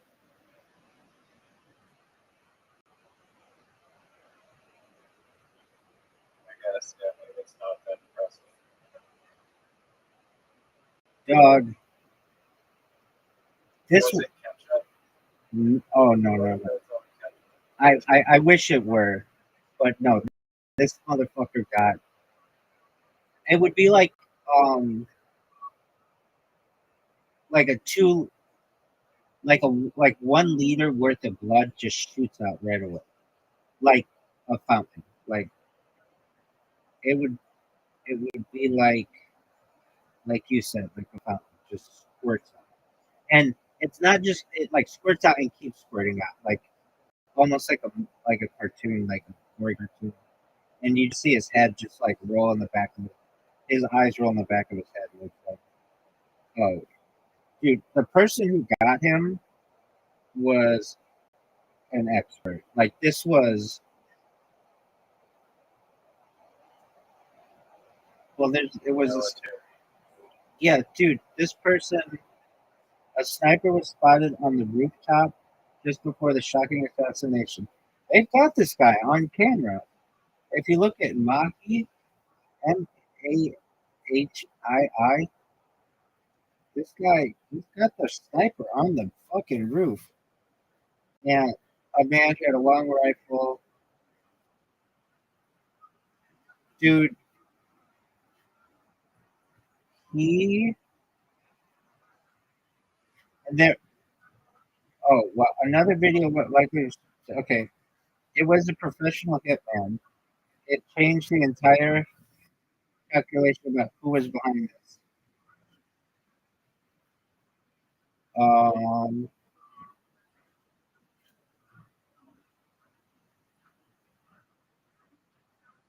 One shot, one kill, carotid artery. 1 inch was hit from a distance of 200 yards. The level of accuracy requires military sniper level marksmanship. Photos show a shooter with sniper rifle with a high powered scope. The assassin was a pro. Yeah, it wasn't like one of these that I mean, like the guy who killed Lennon, John Lennon. He was like in short distance and had like a gun and shot him like 6 times or something like that. Like it was not short. It was like this guy came out of nowhere. I feel really badly for this thing. There's like an old man who they tackled, and like they said it was this guy, but this guy didn't have anything to do with it.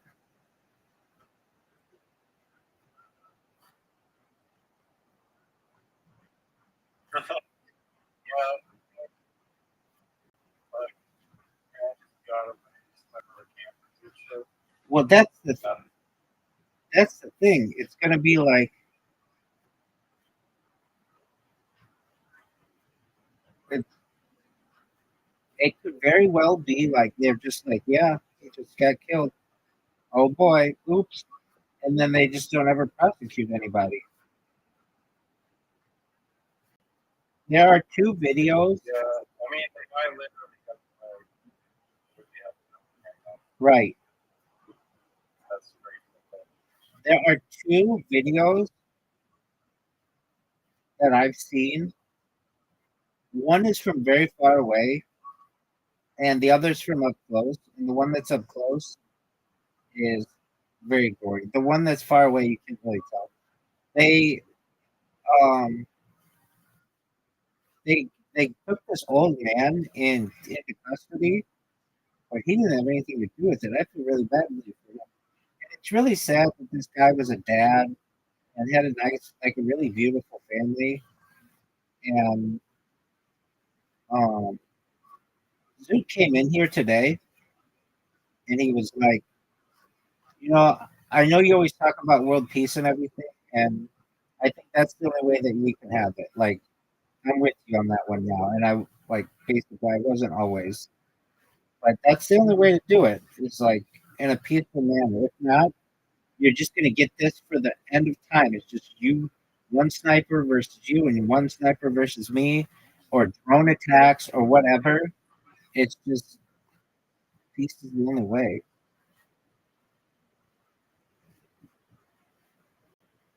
Um,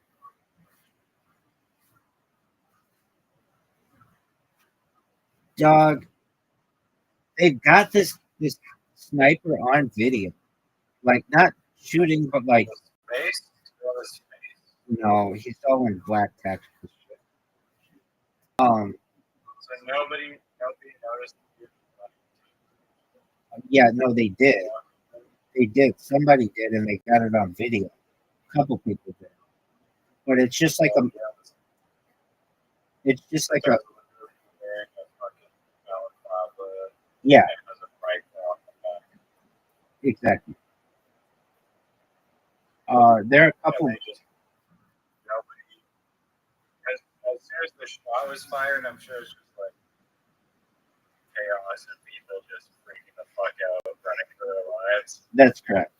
And like I think that like it doesn't matter unless you're like literally like a fucking ex-military guy. If you're just a regular civilian, the second you hear a loud action, I mean, maybe you have a silencer. Doesn't matter. The shot happens, like you're just in panic. Get the fuck out of here mode. You're not like, oh, let me see, let me go and find where all the danger is. Right. Yeah, And Zoot was like, like, no, that wasn't the right guy. And that sounds exactly like. and I'm like, no, then let that guy go. And she's like, no. Wait, that's exactly how he was. He goes, no, you watch. They got the guy detained, and they're just waiting to announce it on television tomorrow. I was like, okay, like if you say so, dog. But like when this person shot, Do you think the question? Do you think the shooter dedicated the shot? very, very funny. Oh, sickeningly funny. Well, it was very accurate.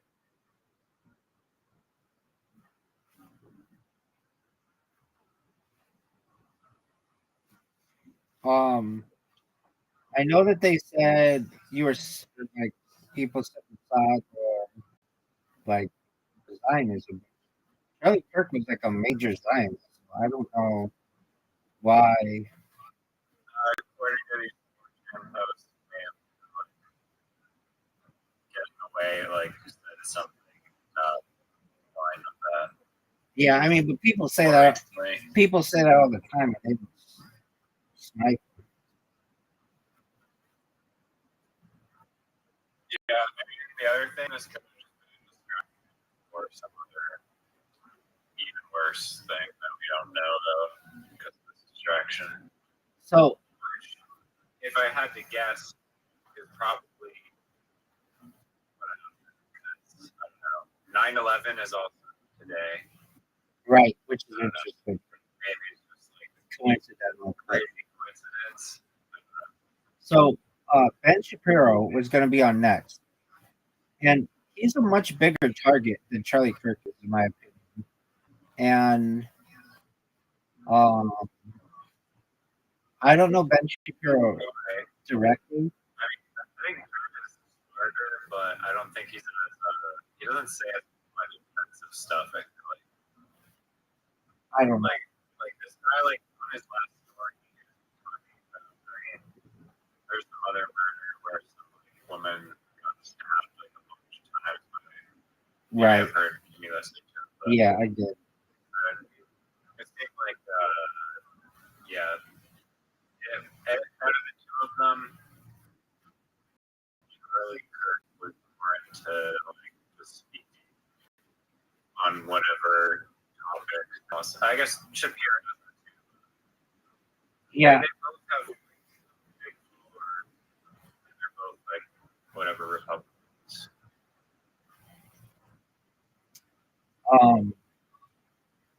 yeah. I don't know Ben Shapiro directly, but uh, people in my community, I have like close connections with his family, and with him basically like we're one person apart. And You should ask him for. yeah, I did that at the beginning of this, and I don't even know if I got to him. I could ask someone to see if he would do it, but that's the I a rabbi in one of my communities is really good friends with his. Oh yeah, he's definitely. So, guys. Yeah, Is he in California too, probably? yeah, he grew up in uh, Valley. He went to UCLA. And he was on a radio show, 870, which is like conservative radio here. And then he went to doing the um, what the pundit. What is that thing that he does? Shapiro, Yeah, he does something. Um, I so what I'm saying though is that to me he's a much bigger target than Charlie Kirk was. So if you wanted to like make waves for uh, the Republican Party, Ben Shapiro is a bigger target, but I I don't know. There's this was a fucking no, Ben Shapiro has 4.4 million followers on Instagram. Charlie Kirk has 8 million. yeah. I don't judge it by that. I judge it by like who's on television. I mean, we don't really have the. But, I mean, maybe Charlie Kirk was bigger. I don't know. I'm like much closer in vicinity and just like in the same circles as Ben Shapiro. So to me, he's bigger, but maybe Charlie Kirk is bigger. I don't know. Has Joe Rogan ever interviewed Charlie Kirk? I don't mean that to be funny. Is that he's interviewed Ben Shapiro a bunch. If he has, I'm gonna watch it right now. But I've seen like I don't know. you I mean, possibly. know.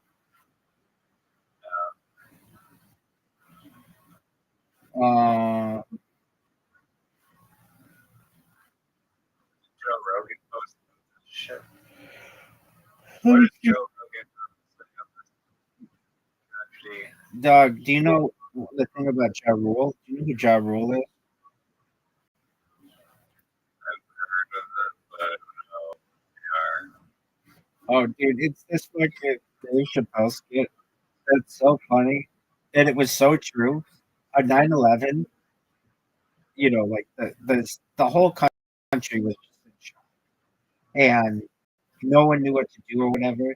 And MTV, which was like a news outlet back then, would go to like rappers and ask them what their thoughts were.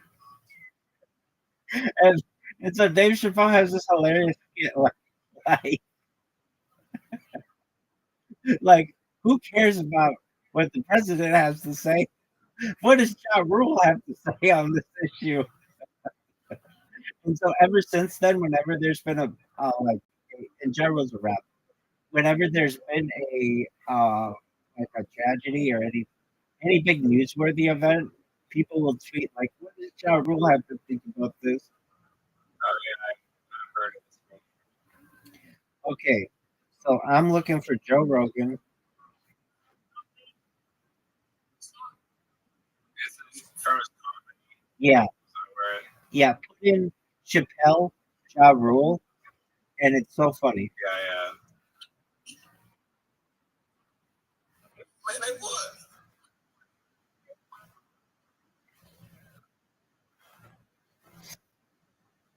For real, why do you care so much with the shit like that? Like, they get political science and they just feel good. You know what I mean?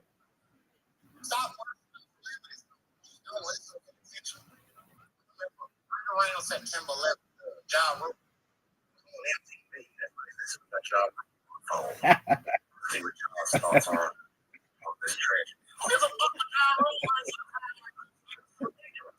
I want to be so scared to death. Oh,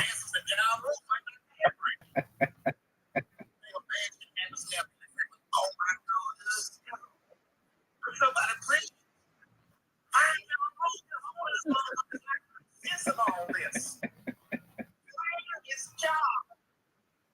I'm the job. that's it. Man, his voice is so fucking funny. It is. I was just gonna say the same thing.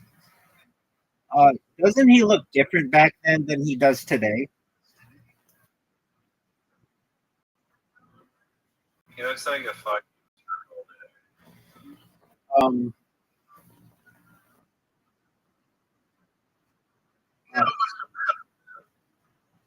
yeah, Joe Rogan. It does not seem like he tweeted about it. I mean, there's enough tweets about it today. Yeah, I mean it's all over his subreddit, but his subreddit is so fucked up. It's like they hate him. Like they don't really like him, but it's his subreddit. That's what happens with these celebrities is they become so big that then people start to hate them, and the people who hate them end up taking over their subreddit and then making it like a place that's negative about them.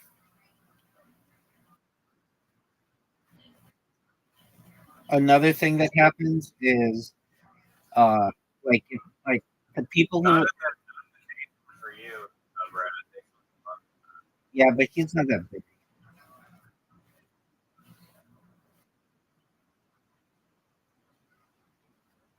I want to see AI episodes of fucking Nathan for you. I do too. Um,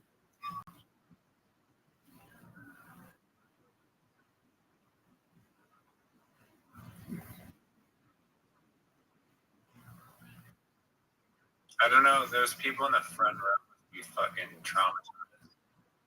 This shit. Just running out and you're just remembering fucking Charlie Kirk's blood. I mean, you can probably. I don't know. there's a fight at the Idaho Capitol after a man drove through a vigil on a scooter yelling "Fuck Charlie Kirk." So much for the top. They beat the shit out of this guy. Oh, he is getting it. He is getting it. They are beating the piss out of this guy. Um, this isn't something that anybody really talks about, like Reddit. But so if you ever go to a subreddit, you can see how many people are online in that subreddit right now. And I love reading those. Like in the Joe Rogan one, it's 901 people are looking into it. And in the Tony Hinchcliffe one, it's like, or no, in the Brendan Schaub one, it's like 5 people are Tony Hinchcliffe fans. And I just think that they're very funny. Like how the whatever they call it. People are looking into it. Yeah. Did Trey Parker and Matt Stone make fun of Charlie Kirk?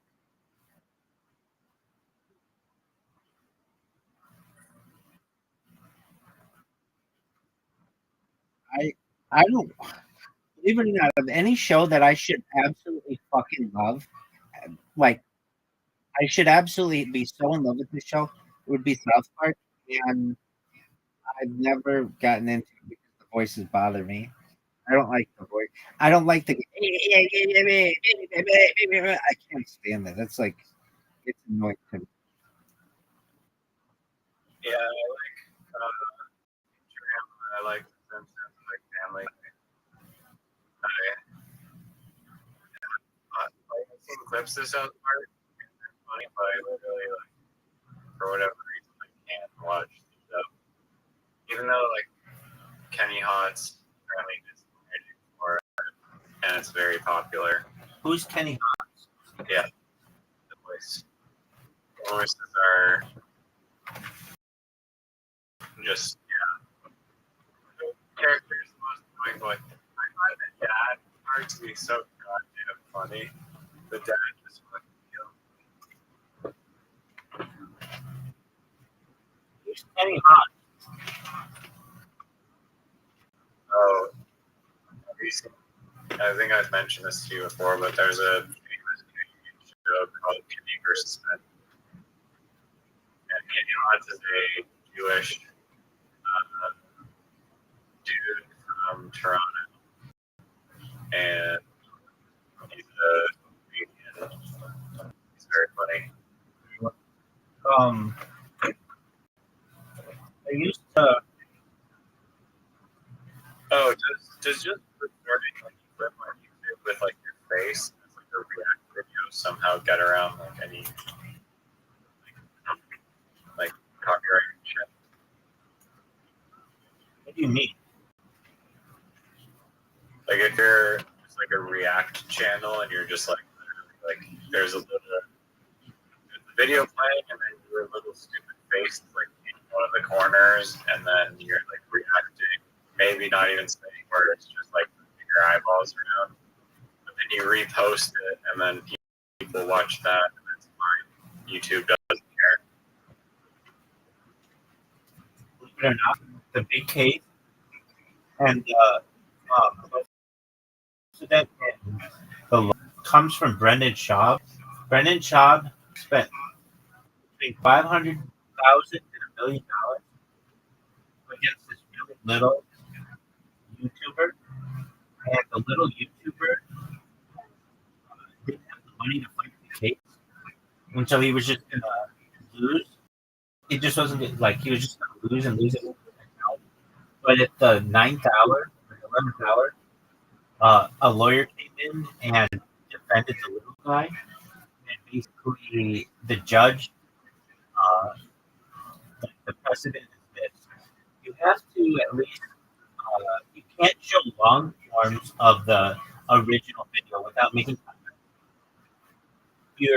Your comments have to like show that they make like they have to change the video in some way. So you just can't show the whole thing, and it's like important that you pause it to give your opinion. So in answer to your question, can you just show yourself in the corner winking? It would be up to it would be up to a judge, and that's why I don't like these really subjective opinions. In my opinion, you should be able to go out there and show it. Like again, you know how I said that like all your music should be free because you should be paid in you should like merchandise and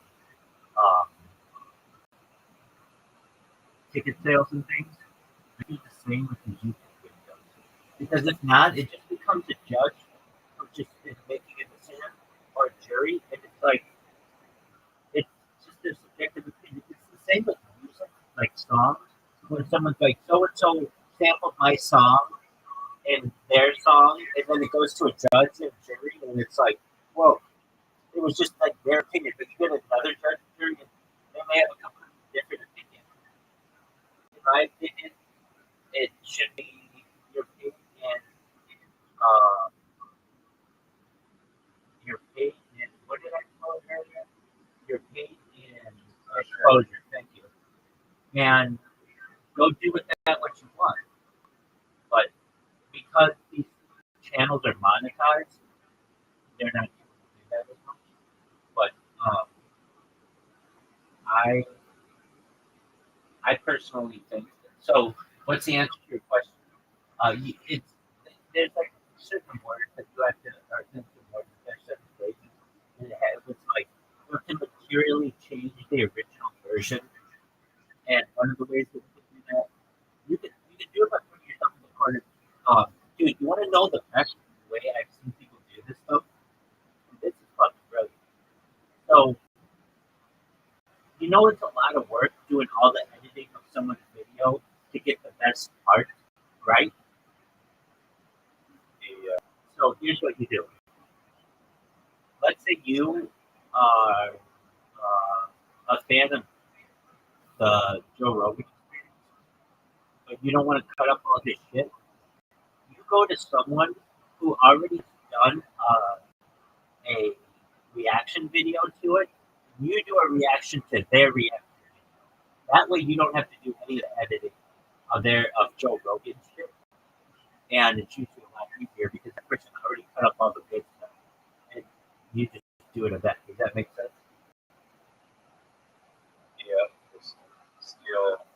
Clippers clips. Exactly.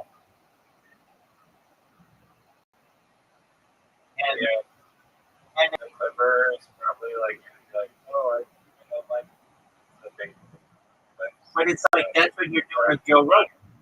You're doing the exact same thing. It's pretty brilliant. So so there's this girl. She's pretty hot. She wears like a nude bra, so it almost looks like she's topless. And then she just goes on podcast reaction videos and gives her reaction of those. And she does a good job. And she's eye candy, and so a lot of people like to watch what she does. Now, I don't watch her that much. I've seen, like, not even that. I think I've seen 3 of her videos or something like that. But I'm like, damn, that's a really good idea.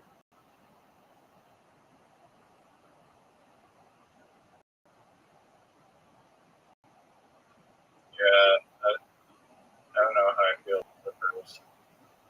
I mean, I guess there's nothing wrong with making a reaction. And oftentimes, actually, I'm very pro Clippers, I guess. Clippers just means reaction. So I guess Clippers is just like literally content, which is kind of lame. But if you're doing a reaction channel and clipping it, it's somewhat original. But if you're just clipping the actual thing, it's like you're basically hiring. Well, doesn't it help the original person by giving them exposure? Yeah, no, that's a good counter argument, but I can also, I don't know, views, but like the anchor, I guess. So I thought about this topic a lot. And I'm an exposure. exactly. I thought about this topic a lot. And, like, okay, let's say I'm viral today, which is great. Hey, congratulations. Thank you. So, are you going to make it so that you do copyright claims against anyone who watches your videos? I will do no copyright claims ever. Use my content in any way that you want. You can study it at an academic level, you can laugh about it with your friends, do whatever you want with it. The more that you use it, the more impressive that it's going to get, the more powerful that I'm going to get. Does that make sense? Yeah. And that's how people should treat it. Yeah. Oh, on the surface, it's kind of like an illusion where it says, hey, you're literally stealing my work. I worked hard on that. Can you not monetize all of my work? Thanks. Well, that's when it becomes an issue when people monetize it. But if people are just sharing it, go ahead and share it.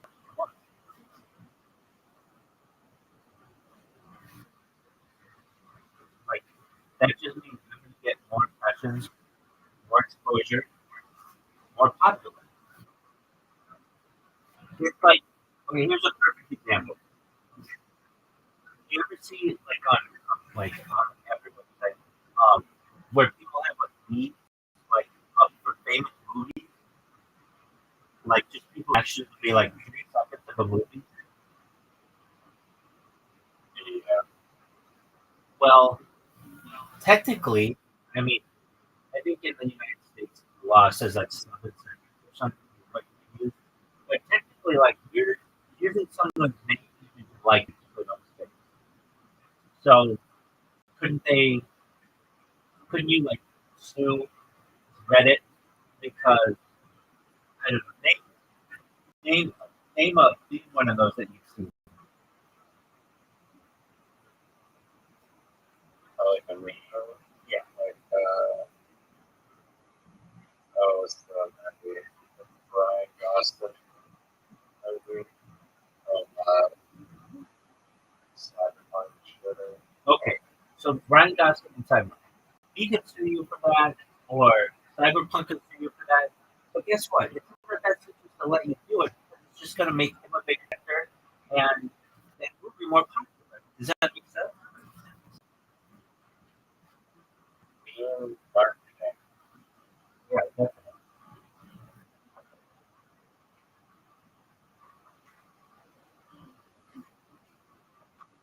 In fact, believe it or not, in the future, people will not really care about being in a big movie. They will care whether people use their clip in a meme. Because people will remember memes in the future, rather than they'll remember the entire.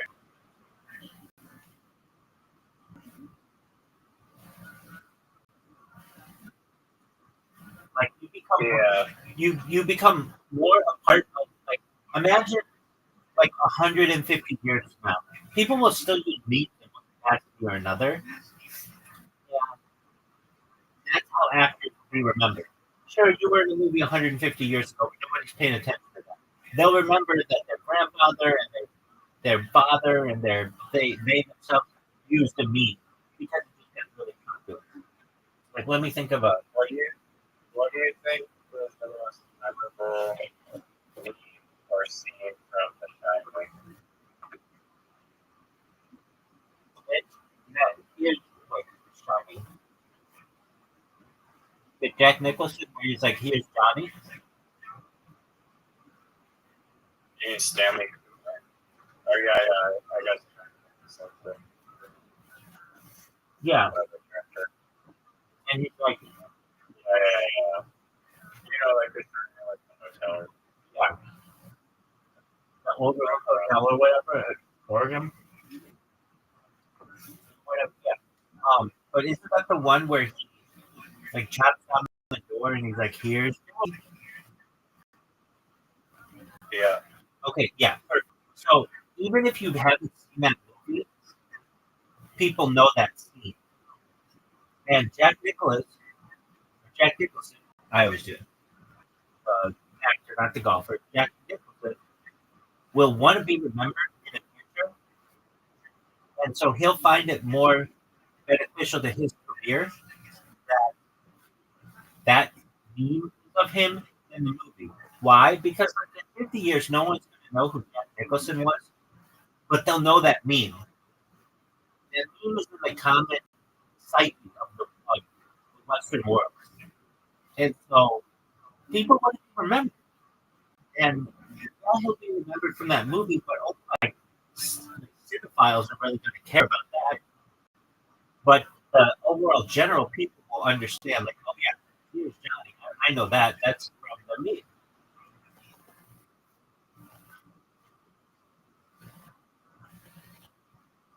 Yeah, I mean, I might still like the movie more overall.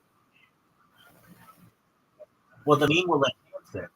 Because As far as the hive mind collective consciousness things, the memes are the most important.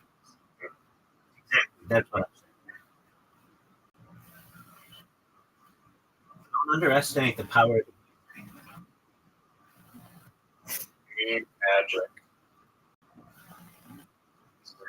Do you know what meme stands for? A meme. It's memory. I think It's a memory. It was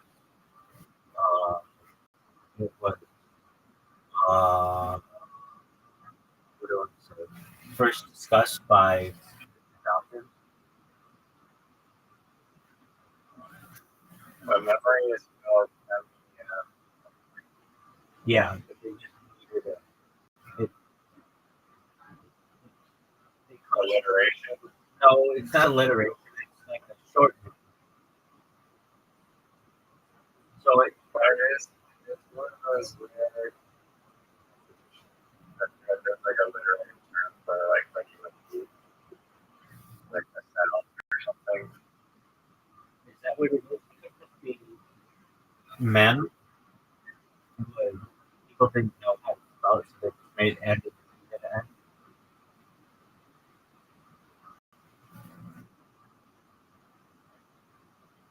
Look, I'll look it up. Rejudication.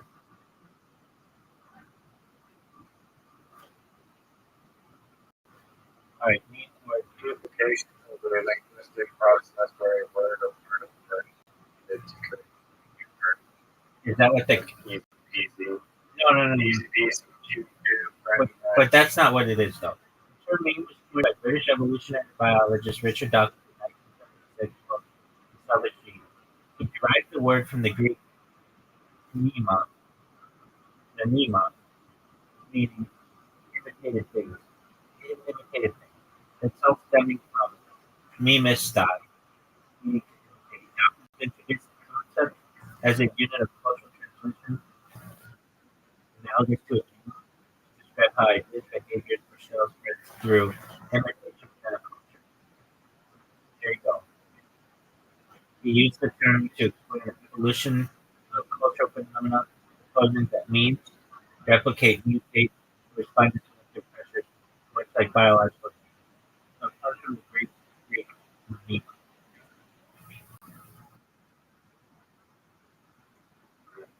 But it's spelled "nema" is like Greek, but it's spelled M-I-M-E-M-A. But if you made it, just the first four letters in line, that's different. So I think it's probably "nema."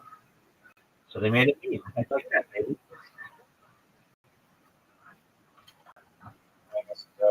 Okay, I need. Unknown info about the online assassination. Yeah, that one's probably a hit. But the like book Catcher in the Rye, that the guy who shot him,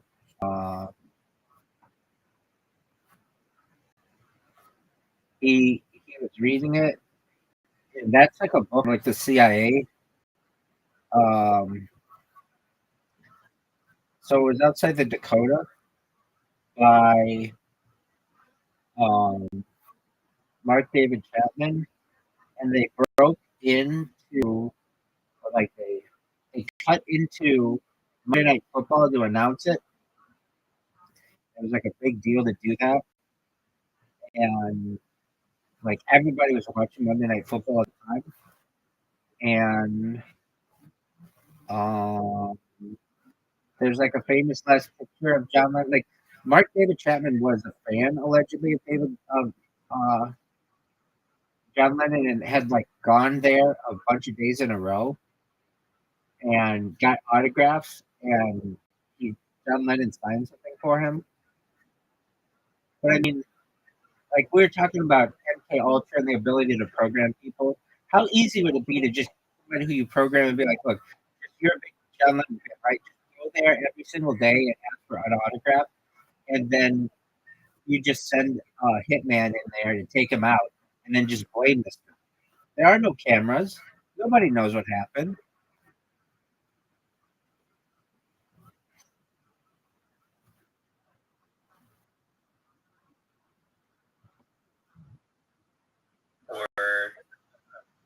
Poor dog. So what he was shot outside the Dakota in New York City. It was like on the. Oh, Let me check that though. I've never seen anybody like build a 3D model of it, and I don't think they want you to. Was it on the sidewalk? It was like near the steps of the building.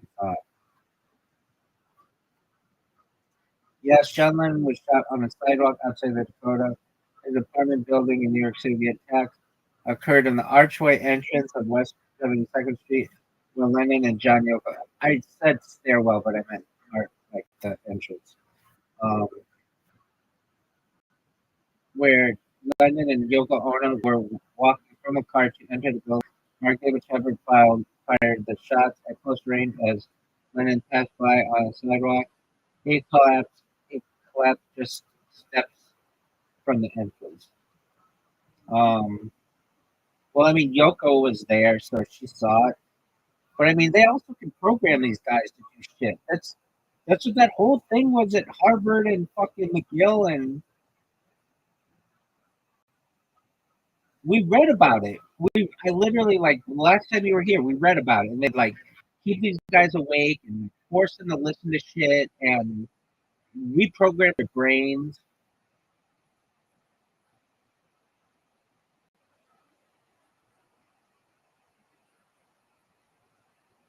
Dude, I fucking hate when you're here. And here's why. Because I like talking to you so much that I'm up all night, and it fucks up the rest of my day. Yeah, no, I'm. Why don't you? This is a serious question. Why don't you come earlier? I didn't know I came before. Well, I came out like a month. I know, but come at like 6. I was at pickleball. How was that? I woke up like 4, and then I went to pickleball. And then I did a game. And I Woke up at 4 p.m. yeah, What kind of animal are you? I was talking like 60 stuff. Yeah, I know. Fell asleep at 7, and it's like it's already 7 a.m. I get that. Yeah. So you should just start coming in earlier. I like talking with you a lot, but like it just drains me the whole fucking next day. Like today, I'm thinking about just staying up all fucking day and working on bots on Twitch, just to try to figure out that notification system. But I don't know. There's gotta be hey, there's junk mail that I receive in my mailbox that I don't consent to receiving, but it still enters my mailbox. Do you mean your spam mail or your like? No, like my physical actual mailbox. Yeah. At least in the United States, most of how the post office makes any money is they just contract with advertisers to deliver shit in your mailbox. So if the post office is spamming me and I can't opt out of it, That's that correct. should be it. It should be. Yeah, that's correct. So they do this thing where you can always say, at least in the United States, but like in the United States we'll get like they don't do it so much anymore, but they still do it with stuff. Like I don't know, let's say Best Buy is having a sale. Well, Best Buy will go to the USPS, the United States Postal Service, and say, "Hey, we're going to be having this sale, and we want you guys to deliver these flyers, and we'll pay you, I don't know, $100,000 to do it in this city." And then the Postal Service says, "Cool." And then when you get your mail, you get this random junk mail with it. I didn't fucking ask for this. Who's sending me this? And it's just like, So I partner with it on the offer the post office a percentage of sales and at the post office spam a bunch of product with Rabbi Rothschild Discord and runs mail. yeah, I mean, it's just about money. You know, like, How many followers do you have? oh man, like let's say we send out 1,000,000 pieces of mail. I bet I would get 10 from it. Like not a lot. Like you're asking people to take a physical, like they're not at their computer by default because they're at the mailbox. So then they have to like look me up on a phone and then follow me on something. Like, that's a lot of work. The thing that I've learned, and like it should make sense, one of the difficulties that I encounter is that I ask people to social media hop. Basically, hey, follow me. You're on one thing. You're on Twitch. All right. Well, I want you to beat me in Discord. Like that means you have to have a Discord. You have to trust the link. You have to have enough like uh enough interest in what I'm doing to go check me out. There are a lot of things. One thing that I can't stand, and I think this should be in legal practice, and it was supposed to be in the state of Florida, but their fucking stupid ass governor vetoed it, it was supposed to be a law that made shadow banning people illegal. So like the bullshit that Twitch does where they're like Sometimes they'll send you the notification, but sometimes they'll just mute the notifications for people depending on the age of your account and all that other shit. They weren't going to be able to do that.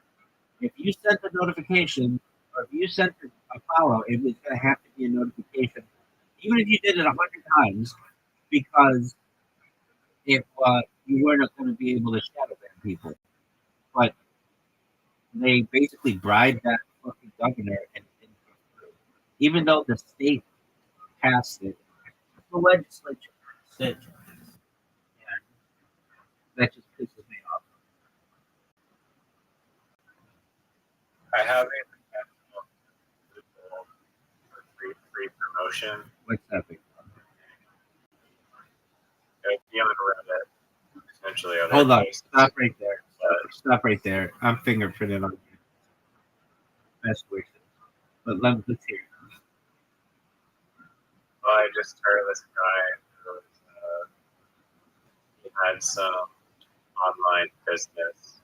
I forget what it was, but there were some Google products that he was also using as kind of part of the business, and so he would go into all the different or subreddits that were related to it, and they basically do a stealth shield post where instead of just blatantly plugging his product, you'd be like, oh, I was having this problem with this thing, and then I used this Google tool for this, and then I found this other product called blah blah blah. Insert my product here, and that totally solved my problem. Blah blah blah, and say a bunch of positive shit. Basically, kind of try and trap people with keys and their rats. I get it. Just engagement. I get it. Mods are really big against kind of self promotion. Even if you do get it, those work. I know, but it's more difficult. Like you're selling a product that's different than, hey, come to my YouTube. I see this done by girls. Some bullshit reason that is allowing you just the entry way to post on Reddit. That isn't technically self promotion. It's a loophole. It still funnels people here, but through this other fucking channel. Right. No, I did that before my account got banned. I would post to gay subreddits, and not that I'm gay, but I guess they weren't gay.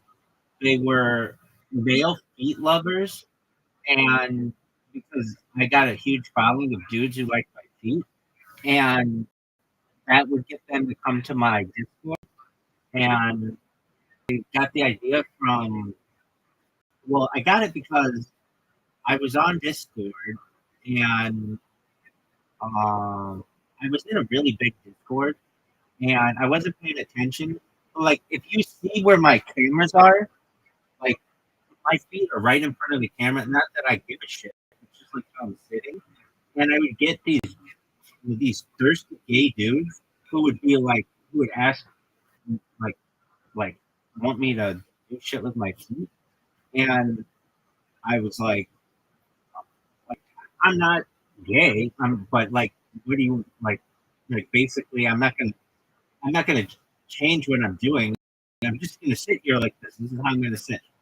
So then I went on Reddit, and I was like, well, I see that girls do this all the time. What they'll do, and I'm in all these subreddits, so I see them, and they use repeat accounts, but they do it to promote their OnlyFans. So what they do is they'll have outfit of the day, and they'll go and they'll take a picture of their outfit of the day, but it's really to get people to click on the profile so that they go to their OnlyFans. And the moderators, exactly. So I did that. Exactly. So I wanted to do that in a way that I didn't have to be naked, and I knew these guys liked the feet, And so I was like, okay, I'll try that. And it got like, it was like super popular for something that I did. But then my account got banned. Not for that, for like spam for something. I don't even know what I spammed, but then it was like, okay, whatever. Then I had these guys on Discord who I got a bunch of them into this server because they just like looking at dudes. And it's not like I was giving foot jobs or anything like that. I was literally just sitting there, just like I am right now. But they are just dudes who really like feet.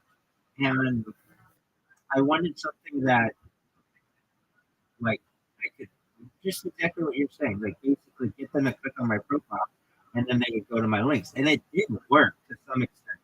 But then I got fingerprinted uh, by Reddit, and now, like, Reddit does not. If I create a Reddit account, it already comes up as spam, and it says that like I've been, yeah, dude. They what did they say? It's ban evasion, and Reddit more than any other platform I've ever used, except for Yelp, fingerprints a device and a user better than anyone. So what they do, so like let's say you use a VPN, they already know that it's a VPN. What's Tails OS? It's an operating system on USB by like people like normal dark web users, and basically creates like a fresh image that's like Linux or So I haven't used that, but I have used the virtual machine, and I've used the Tor browser. Like that's pretty intense if you use a Tor browser. And like to go on Reddit. to go on Reddit, exactly. And so Go on Reddit for Tor? yeah, I mean, Tor works really well. It's just a normal browser, except it doesn't like save anything. It's basically like going into incognito, but then also it's like adding a VPN, and it changes the window size. Like the things that a website memorizes about you, it memorizes the font packs that you have installed and your time zone and like all your cookies and shit if you're like, you know, you're not in incognito. And so I looked this up on Yelp. I did a bunch of research at a company on Yelp. And Yelp had like 165 different ways to identify like users behavior, like a user based on their device and all that other shit. And I remember when Condé Nast, the company that bought Reddit, when they did that, people were like, "You're like Reddit is over." Like the way that you used to be able to do it is just screen it. It would be no big deal. But they really put out the kibosh on that. And then I started buying accounts.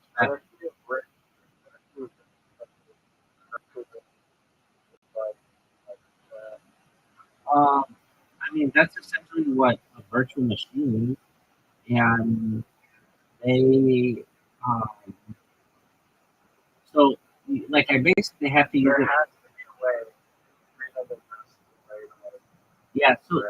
Yeah, so the best way that I found is I just go to somebody at Harry Potter Obama's not attending and ask them to post something for me, and they'll do it.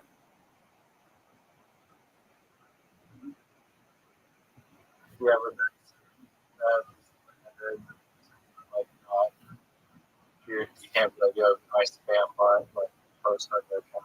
Oh, yeah, but spam bots don't work well on Reddit because the subreddits are moderated very tightly, and then all it takes is for them to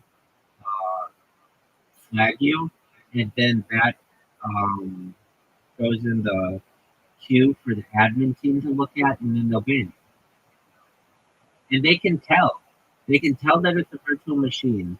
They can tell if, like, based on your if you're using a VPN. They can tell if you're using a temporary email address. Tell if you are There's something. You didn't have your email address.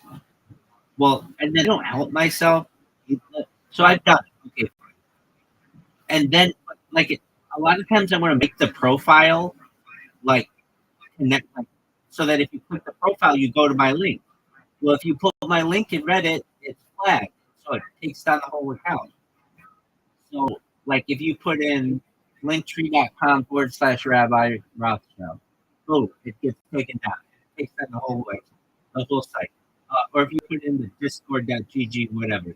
If, like Reddit has those links flagged. So whenever I put them in, it bans the account.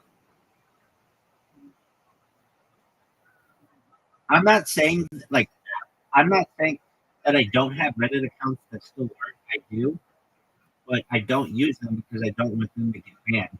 Reddit is extremely difficult to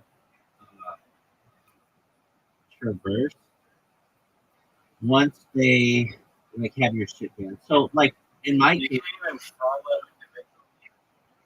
It's just no, you can. No, you can, and you can message them, but no one checks that shit. On Reddit, it's a weird community.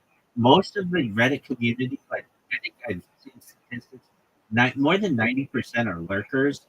Only 10% are posters, and of that 10%, 90% of them are lean heavily to the left. Why are you posting in the technology and world peace subreddits? I've done that. Oh, I've done that a bunch of times, and so a lot of times they say no self promotion. Is your profile picture My profile picture is my license, and I'll join my Discord, and I'll be I stream my they have things just new YouTubers or small YouTubers. I'll go in there and I'll be follow my Discord, blah blah blah blah blah, and I'll post it. But nobody looks at it. It's not a big server. You want to get in the interesting or the amazing, those really big subreddits. Even I've been in there and I've been I've streamed my life 24/7, 365 for more than 1,000 days, and they'll be no self promotion, or they'll say your account doesn't have enough karma points, or they'll say it's not relevant. I think it's amazing that I've streamed my life more than 1,000 days, and other people may, but they consider self promotion, so they don't allow you to post it. That's why what if there's going hey, I think this is amazing. This guy's seeing his life non-stop, even study experiment. Absolutely, you can do it. And I've had people in Harry Potter Renaissance community do it for me. And I've had people do it in Yoshi Bets and Kick and YouTube. And if I ask any of them, they always do it for me. If I ask nicely, and because they know I help them, and I go viral, they go viral, so they get that. But then you'll post something in there, and I have a bunch of posts in there. Here's how they do it. They haven't banned all my accounts, but the one but just regular they're just whatever talking about AI and yeah. One time I did that. Experience emotions, just no promotional yes. One time I did that with one time I did that with anti-gravity off the top of my head. I remember I did with anti-gravity. And the anti-gravity subreddit is really small. And they're this is just ChatGPT. It's nobody else has information on anti-gravity. It's not something that's really well known. Okay, so here's one that I got from a year ago. Yeah, exactly. Kick from a year ago. Rabbi Rothschild has done shout outs to the Kick community on social media for world peace. So that's there. It's 6 comments. And people like rate LOL. LOL, you self promo on every person's channel on TikTok. So you're the one who's been spamming that massive crap on most of the channels on TikTok. Like, people know me. So then, like, another one, I had a bunch. Just a moment.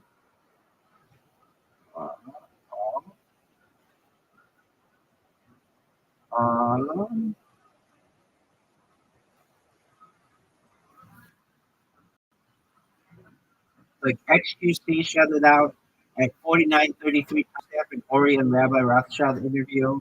That was that's a streamer. Rabbi Moshe Rothschild sets Guinness World Record. This is a Jewish 3 years ago. So I mean, they let me post it Jewish, which is a really difficult one in which to post, and it got 4 upvotes. And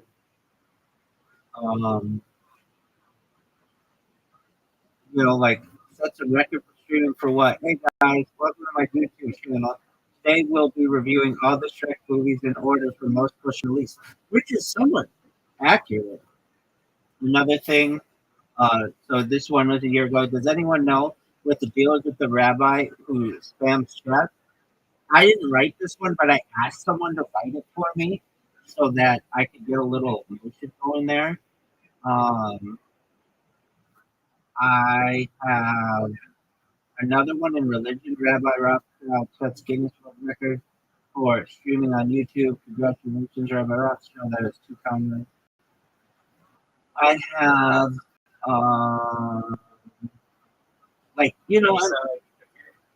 Does your profile ban yourself just for having a profile and ban that promote your display, right? They can. They banned. Yeah, dude, I got banned from the Kill Tony Discord because they said no conspiracy related material. I didn't even say anything. I just got that for my fucking name. And that was one I really wanted to be a part of. I love Kill Tony. I literally didn't say anything. I just joined it and I got banned. And it just said that. Somebody just went in and saw that. Can't protest that. They don't have a appeal, or maybe they do, but it was already like, dude, I didn't even say anything. I just joined the fucking. Here's another one. 3 years ago, sub for sub. Rabbi Rothschild breaks Guinness World Record for hours live. That was 3 years ago. Another one, like there, I have. So, and the thing is, if they showed the band accounts that I have so many more of these, like 10 times as many, but they got banned. Here's one, Neon, who's a streamer. This was 10 months ago. Neon shut it out at 49:20 timestamp in Ori and Rabbi Rothschild interview. Another one, Action Man, who's a streamer. This is like in his Reddit. Action Man shut it out at 49:53 timestamp in Ori and Rabbi Rothschild interview. Here's one for Feet Boys. Rabbi Rothschild is accusing some rabbis of eating through rabbi socks. So even though this is in like a gay feet Discord subreddit, I accuse the wives of rabbis for doing it because I'm still straight as fuck. And like that's how desperate I got. I mean, I just was trying to see what worked. I tried a lot of shit. I did Fusi, who's a streamer, shut it out at 49:33 timestamp. Mariana Rothschild interview. Breaking news. This was from YouTube drama. State owner at Steak Eddie, owner of Kick called out at 14:04 timestamp when Kick streaming fails. Another one for Fusi. I did send that when I kicked Reddit. The mods took it down. Did you make a post in the kid thread about how the Yeah, I did, and they took it. was like, I don't know how they're mad that they like sent them like the fuck you. Oh, that was on Twitter. No, I didn't do that one. I would have if some of this but they take that stuff down. Voda Block shot it out at 4940 timestamp. And like when I say this, that's in the Oda Block Discord. This isn't just me like putting it in Discord, Reddit. This isn't me just putting it anywhere randomly. This is in like that users or that influencers subreddit. Let's see here. Maybe. Oh yeah. Burger Planet shot it out at 5032. Timestamp in Orient Rabbi interview. These are the ones that just stuck. But hey, West Call shot it out at 4920 timestamp. So I do have a lot of these that Steak Eddie. Okay, so this is just the streamers one.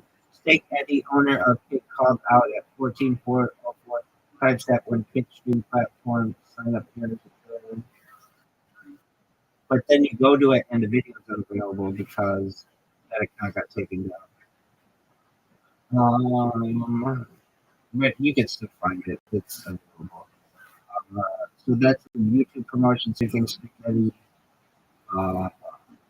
Let's see. I'm going to find one more. You get the point. I tried. And it's not that it doesn't. It's like it's difficult to get you to stay. No, I have gotten it to stay. And then what's hilarious, and I think like where there's more money in this than anything is or ChatGPT and all these large language models use Reddit to build their databases. So then they're when they write about you, they get their shit from Reddit. So like a lot of the things that they see is really positive. He talks about world peace and all these other things. But then they'll use a single term that somebody made about me in a comment. Like some users state that Rabbi Rothschild is a digital boogeyman. Like just because somebody wrote boogeyman in in like a comment. Like it's like you can just tell how it kind of makes things up. I will say this though, most large language models, like they only have really positive things to say about me. Like I'm sure that they could do anything about me, but they're generally very positive about what I like and accurate as fuck too. So this is it. So now you want to make a good business, you're always looking to make businesses. This is a business. This is a fucking brilliant business. You ready for this? Okay. It is reputation management with a specific emphasis on AI. So what am I saying? If you get reputation management companies now, what they'll do is, let's say you did something bad, they'll make a bunch of fluff articles about you so that when you go to the Google results, you get on page 2. And like nobody checks the Google results on page 2, and that's the goal. So what you do is, like, let's say you wanted to write good stuff about yourself, you would just have articles published about you, and then AI takes those articles, and then when it builds your profile, it only has really positive things to say about you.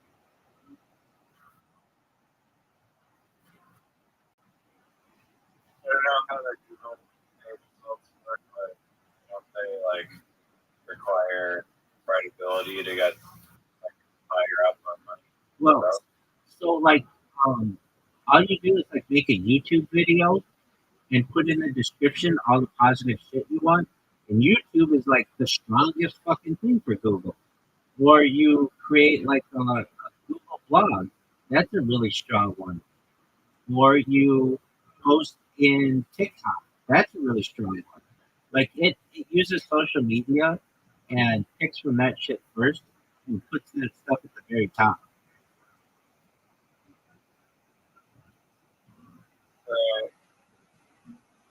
I guess.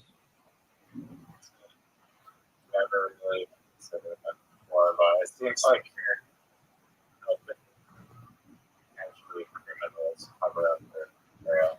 No, Protection. like Or Time Noswell. You just said how much you advise Time Noswell earlier. Time Noswell comes to you, hey, use a bunch of garbage to make sure you don't stop a despicable tweet I did. wait, and he did that. And he did that, or had somebody do it, or somebody did it, because there's a bunch of fluff articles in there about unimportant tweets that he wrote about. But the ones that are really disgusting, you have to really dig to find. Okay, well, here's an example. Let's There say, you go. So isn't that like make the business kind of unethical? well, it's completely unethical, but the media is completely unethical. I mean, it is. Like, reputation management is somewhat unethical. Public affairs are unethical. What do you Uh, mean by public affairs? like someone who is like you pay them to do to like get you on like an agent to get you on television shows and to get you on the radio and things like that. You're basically You think that's unethical? in I many mean, ways, if you're forcing it. in many ways you are. Basically, why is your opinion better than anybody else's? Why should you be heard and not anybody else? Like the only reason why you're doing it, Instead of everyone. you have more money and more influence. So like a big one is PR. Like people have PR managers and public relations. Public relations were invented by Sigmund Freud's nephew. His name is, if I don't fucking remember the word, I'm gonna be really sad. I'm tired. That's why I can't remember. But it started with cigarette companies wanting to sell more cigarettes, but at the time, women didn't sell cigarettes. So his name is Edward Burnett. So what he did was have a like a big parade, and in the parade he had a bunch of women smoking, and the banner that they had was Torches of Freedom. So he equated smoking with female independence, and overnight the amount of people who smoke in the United States doubled because because before it was only like a male dominated thing, but then it became male and female. Does that make sense? Arches of freedom. Yep. Look it up. I say normally I don't do this much, but I say to you, does that make sense? Because a lot of times we cover topics, and I need to make sure you understand it before I move on to the next one. All right. No, it makes sense. No, it doesn't make sense.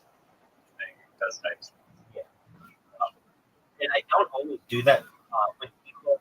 It is subconscious, like in sociology. A lot of times people say, "Don't you know? Don't you know? Don't you know what I mean? You know what I mean?" They say that subconsciously. It actually shows a lack of confidence in what they're saying. Like maybe I'm not explaining it well enough, and I don't do it like that. It's because I go from one sometimes complicated topic to another complicated topic, and they build on each other. And if you don't understand it, it tells me that I have to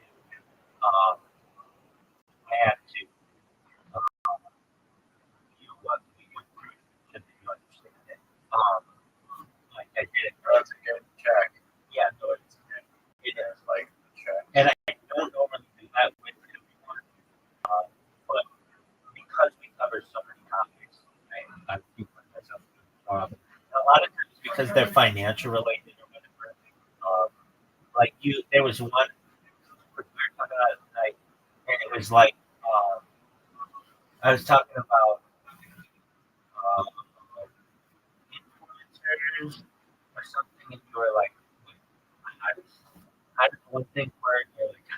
were in medics. Okay. Whatever. Much and only takes people. Okay, so public relations. So if you're like, isn't that immoral or whatever, or unethical? Look, the person who coined the phrase public relations is Sigmund Freud's nephew. And he developed an entire industry on public relations. There was another one, I learned this recently. With whom was it? Okay, so during World War One, when the Americans, like, basically went to war in Europe, the commanding officers were finding that the troops were not shooting at the other side. They didn't want to kill anybody. They didn't have that like cutthroat uh, instinct, and so Hollywood, which was in its infancy then, even in like silent films, started romanticizing shooting people in the movies, and it made it like you would be a hero if you did this. So that once World War II rolled around, all these guys wanted to kill the other side, but during World War One, they did not want to do that. It was still they still saw the other side as like people, and so they used the mass media and specifically the movie industry to be able to change that. Other things with public relations, a lot of them were smoke related. But like, and I think that's just because that's been studied. It's pretty easy. Like, literally, like, there's this idea that like has a desire subconsciously to kill themselves. Um, not like suicide, but like just being like daring and like taking a risk. And, like cigarettes had to do with that. Or well, here's one toothpaste. At least in the United States, it says on our toothpaste, if you swallow more than a pea-sized amount, they call poison control. Yet when you look at any toothpaste commercial, it shows like an inch of toothpaste on the brush, and it has like a little swirl on it, like an ice cream cone. Yet, if you were to swallow that, even one fifth of that, they would say that you need poison control. Like, but they just like program people. And so to get back to your earlier point, isn't like public relations immoral or unethical? Yeah, to some extent. Um, Yeah, that's okay, before you go, and I will let you go. What's going to happen with the Charlie Kirk sniper? Well, what are they going to say? Is it just going to be never solved? Or are they going to find some patsy? What's going to happen? here's something. Like, we found somebody or didn't find it, but the real killer got away again. Oh, If they don't have him out, you know. yeah, they're not going to come out and say, This dude's it's just like, no. right. Yeah, I mean, Never did happen. right. They got these guys, like, they never would say, like, oh, it was a rogue military operation. And they're not going to admit to any of that shit. They're, okay, so, yeah, it has to be. Well, I don't really know. But I think that it will either be that they never find the killer, or they find the killer and blame it on some fucking enemy. I mean, I guess what other alternative is there? I'm not exactly sure, but I'm we'll see if there's anything to learn, but have a good sleep and discussion. I'm Sorry, speaking or of each other. Take care. I'm going to dedicate this one to Zoots. You should. Peace.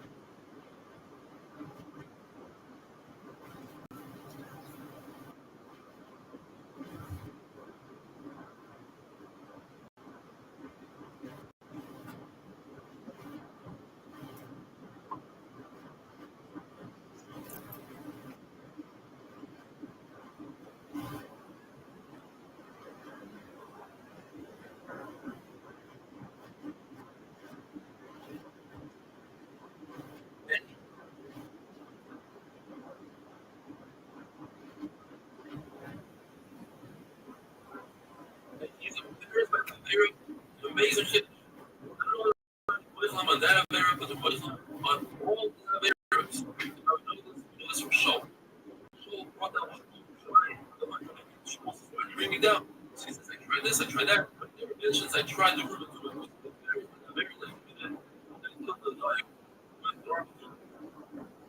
So I don't even know what that show was for women. Because she tells them to march, to battle, and kill women children. But it would be fighting. So, in other words, Shaw was supposed to make it either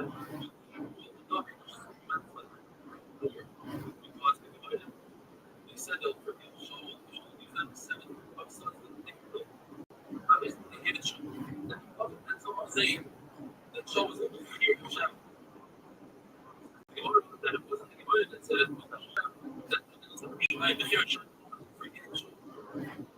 The word tells us that they wanted to institute that was taken conscious, but look, it was Paul has the possible crash of the English. So once you got to also conclude the question of the shuffle of the method. The reason why is very long. Also, you also can say because you only say why do we say the parsha of senses? Because it's amazing concept. The concept of all mitzvahs. It's hard to tell mitzvahs. It's right. It's right. The word about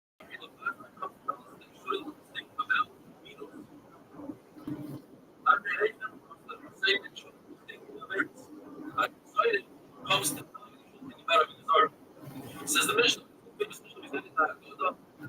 Even though nighttime is not time for senses. Nevertheless, those are desirable. They say the parsha of senses. Why? Because it says the possible that it's good for the same sense. All the days of your life. Many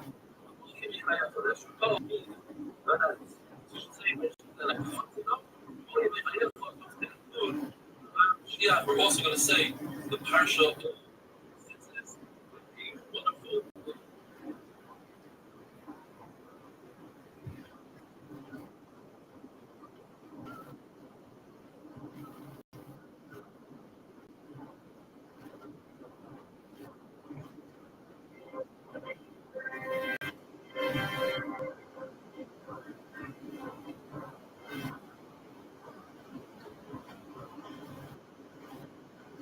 Daf Yud Gimel. The Gemara tells us that once Mashiach comes, I don't even what the Torah is.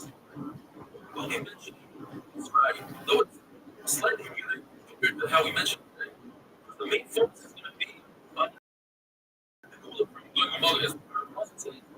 Any place of Hadash, any more than a goal, it's going to be so large that you're going to forget about the goals that Rothschild. First, it bumped into a wolf, and it's a great story. Later on, he bumps into a lion, so he gets his first story, the second story, another one. And then he bumps into a snake.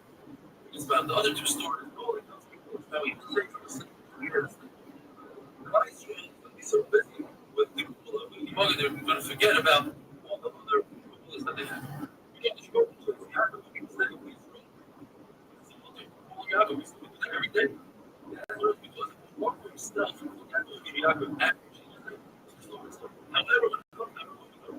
The Torah tells us do not call him Avram. Therefore, Avram, which means the mother of his nation, after being the father of all nations. So it's different. Some change his name and call him Avram. What is Sarah? It was Sarah, princess of our nation. Sarah, princess of all nations. And the Torah tells us that we will Avram. This will be what he didn't tell us. So therefore, we call him Sarah. We're not over. Then we finish the first parak of Shas. To finish all the proper Shas together. Second mission. So if you're fixing something through, and the way you can say very simple words yourself, and you fix. You know, I don't know the same word. Then he's not doing the creation, not a creation. If he hadn't immediately reading it, then he's going to let's go like the Bible says. It's wasted 3 days. And then you have Kavana, you get to the middle of creation. You are going to discuss different cases. Somebody has everybody agrees that that's not spread. That's a bad thing.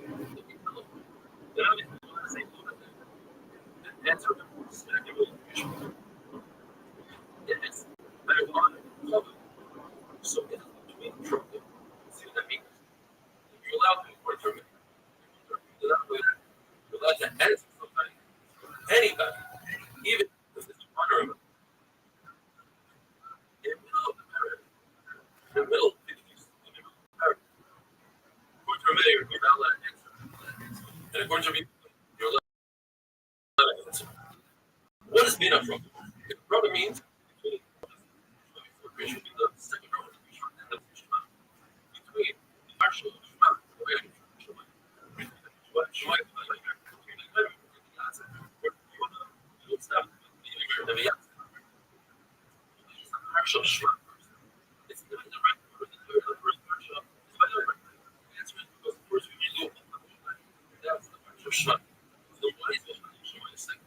There is we said. It's the Shema. It's talking about fire. They ended where the actually consistent is only during the day. Very old that creation must be said only but it says like as is. You already know that. You can't take from her. The regulation like the say the word is a period. Language period. It's a traumatic language. So Rabbi says no. So what does we do with the word? He says the all is you must the words to be out of your mouth. You don't hear the words to be out of your mouth. Everyone at the door before you went in the word. That if you miss the word, should we not hit you're getting young to actually be in Europe. Really learn that with the game and the where the three of us where do you have part of the that in order to do it, you don't have to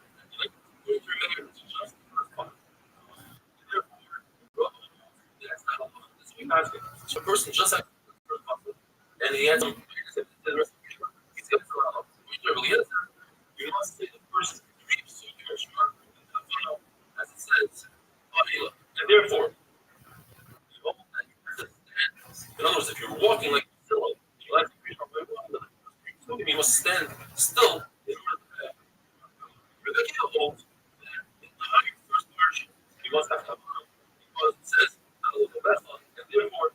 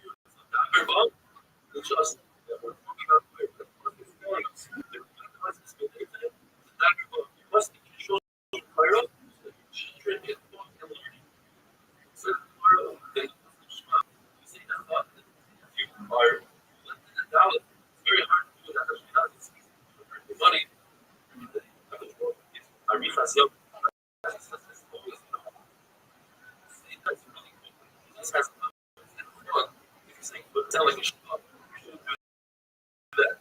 We're here around the table, saying we're a fun, very, very low. Listen, the only thing that was one, Shamaras and the four Rothschilds, the big like Rabbi was 40 people. And I don't try to say creation, he was actually taught from creation. So what you do is you compare out his face with possible Israel. And the Machloek is whether or not later on Rabbi would repeat the entire creation. You know that Rabbi would save it from being a very Sunday and come back to his Israel. Either because he wanted to be Yotze, it's his or he wanted to be master in his tribe in the proper time. Have a wonderful day.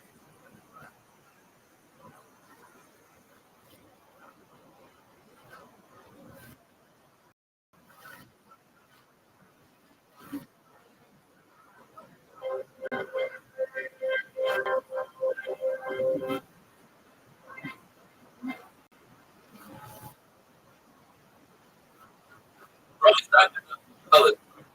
If you or you know somebody else that might be interested in a young share that's the training called Ishmak, we're usually search for our share online on YouTube under training or else landscape. Yourself what video process over 1,000 views per share. We learned in the Mishnah that there are certain situations where that has somebody trying to show this somebody get in. This is Gemara, if you can do that in creation, then certainly you can do that which follows up the Rabbanan in creation. There is still no Kali for saying something. Nevertheless, if you're the creation, now, Mark qualifies that. If you're saying that Kali is you have to say then you can only say over somebody in a problem. And that's your however, if you're saying half a hour, like British, then go to somebody, answer them in the middle of the night. Technically, Rabbi, Rabbi Shabbat, because he was a question of wasn't an issue with food. In fact, in passing an hour days, people understand that you're not going to have to be a meal of Krishna. So we don't have this concept of Shalomation they have covered. Us in regard to tasting food. Tasting food is also what it is. And another kind of things that children will catch talking about. There are a lot of things that are on a fast day. Since you accept the fast, you accept the fast, you will be benefiting from it. And also, if you taste food, you don't have to make a coffee for it. It's also get off. You go to your friend's house and say hello to them before you die.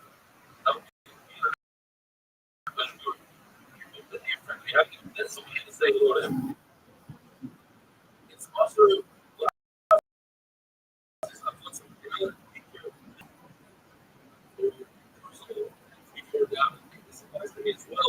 probably harder to look at emails and WhatsApps, etc. before davening. It uses everything they know. As we talk about this powerful, take care of my business after that. Takes care of other business. The Lord says that if somebody sleeps, 7 days without having to read, he's considered wicked. For the same reason we learned that there are so many satiates so full of Torah that they will getting destroys during that day. Rabbi looks at the Mishnah. What's considered in our program? Because my point is between the Shema, MS, and the Figatza. Is that considered between the Torah? It says that's not, you're not going to stop there. Why? Because even the Pasuk Hashem will create MS. It's one continuation. But my point is, one of the verses says that the Shema Hashem will create MS. Does he operate in the one? MS, again, you must repeat it again. With Rabbi, you don't repeat it. Or it's a very interesting notion. Rabbi heard someone say something like MS. MS, he answered that. He said, MS, MS, it's got Rabbi on the very end. You the wrong thing. There's a lot of it. Once you start, that is by my route. If you start, you must finish. According to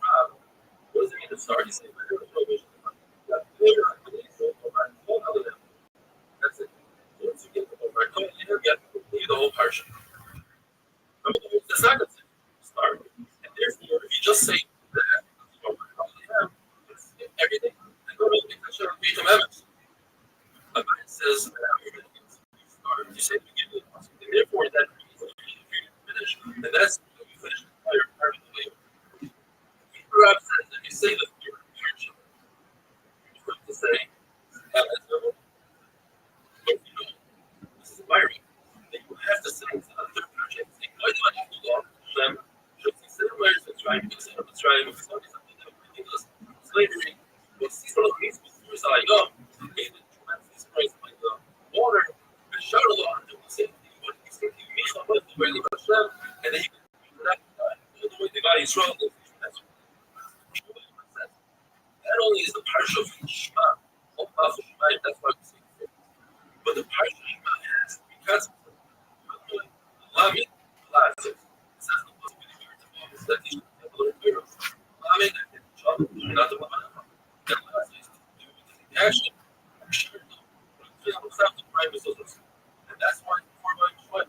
From where only has not that the last is again, Christian, who's after.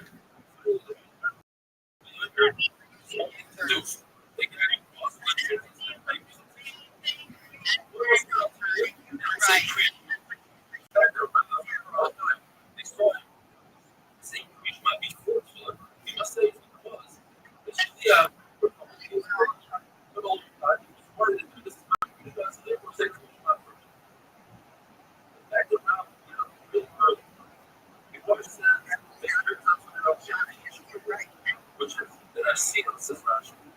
And they only have the words. That they preach. You don't even say this whole writer. That's because the reason why the Torah before creation was because of the time of creation. Bring the story for a different reason. Let's say that we had about 4 years.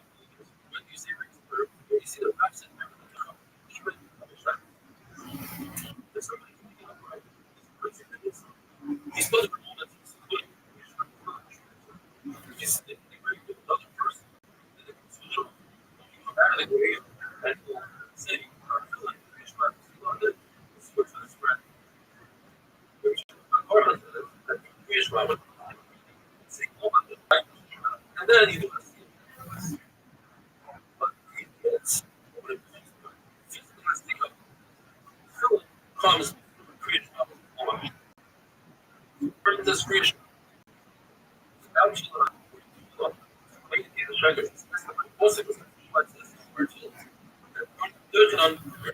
The mitzvah, that's not the mitzvah. That's what's meant to be. Also, as if somebody running by law with bringing them associated with the word law, something other people say.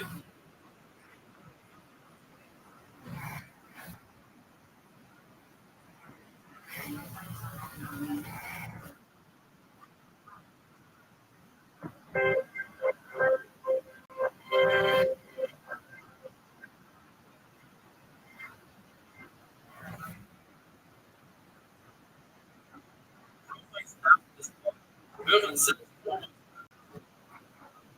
is a bold clarity.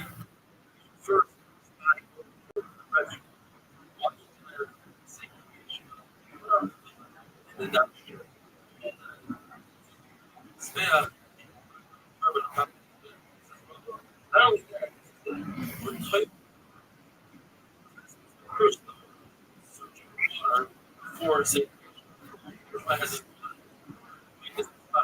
that's another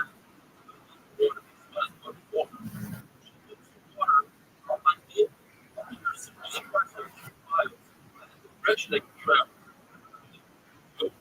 First, there's one. Person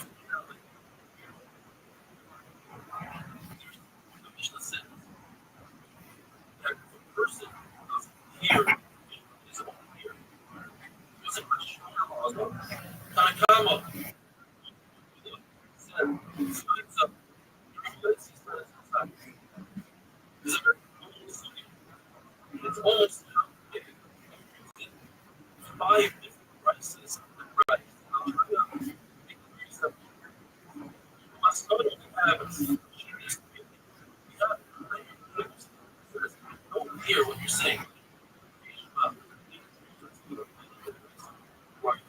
מלכתחילה. Start initially saying it, hearing it in your ear.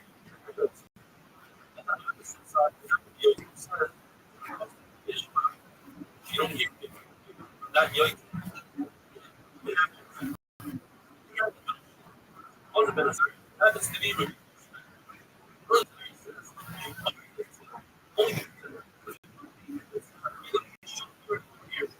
these three. You have that's the right side. Was in your ear.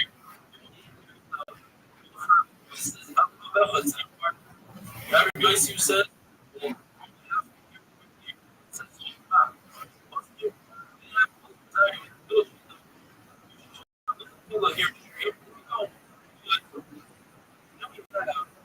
Christ, the person who's deaf. One Bryce that will be going according to Elizabeth Azariah. You are trying to say that perhaps he says.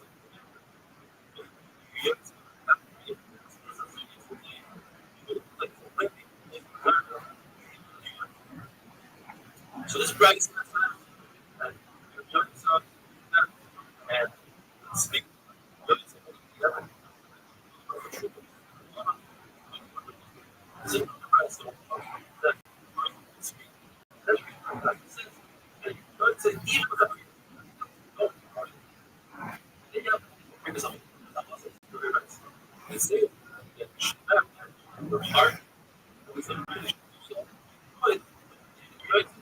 And that will be and final.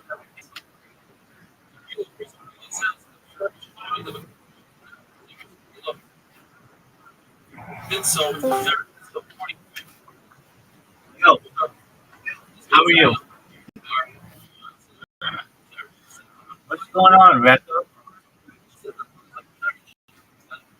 Rector, what did you find out about me? Rector, can you hear me? Rector, you know English? Go first. Oh.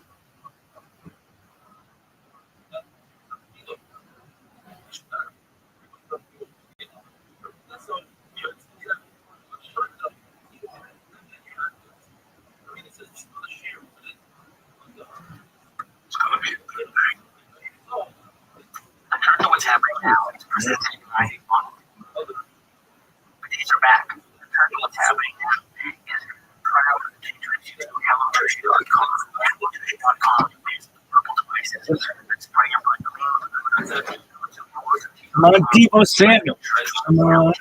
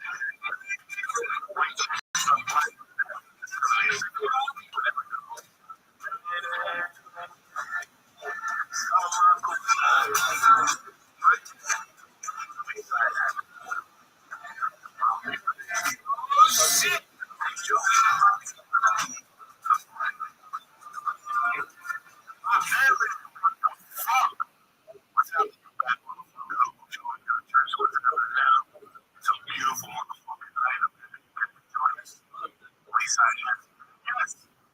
My brother, Mr. Rabbi, motherfuckers around me, man.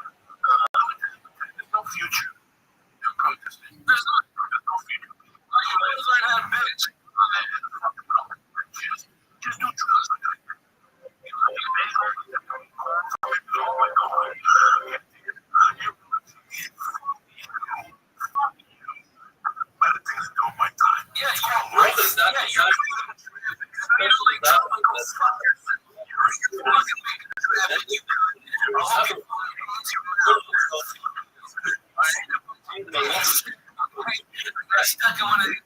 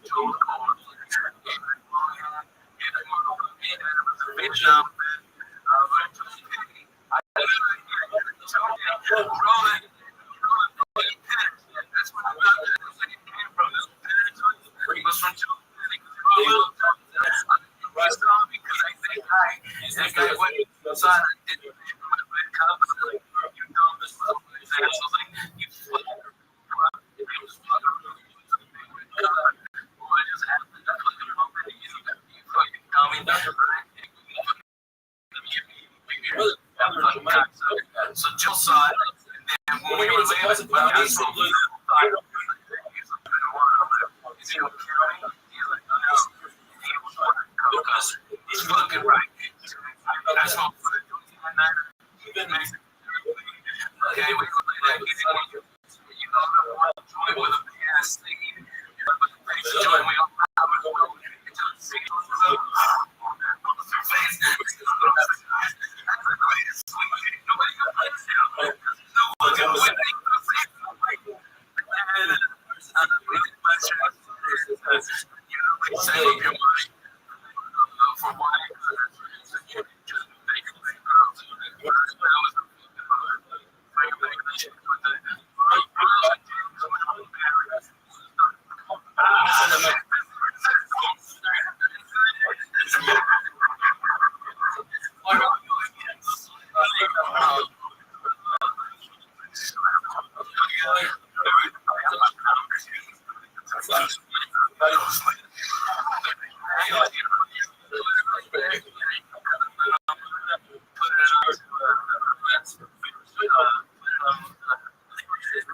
don't have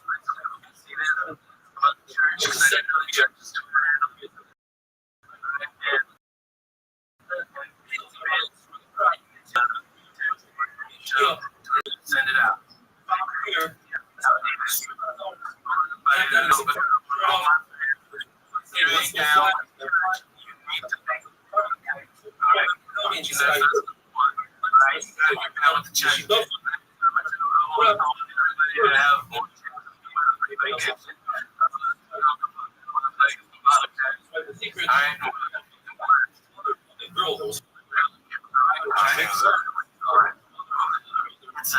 I know that you're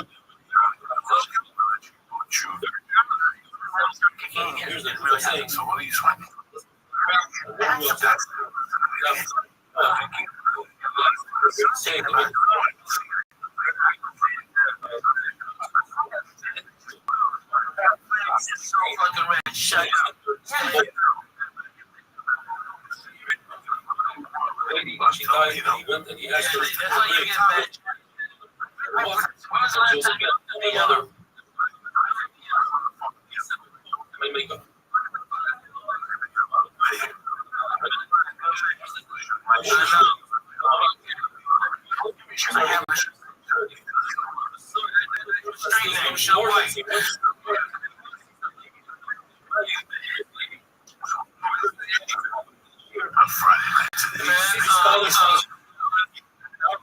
Pick up the first one.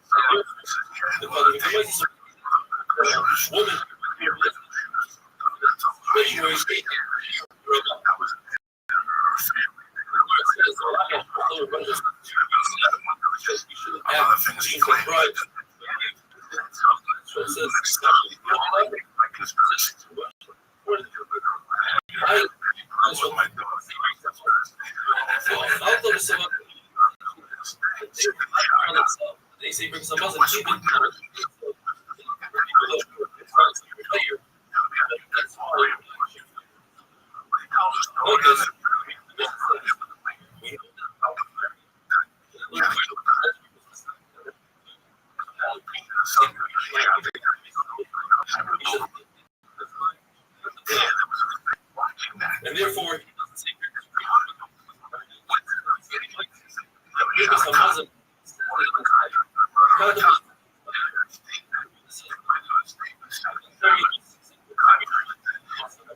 he says,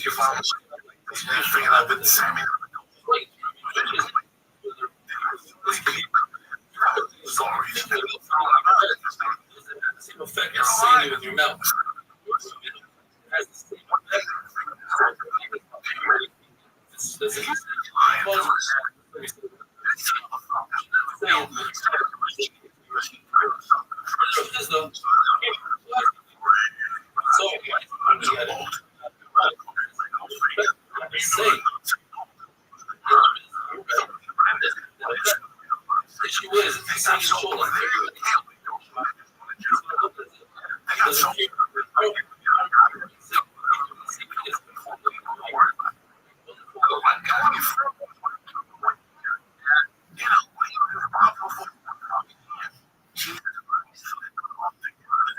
Because of that, we all neo-Nazis and under the fucking jail. About Kerry, right?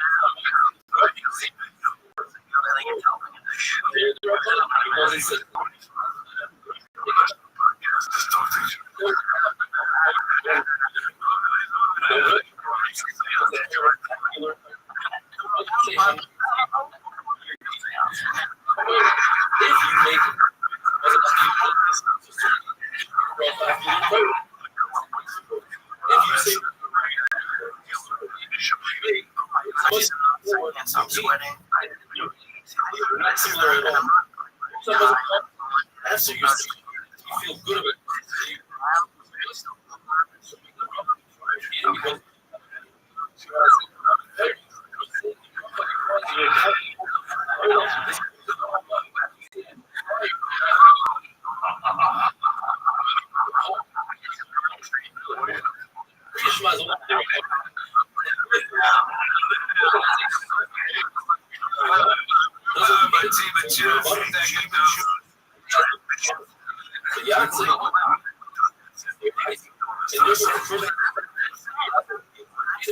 What does he do with the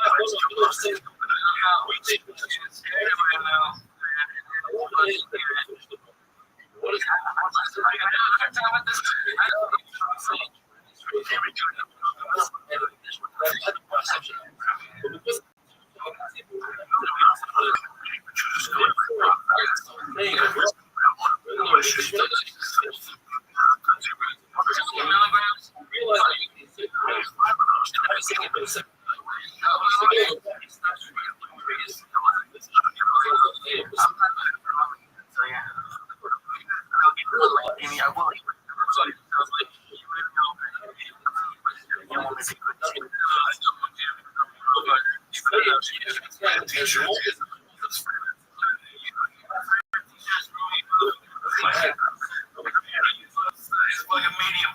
I wipe my titty.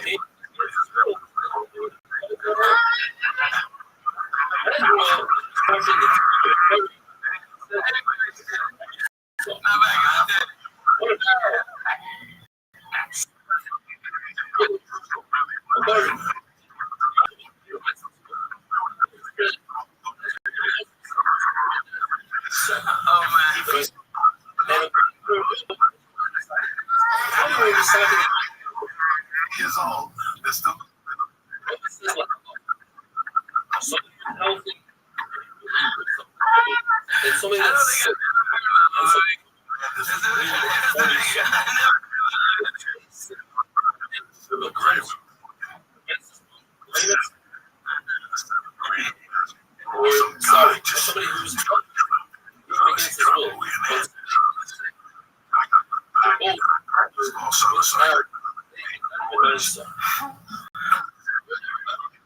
Yeah, well, always Johnny McBride. How deep we are. 7 fucking It's and then I know, like we mentioned before, the bad the dimensional word.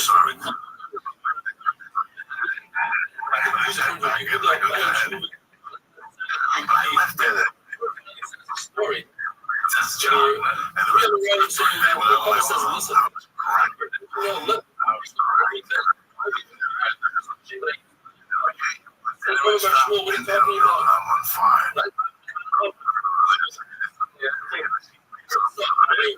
I see everything that's done. It's 7 o'clock.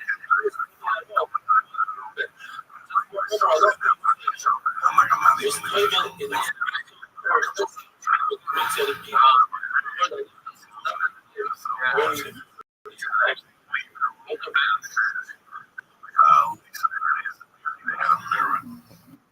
right in front of the phone. Hello. And they're like,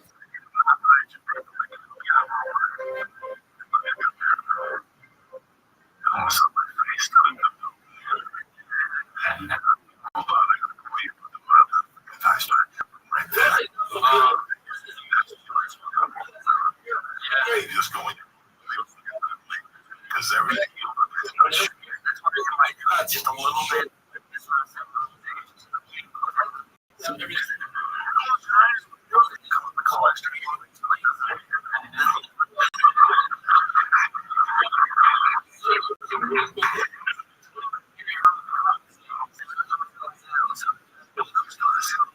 I just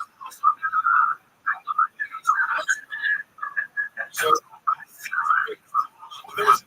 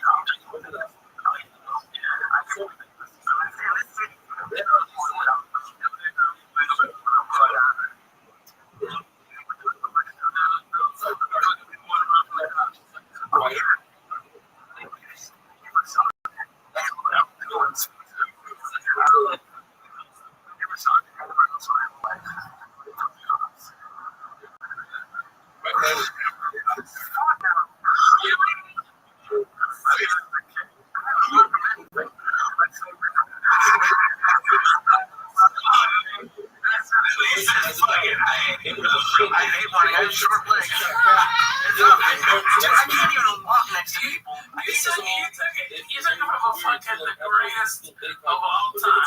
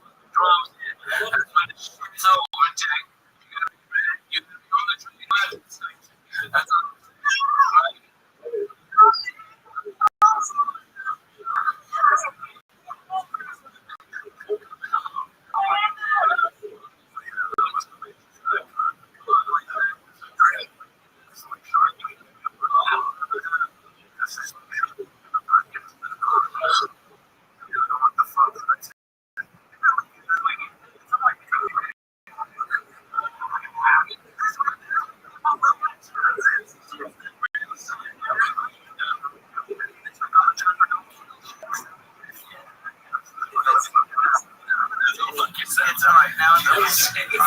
Now we have to.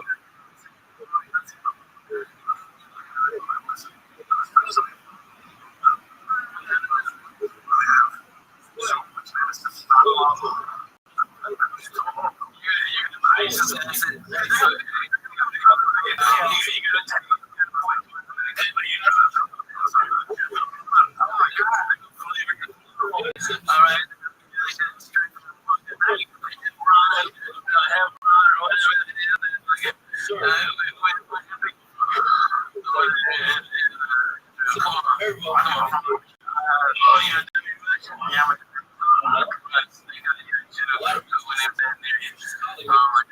ain't never gambling with you, like, it didn't work out for fucking Denzel, it ain't gonna work out for me. You know what I'm saying?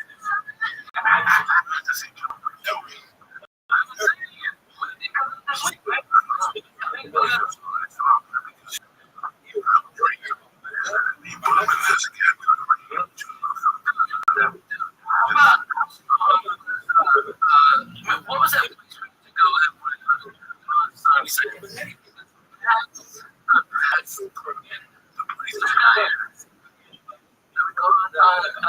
go down the strip.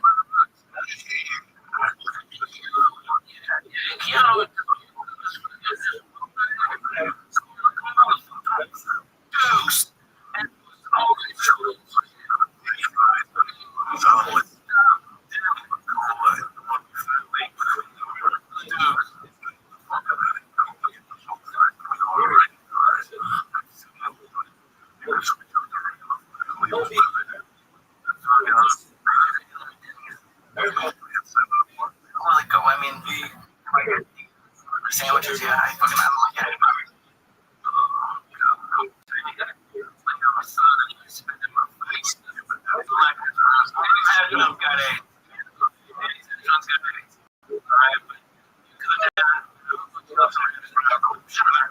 I'll bring it.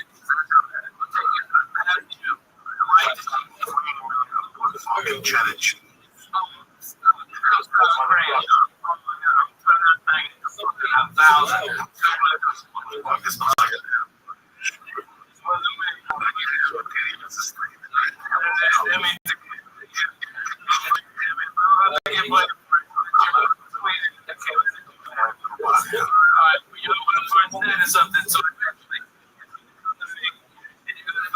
like you did it faster when you payback. How was your birthday? How was your birthday? How was your birthday? Give a shit. Come and see it. Okay. We're fucking 99. We fucking payback. And because we enjoy both motherfuckers. My sidekicks and the lady just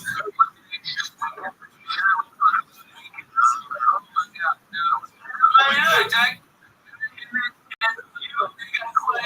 And truth is, you fucking let out.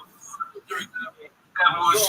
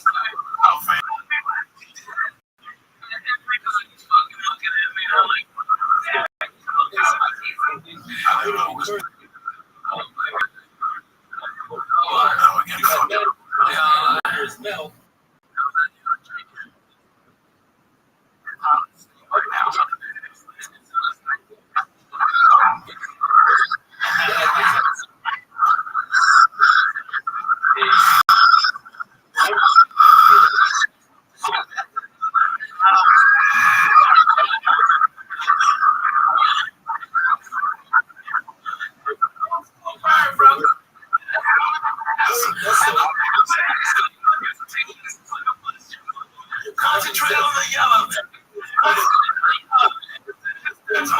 Last 20 minutes.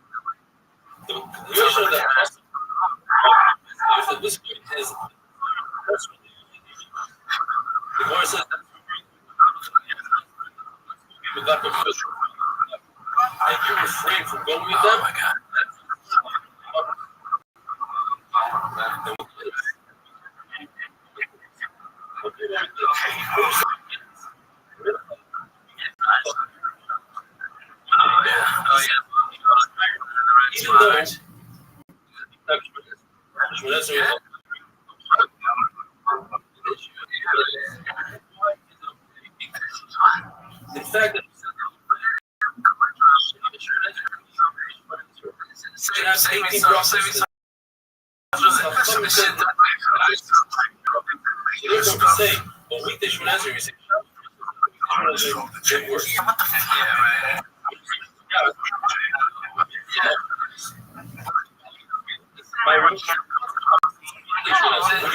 that is interesting.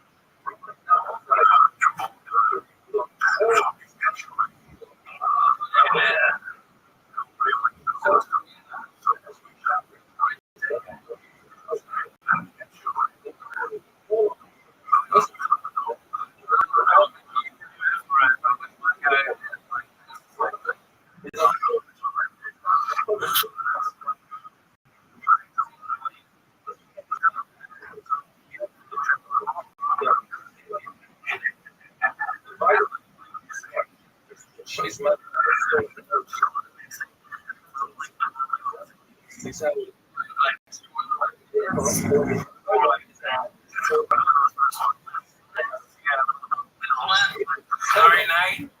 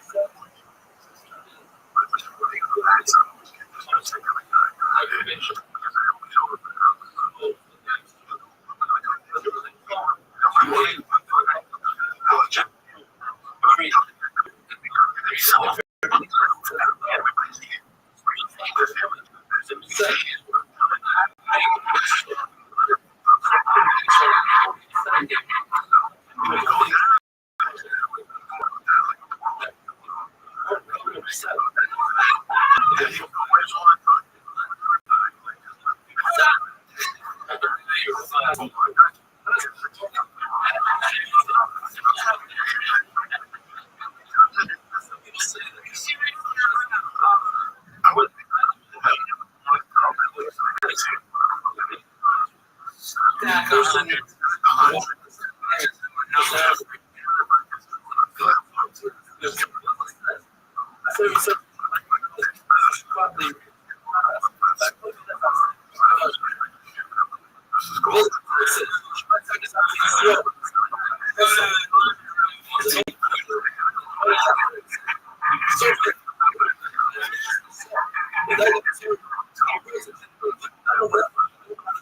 Oh my God.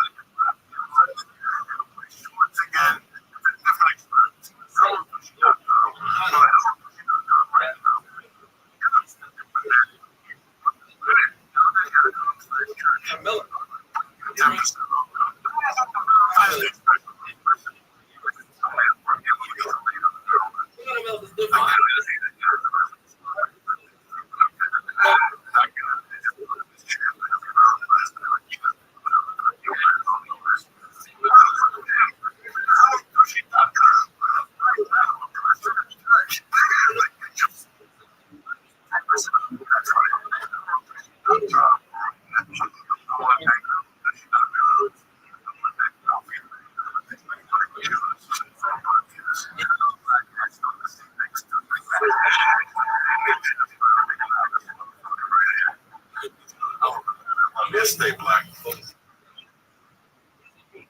Anytime you are joyful, have less fear. Also, prevents the white. Says the cause for all the fear. I'm very feeling check.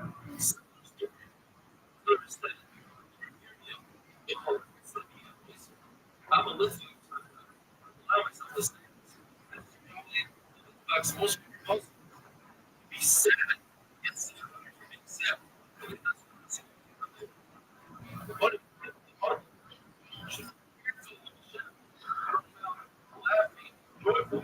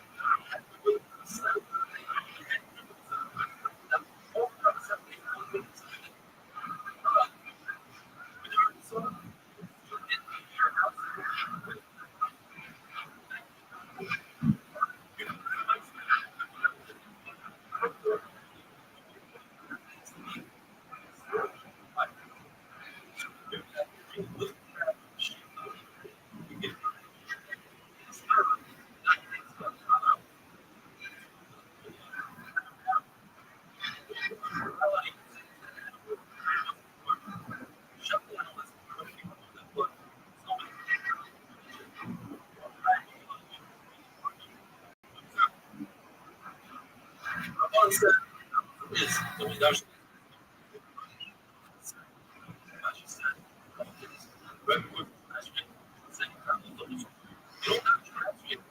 That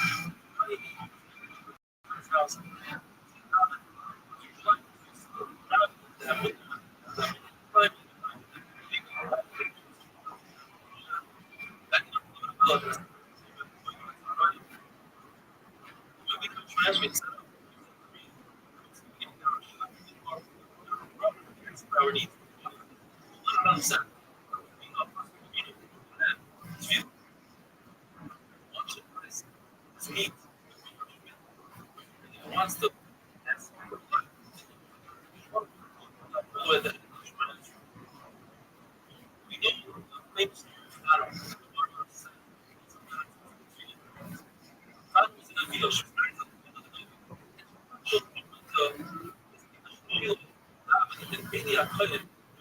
This podcast is brought to you by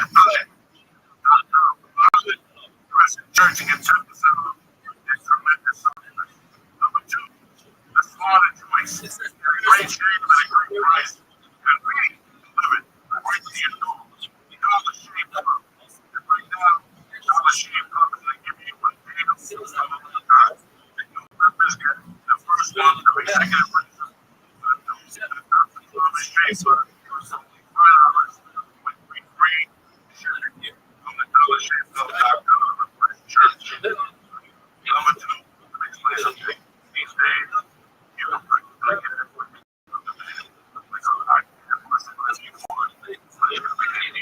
So why not still dealing with them without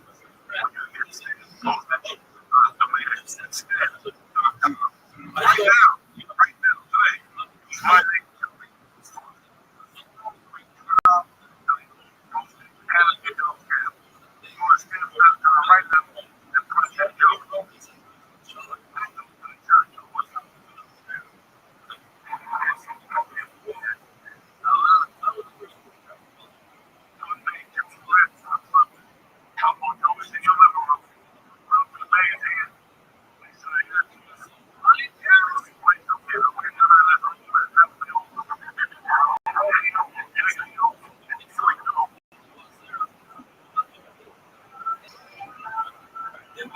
have a child. First of all, you have a child.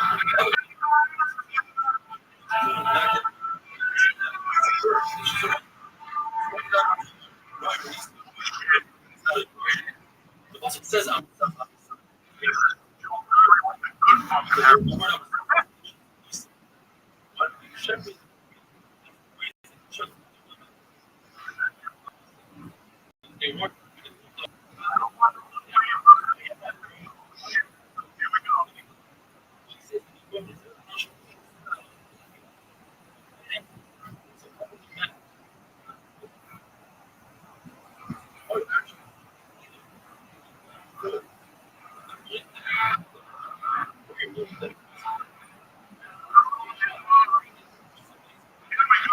more than shot is that she passed it.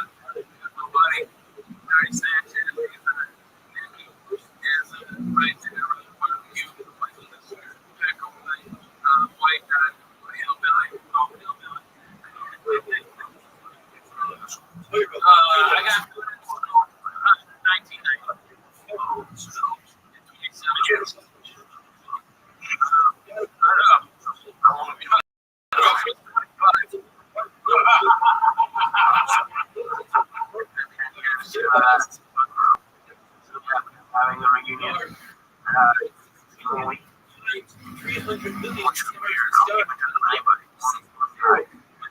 Where you from? Okay. Sudbury. Oh yeah.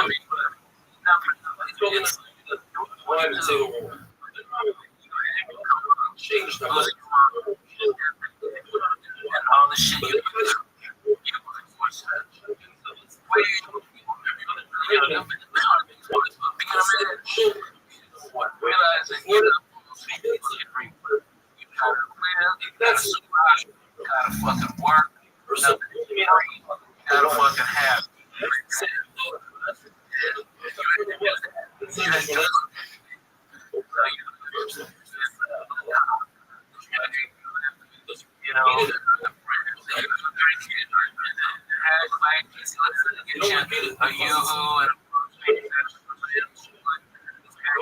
you know, and she doing a little right. You were raised by a lot of people because your roots. You know where you are and survive. And you weren't given a choice. Today, they ride bikes and kids go to school. $100,000 and they got a liberal. That was not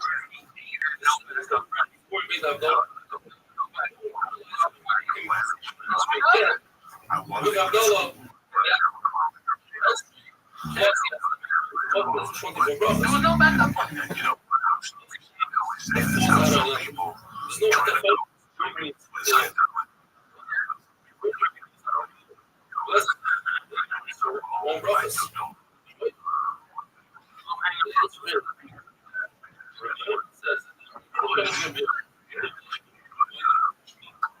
Everybody agrees. Yeah. We're the lotion of matter. That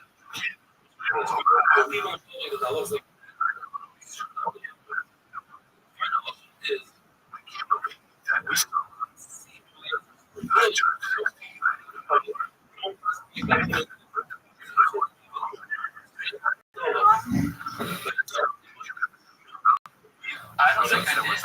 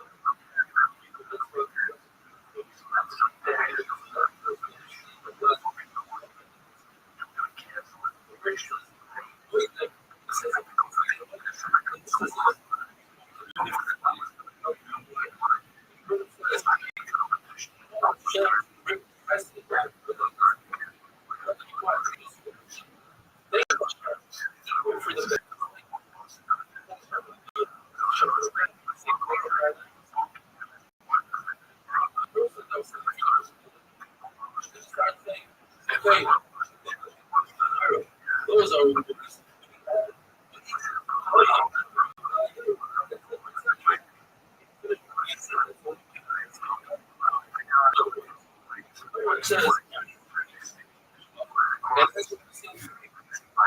and that's what I say.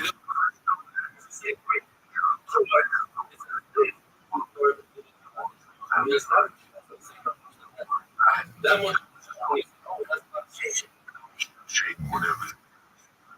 Everything's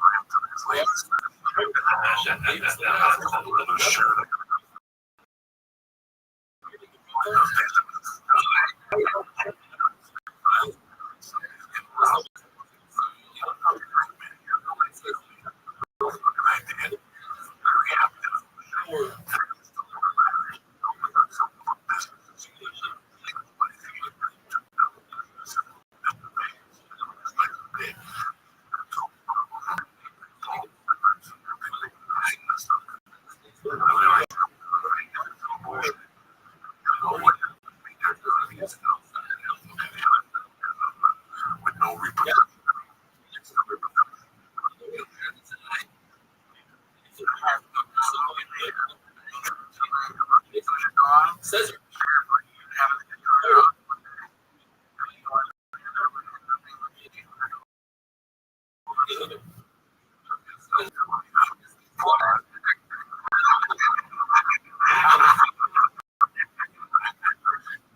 therefore,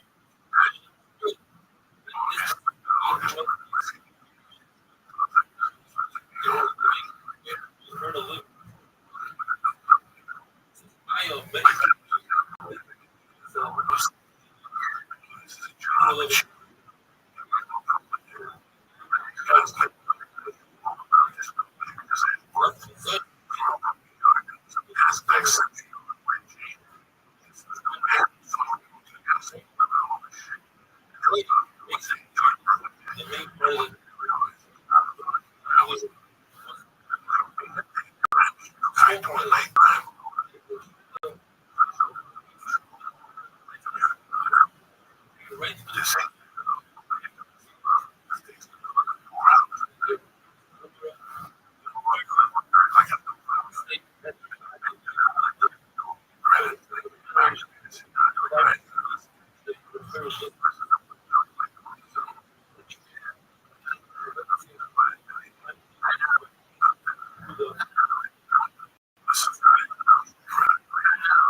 It's like I have to be able to. That's a lot of those big Especially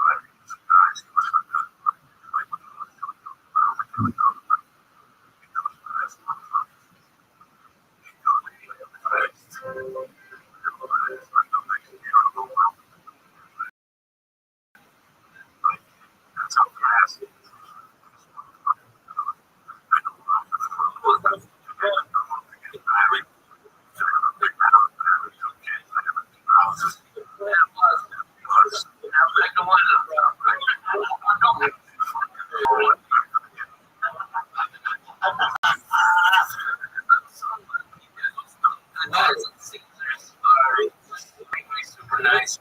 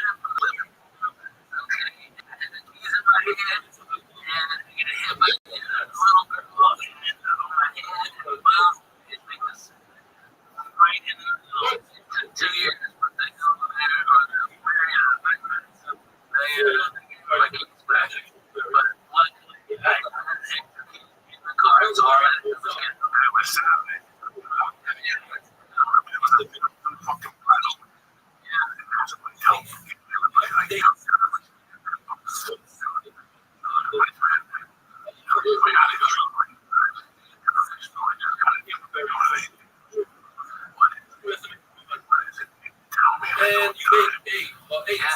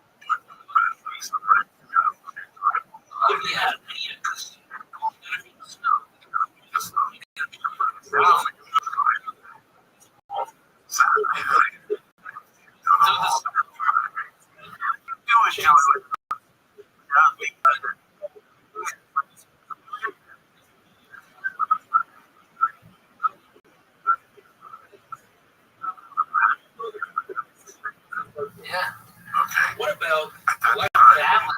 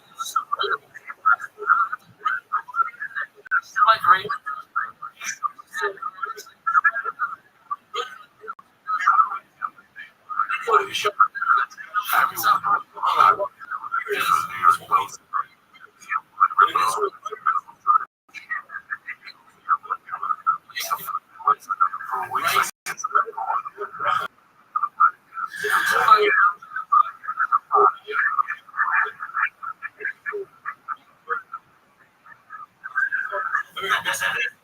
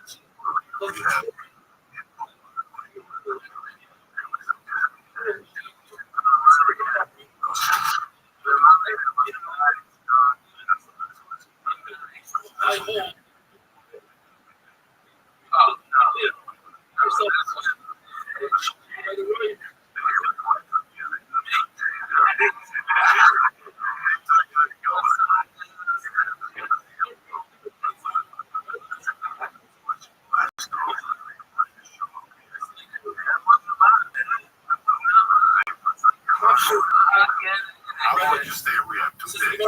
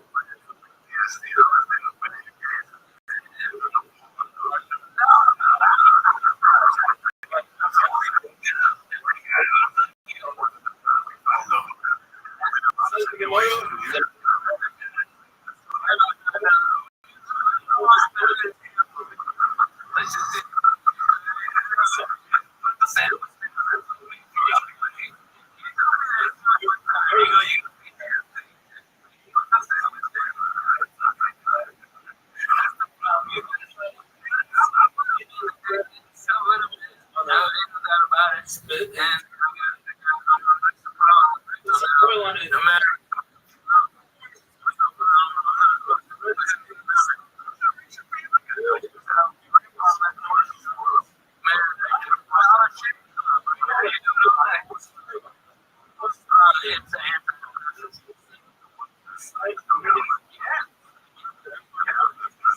No. The lament just twice what they used to be. Okay? It makes your fucking semen out twice as much. Alright? Which makes your legs get a little sore. So I gotta fucking drop a batch. Okay? But then it's like more fully on this. It's like a fucking soft or a little thing. And I'm against the wall. It's like, I mean, with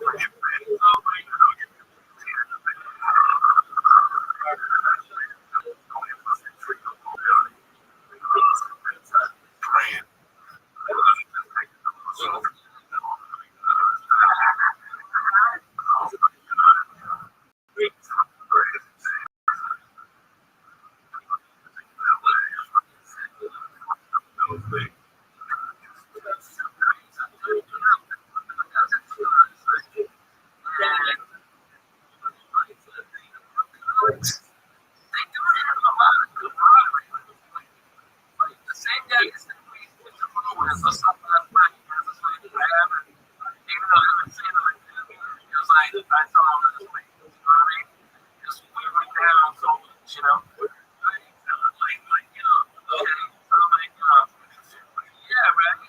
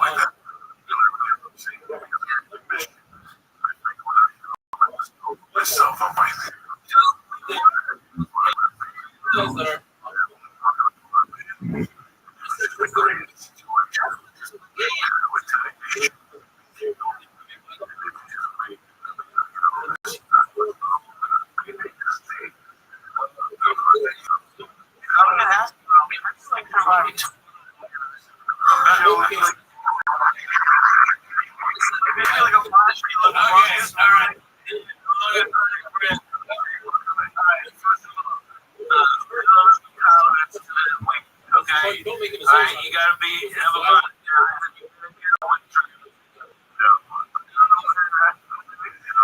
You're gonna get away from the same cocoa you want. Yeah, so you get the buzz every once in a while. You never fucking ride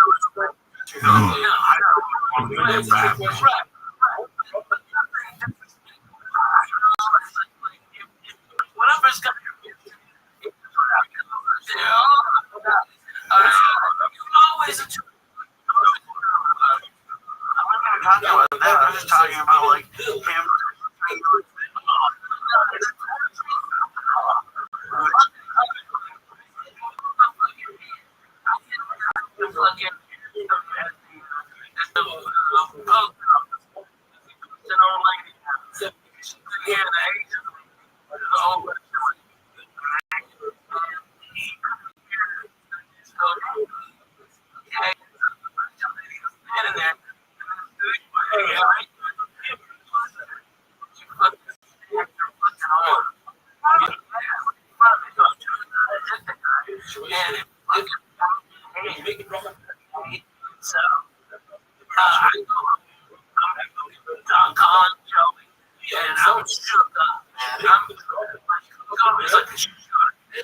Smells blood in the water. If you're upset about something, that's what he's going for.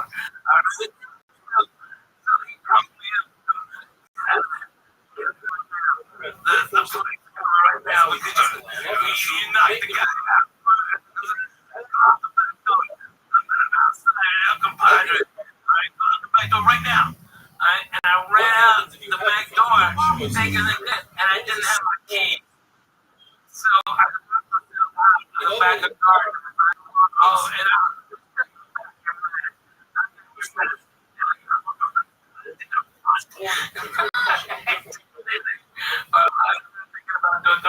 John Wall's house.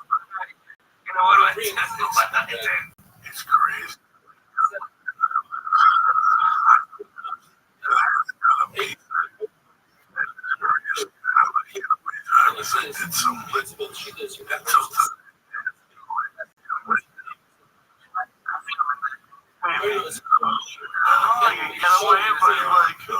I'm fast leaving. You have no idea.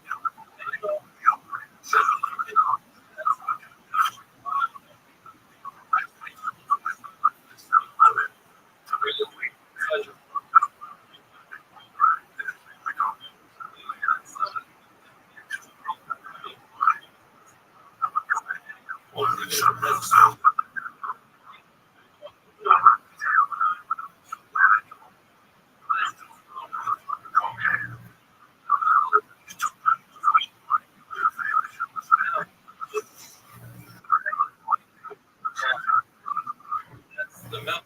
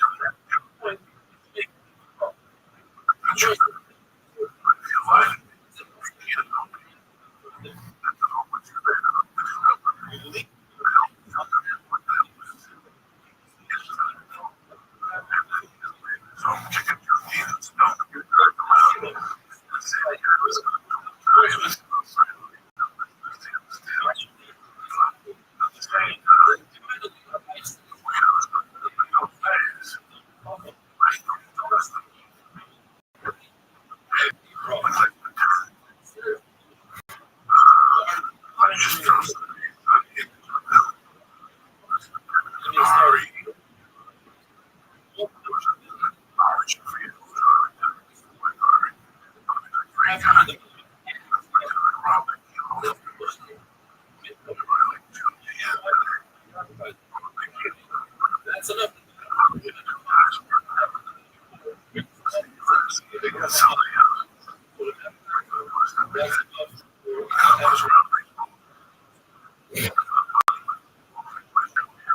Where's that?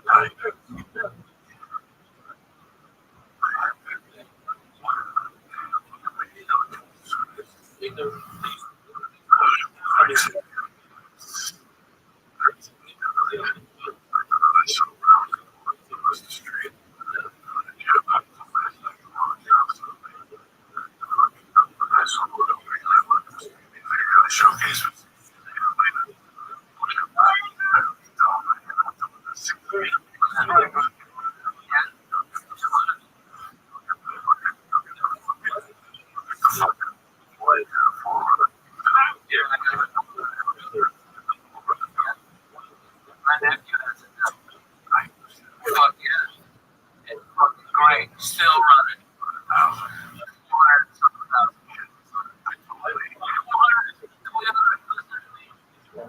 I was a comedian in 1996.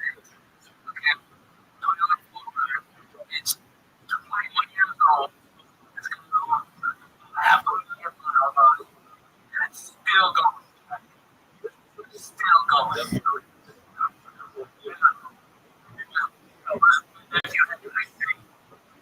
Because I did so much of it. The world can shine it so much. But I had it in a story. It's like that.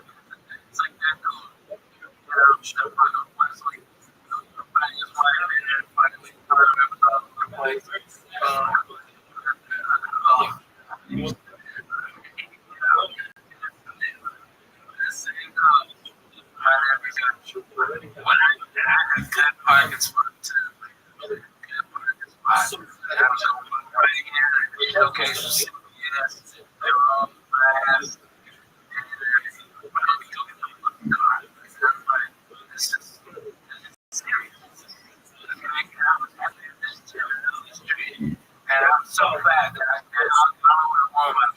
So I'm always trying to like everybody thought I was trying to find the rest of the fit. I ended up when I got I don't make that.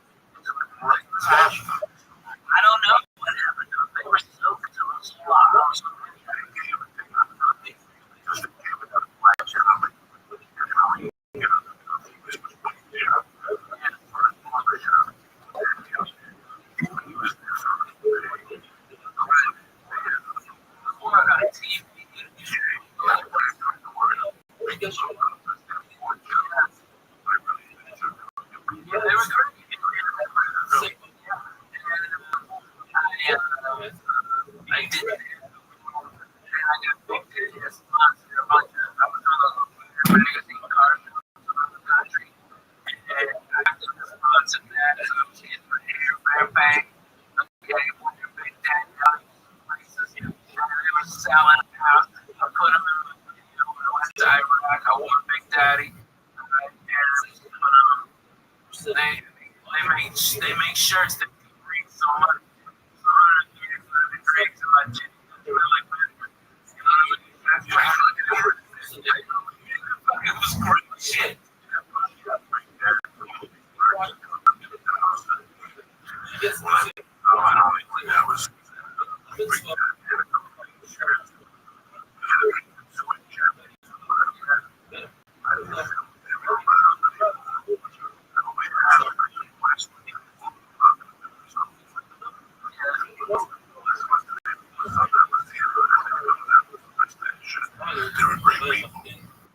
Nice.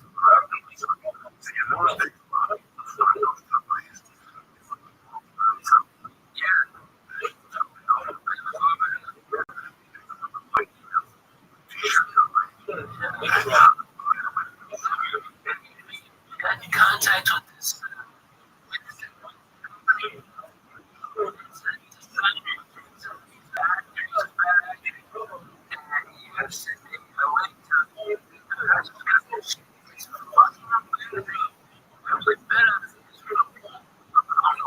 Jumped into it. The flavor is so great. It's like I can't find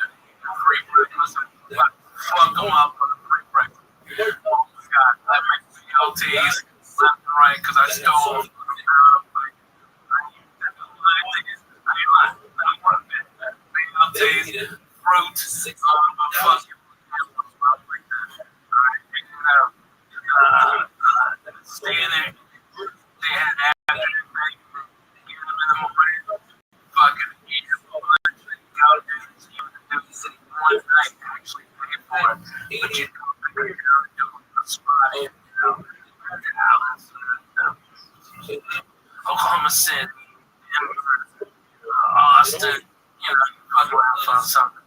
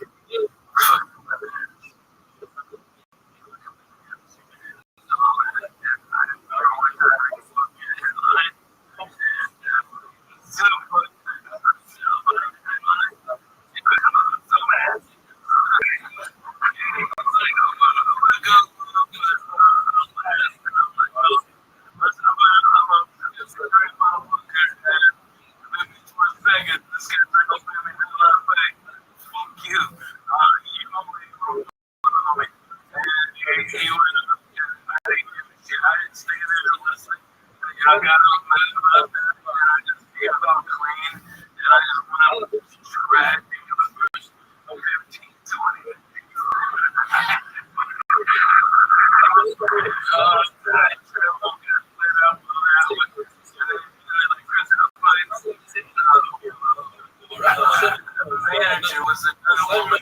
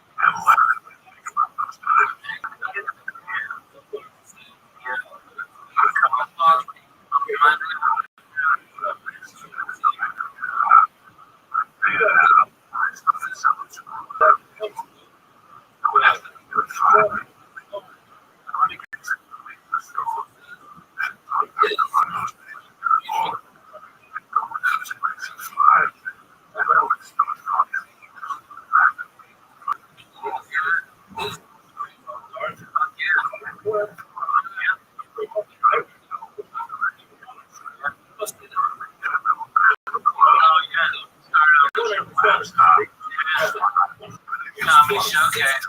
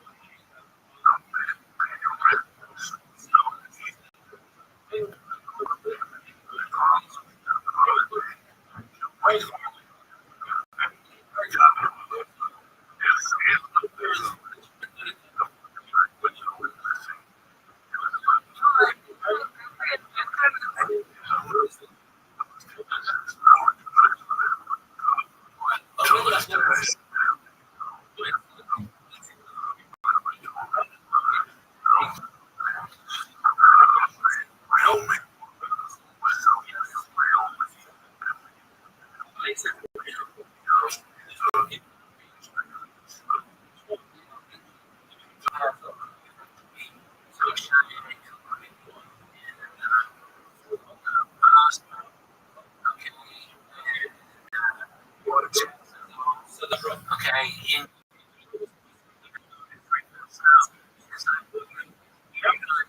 twice as much time, and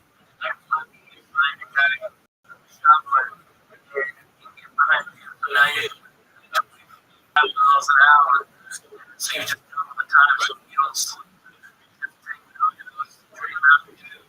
And you get a Gatorade, and the Gatorade bottle is gone.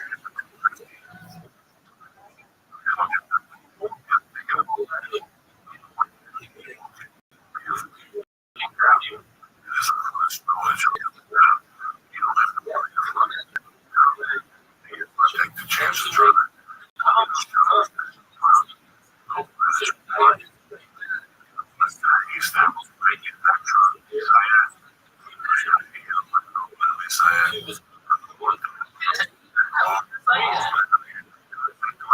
Yeah,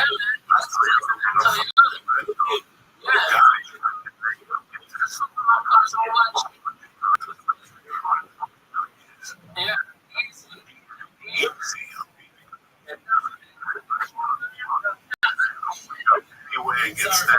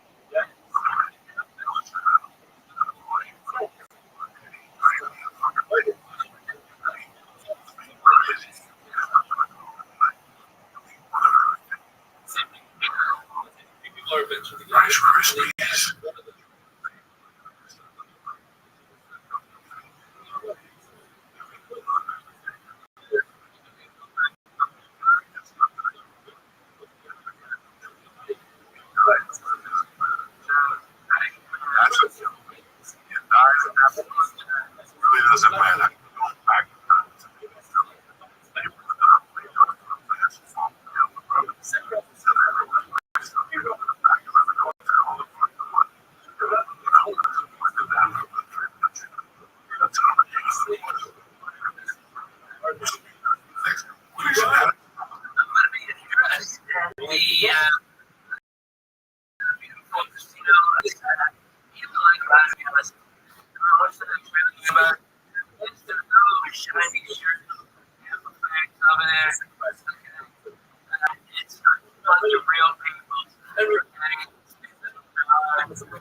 Blackjack, you can have a good time, drink pretty good booze, make a great restaurants, room Chris steak.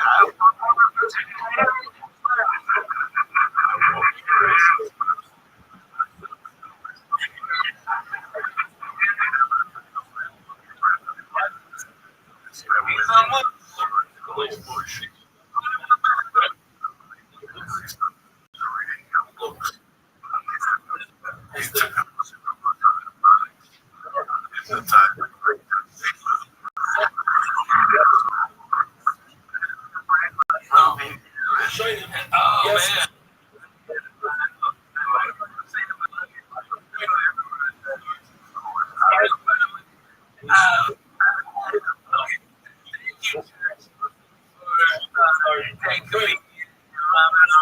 Hope you guys find my shows. And after the show, I'm downstairs and having a Budweiser party. Maybe somebody puts a lot of better food on.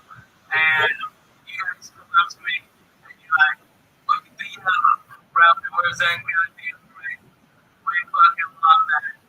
And because of this, I've got tons of beer. And they're coming in. They love me. And I just think that I am very humble. The fucking church is for real, too.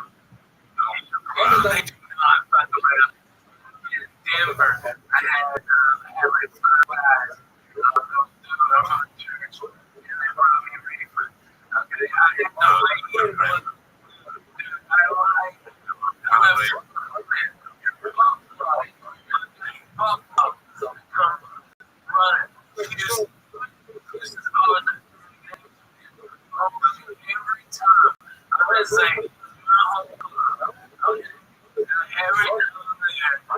Every time, 20 or 30 guys are like, man, we love you, and it's just like, so cool. It's like another thing that we had to hit. It's like just going out. You know what I mean? I'm just trying to put that together. Just bring those together. I think you might be I've seen it.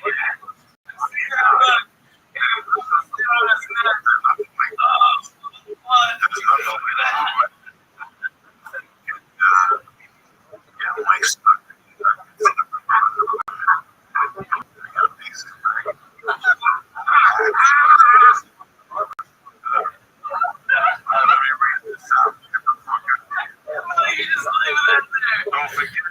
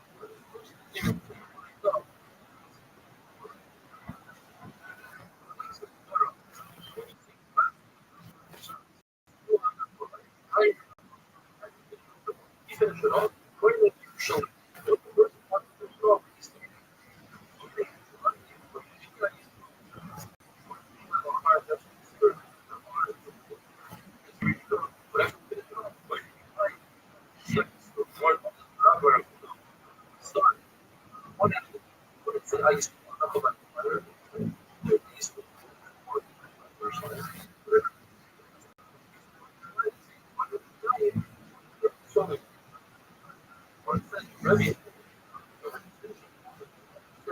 never talked about it. Was it? It's just I was I want her.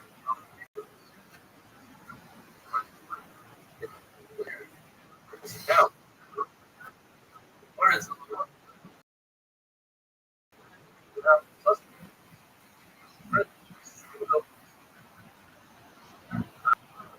Over there, it's not strong. Right? Right?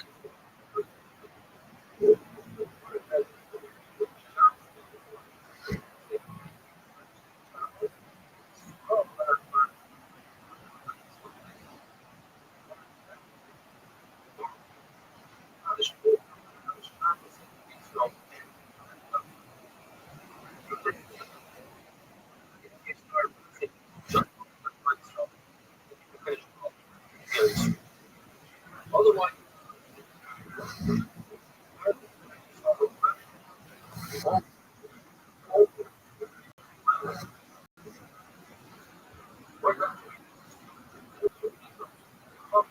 teach us something more.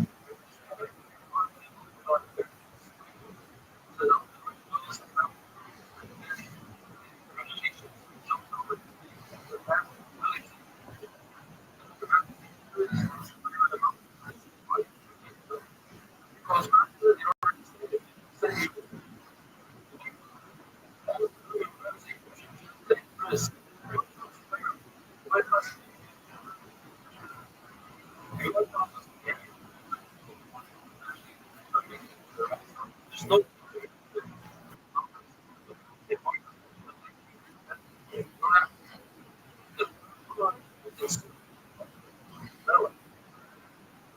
zero. You might as well.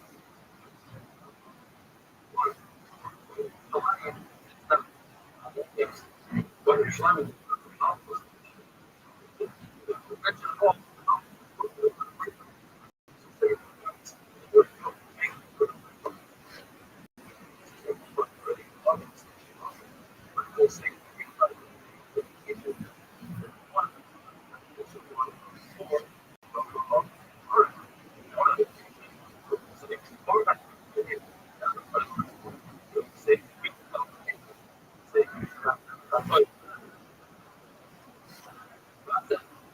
Person forgets.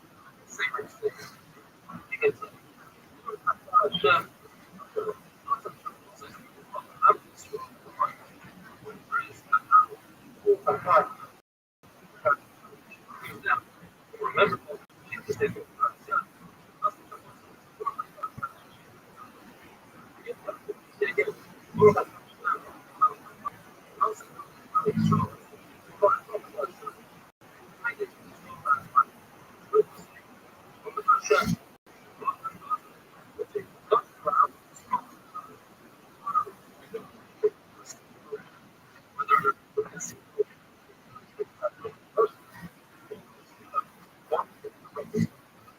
he was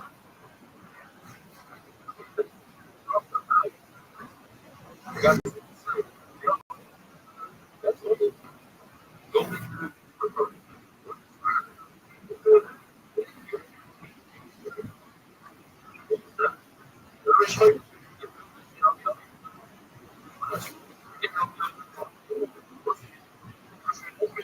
bus station.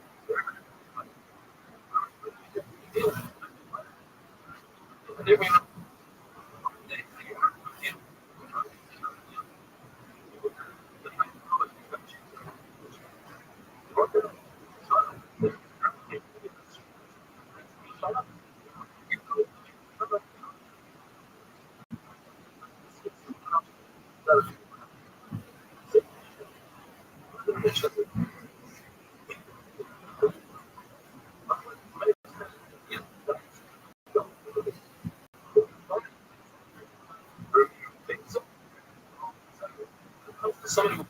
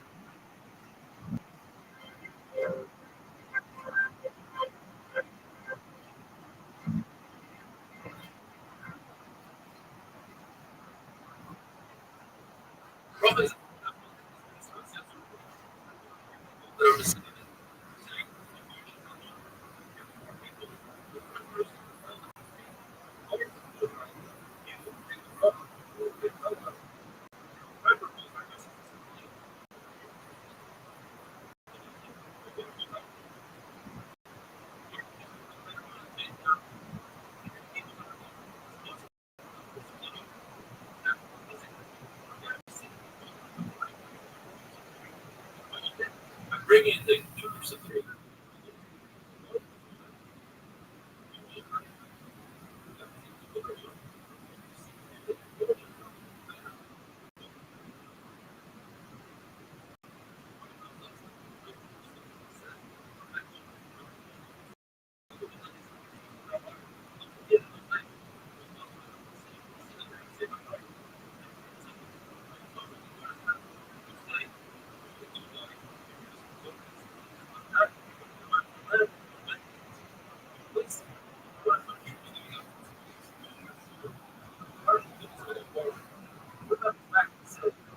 also you know that's that that's because you order it's a lot. That's for the minimum.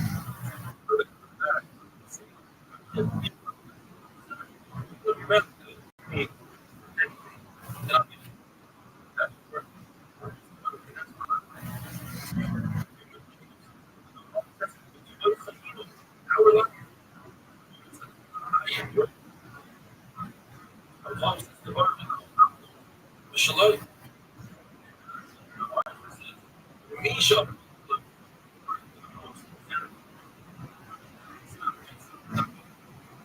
Also,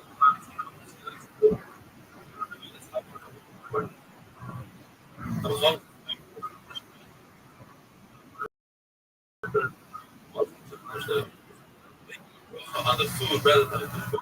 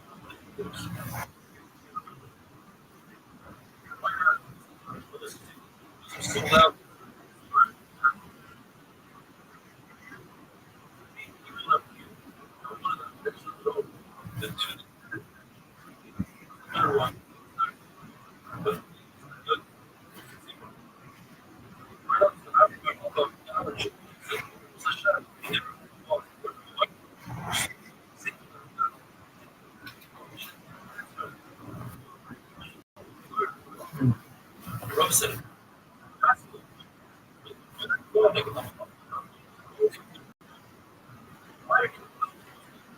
When I love everybody,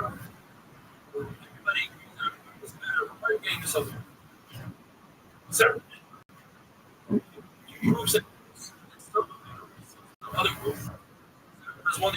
That's how they do that.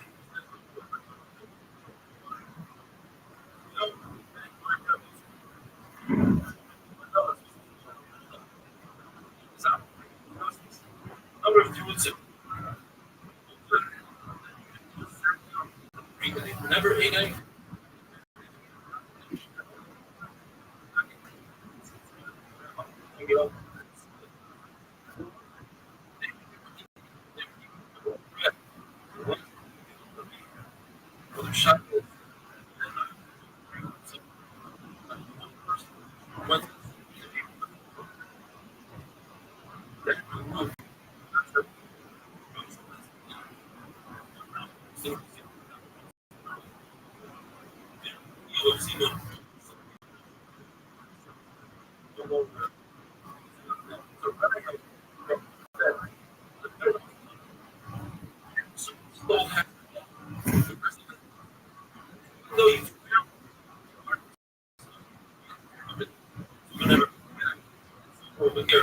Once the visual zero for you makes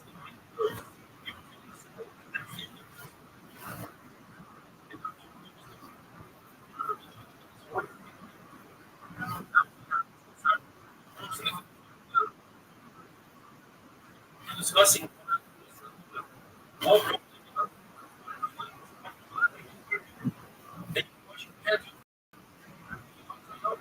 regardless of the what is respect should make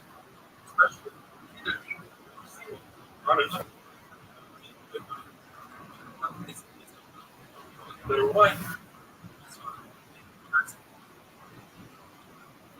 We're allowed to step program.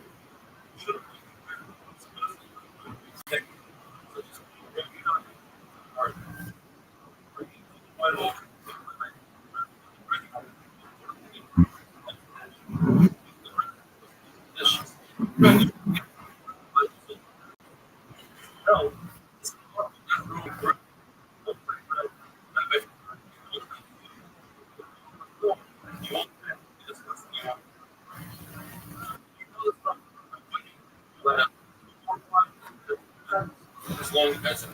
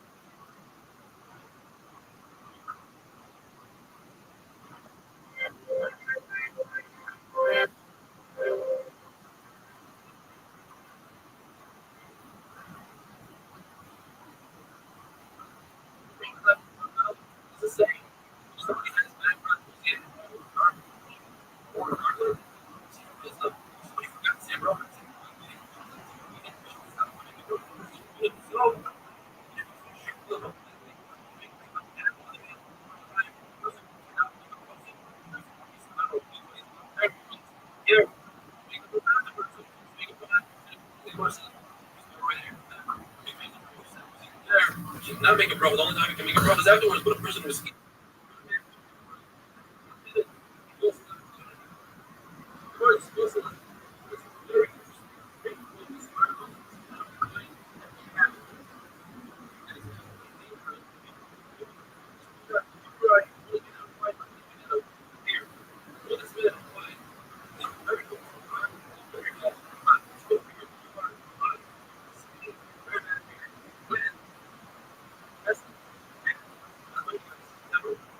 if the one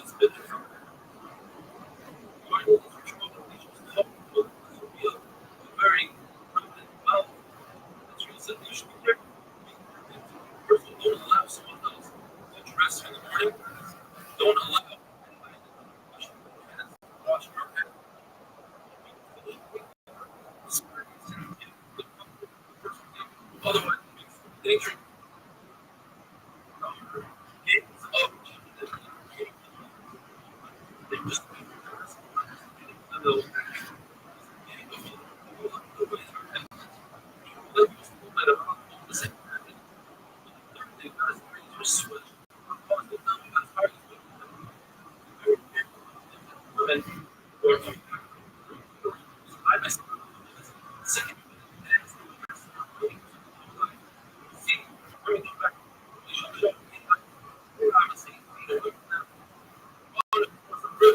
you have to do to get out of it. If you can,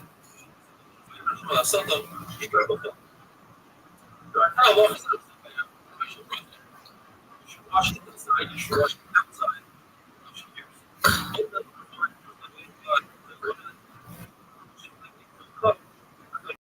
have enough.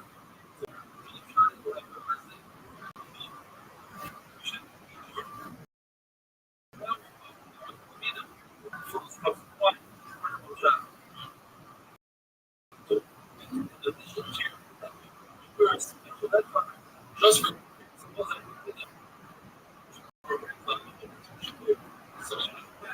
or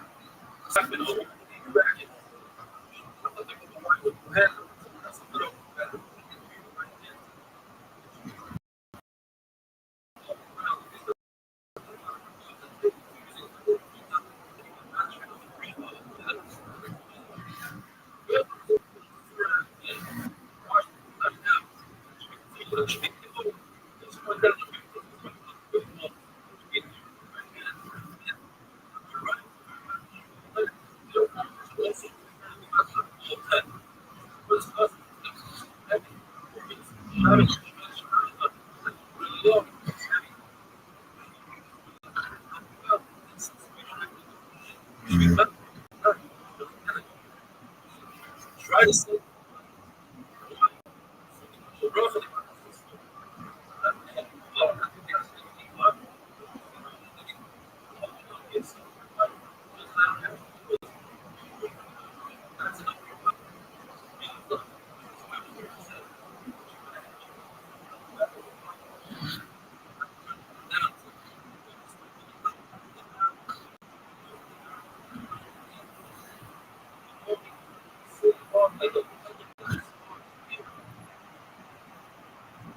Another 12 off, as the Gemara says.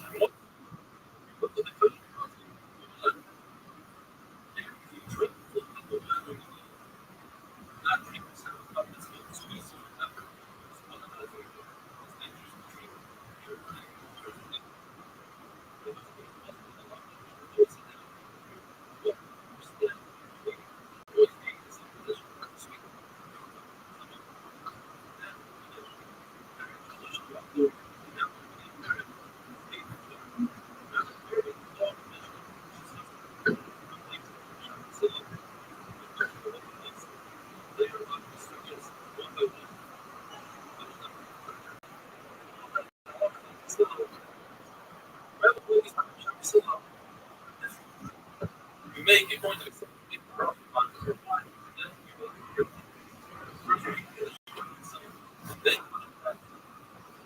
your hands on your not on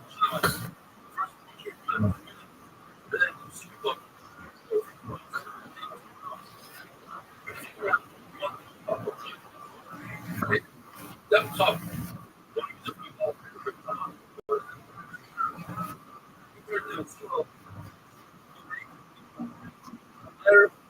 Handle something them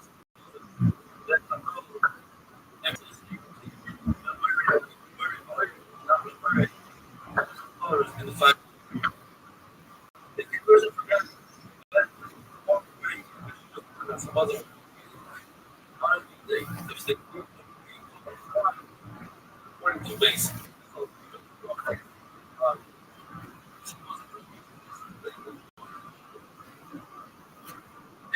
the Mishnah said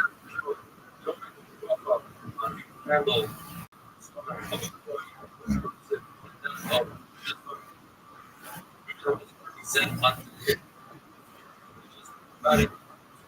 exactly shear it. He's referring to the letter.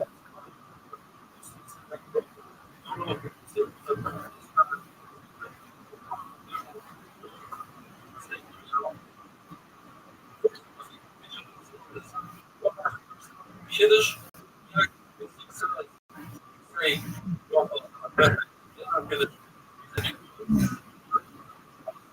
that wine in challah. Wine is other. Kiddush.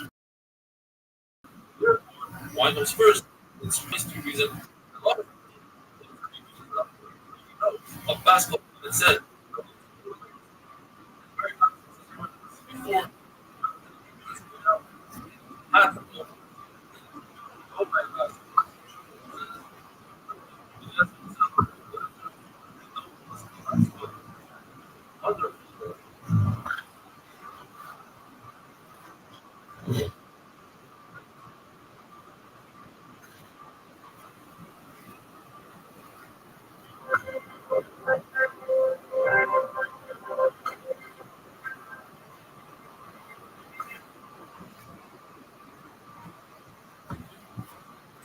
Rothschild not base.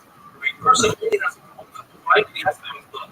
And he wants to eat the meal of Lucy, he wants to eat the so the Gemara that he could eat the meal before I broke. He used the one cup of wine for meal breakfast. It wasn't kind of what is the order? Since the Gemara, when he does this, he first does breakfast. Then he does there, then he does summon, and finally he does half double.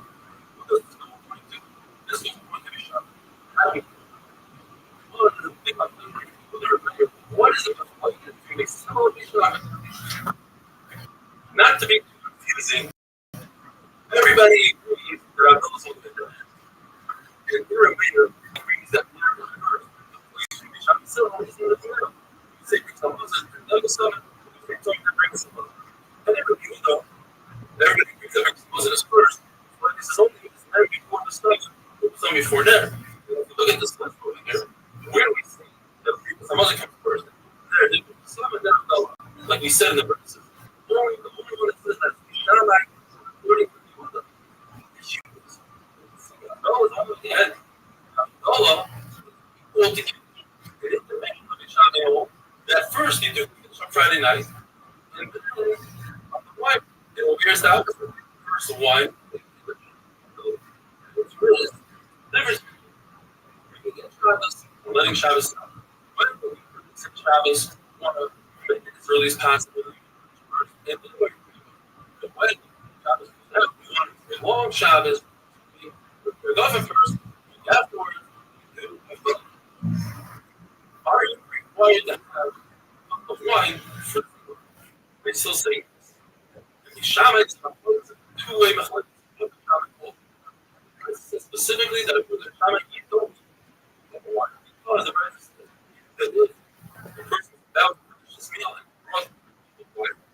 he should make the bracha a couple of times before he touches. He said that for the Shabbos, but the Mishnah is not it's possible that he actually keeps the cup of wine. But it's the Mishnah makes a bracha. It's possible that he just tastes it a little bit, he put it in the we fill the cup, and therefore now we're going to go into a sugya of very interesting sugya. Force. With a person that touches the force, once the touches a region, touches it on the food, becomes a shading. Unless usually you go down one glass of every time. When it comes to liquid, take water. The person who's just that liquid comes to completion. And it has the power only the right water. If you can turn something else, that is shake. Therefore, wash your hands on this today, and then pour the cup of wine. When you pour the cup of wine, wash your hands. The Shammai were concerned that the cup would become the Shammai rule that you're not allowed to use a cup that the outside is coming outside. But concerned that if your hands okay, the cup. Your hands have liquid. Your hand touches that wine will return which has the power to the cup. But still say you're allowed to use it outside. My concern is that it doesn't make sense. You're not letting people come here. That's why we watch the deals tonight. So if it comes to plumbing, you have to moisturizer. So that moisture by plumbing the cup will become a shirt. And that shirt will make your hands shoot. That's a problem. Now, when I can store it,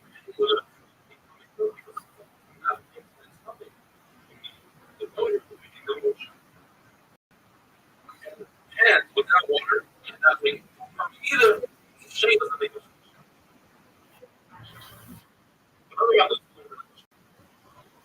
when you put your hands on the table, when you put it into your house, according to this law, people is shake, and push shake.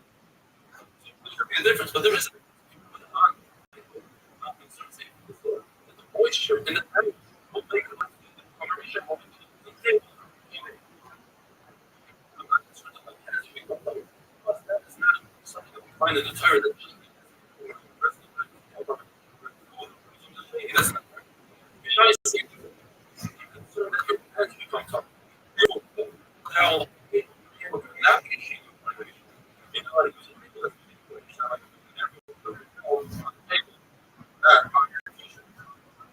Another thing you can finish up is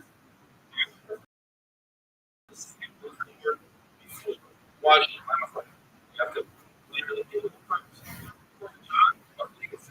Are you letting it shower?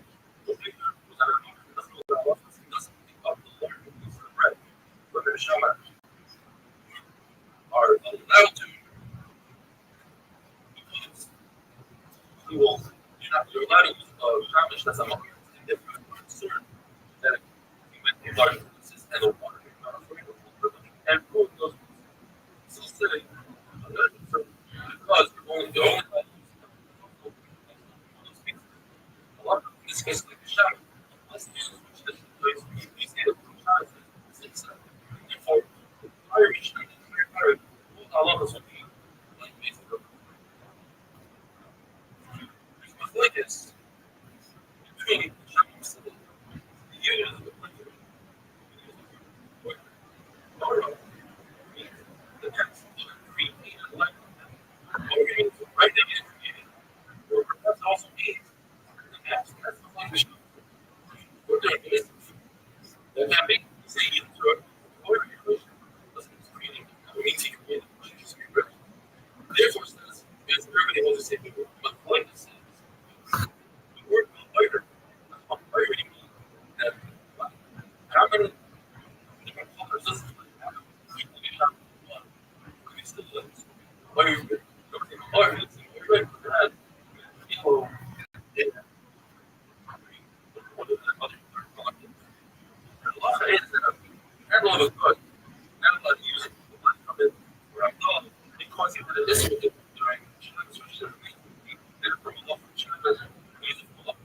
Some guy get some sort of art.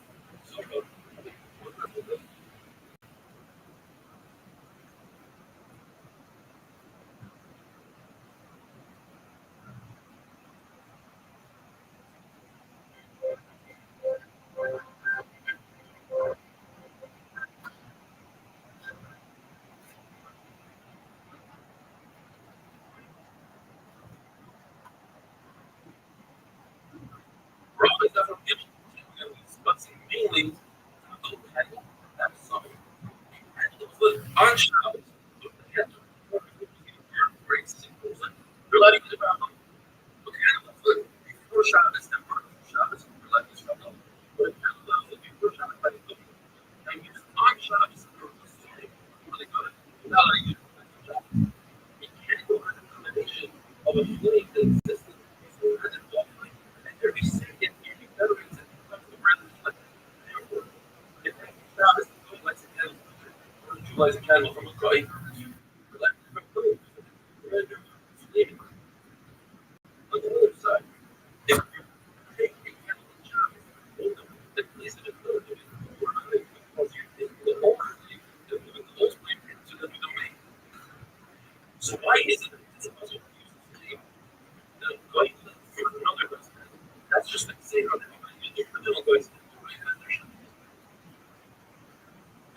concept that the flame is made for light and for any purposes, heat and cold.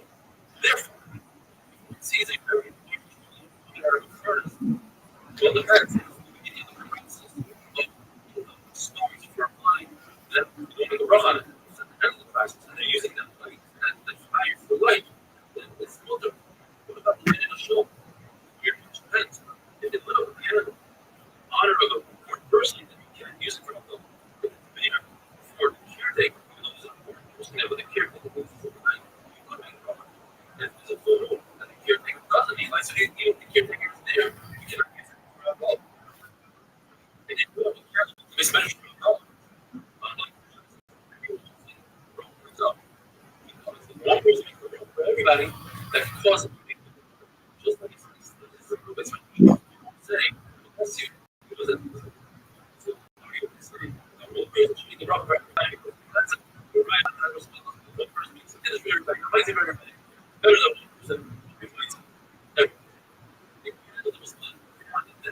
Depends.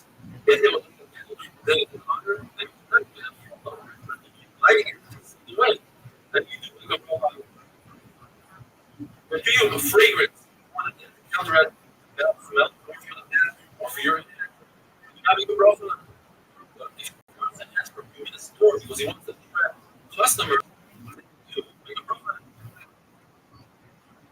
A city that is mostly a nice fragrance comes out of that city. Having a profile is probably the same. Therefore, and the minority of the women are the Jewish use the fragrance for sorcery, and a minority of the Jewish will use it to put fragrance into their clothing, which doesn't kill the problem. And you have a minority that are the total ground to be a majority of smell that's not for the clothing. If you smell that there's a fragrance that comes from the result, and he decided in his mind that he wants to benefit, that is not there. Further, you want to see the flame. Then you just benefit. See the flame means you cannot be you bet by the corner. The benefit is my thing. Rabbi says you don't have to visit the benefit. It's at a distance as long as you pass the benefit. And it's not being held underlines with the aleph. The Rabbi says, though, you will stand right next to it. And you should be able to differentiate from the light different points. Rabbi says that you don't have to search for an animal shop. Let me search for it as you need it. If it comes to you, anything, great. If not, not. Look at the condition of the person who got the same very same experience. And he walked away from the place that he hated. Before they be still, he doesn't have to go back. Before they be shopping, he doesn't have to go back. But when he's still in the shopping, he didn't go back. He walked away. People go back. Or those one was not like the shop. You should not walk away. But he gave that.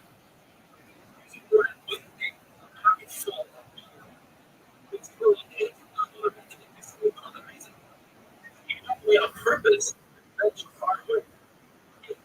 Where those places around you are. He's on a trip. And he stopped eating. He forgot to get he said it's somewhere to go down. Say, that's right here. She was everywhere. So he liked it. He said, hey, I forgot the rest of them.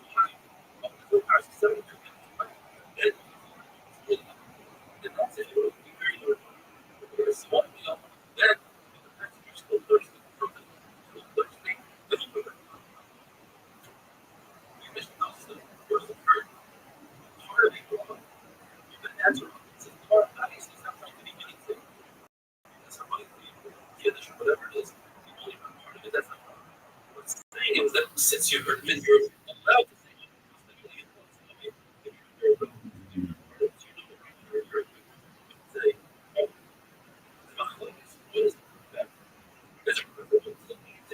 there's a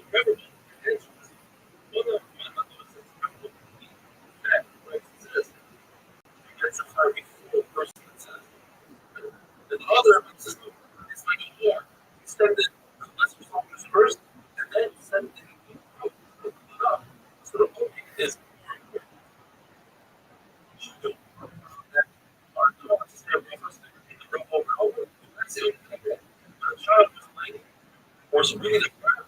It's like, you know what else is very interesting things about Floyd?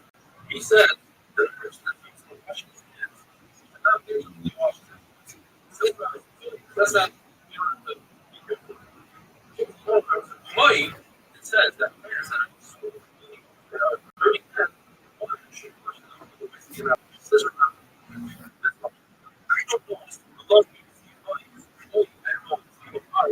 I know about is the resident says. Here I learned to do language. The Muslim says, you're referring to Sham teaches us that in breakfast.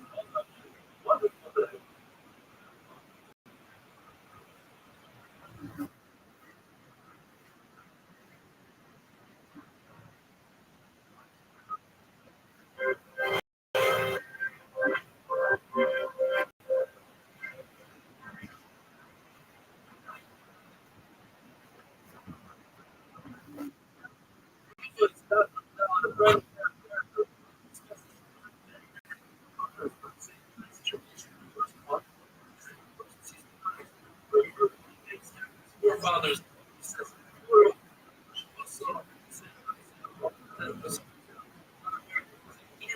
it means Israel, place where they is the entire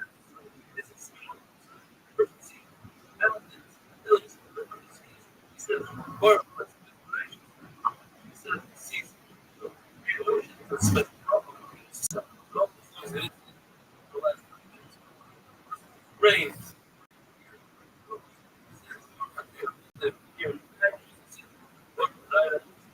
Person builds a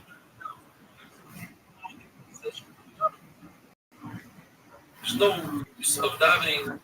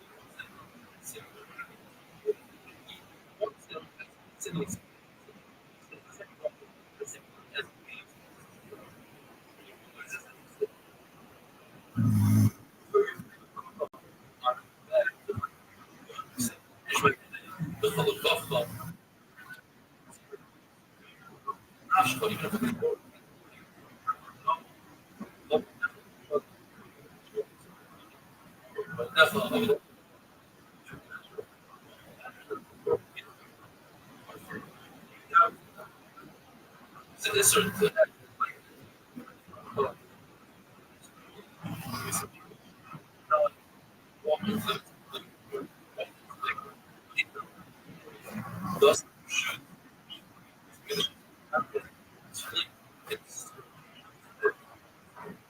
in the first place, Israel, Baruch, for instance,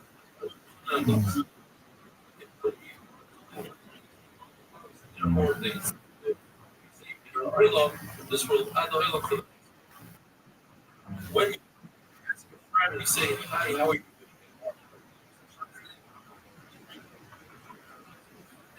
It's a question of self. Bring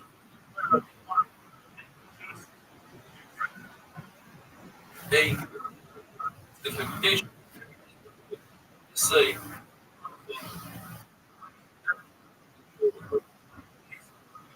I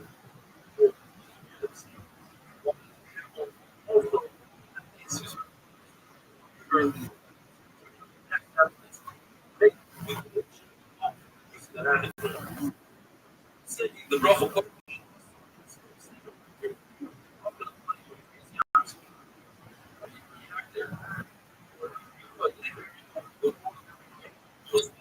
why did the width of the wall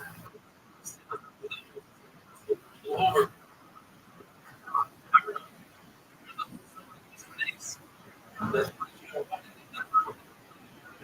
they hit it, they don't there. Knocking out all the mountain where they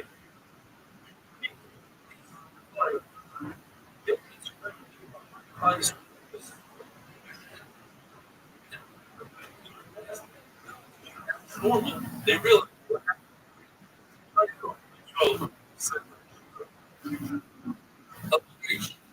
means out of the man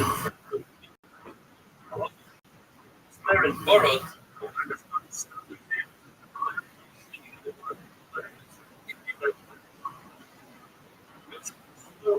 emotional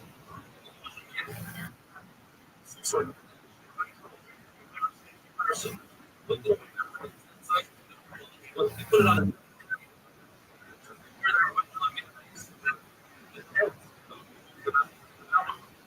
it's the company put it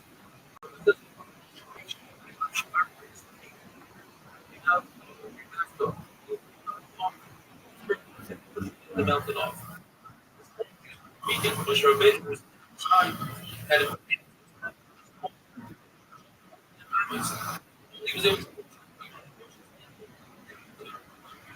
top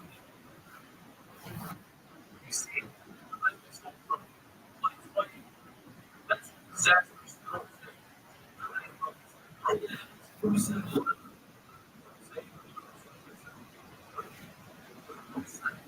that say Floyd.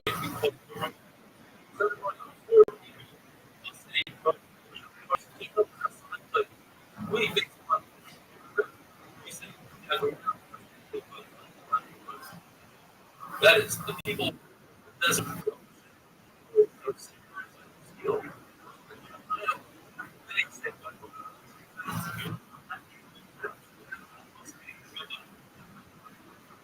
doesn't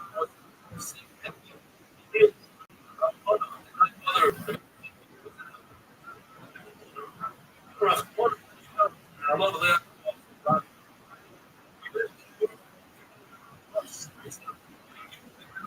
And he's leaving, but actually, Mazel was just somebody that's three people jealous.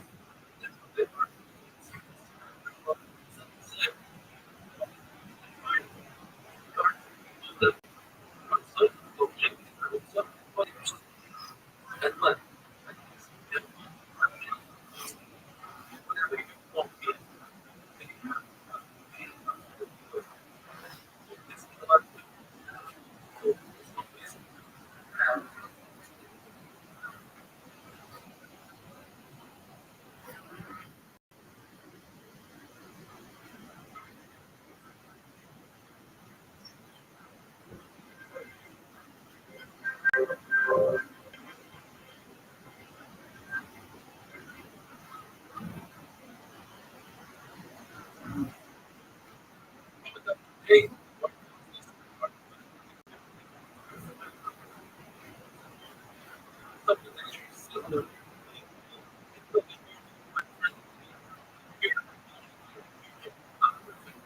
like that. Feel was so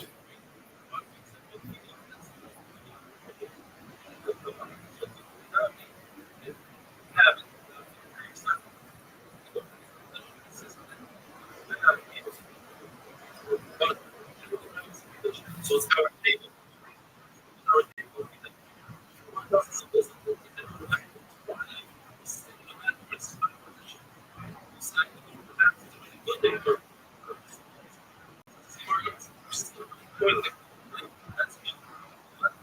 State is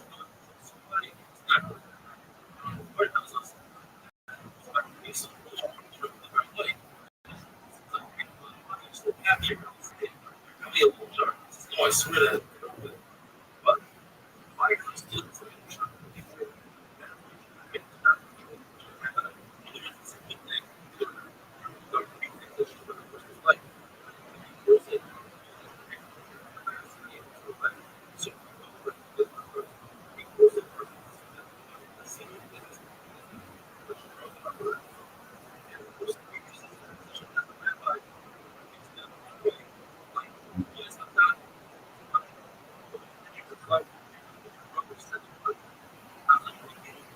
Our your son and our father did not make the meat for property.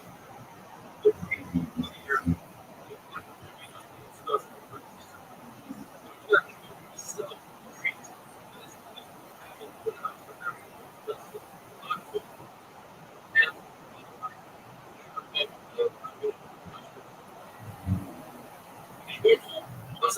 some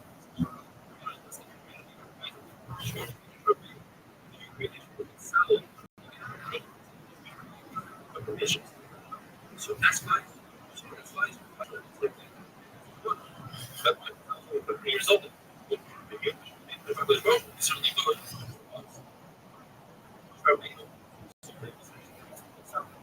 First, before we said South first, I don't know. The mission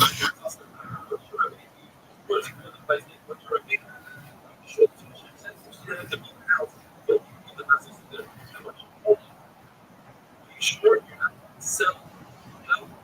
Sure you can this job, but you're really not doing this yourself. It's not a tremendous fun. You can letters. You able to create in zero places.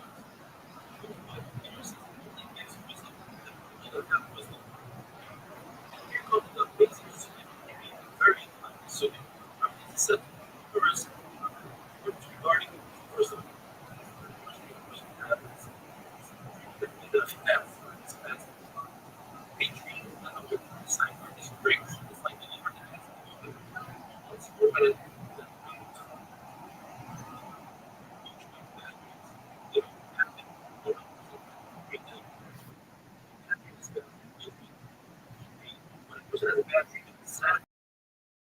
that's horror.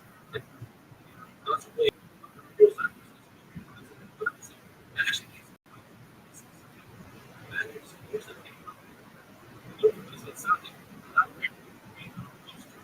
he's talking.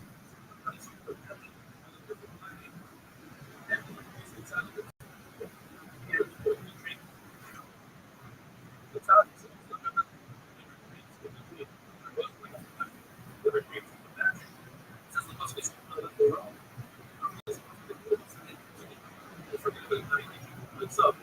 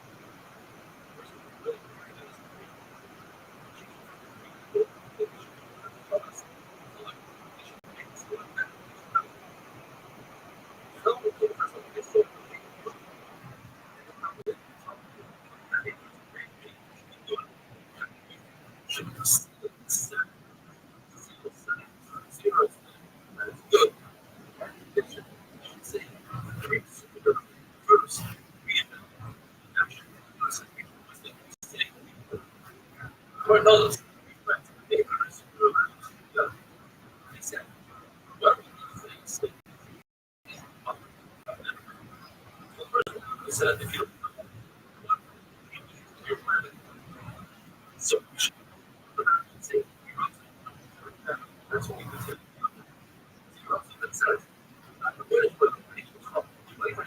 I'm very long you're up. You're up. What the has understand the vote.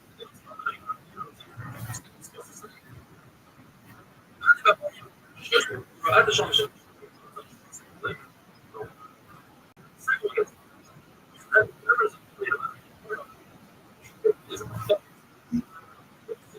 grab the thumb of the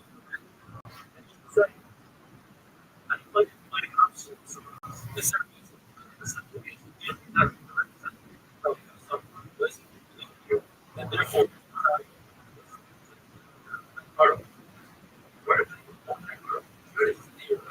that's what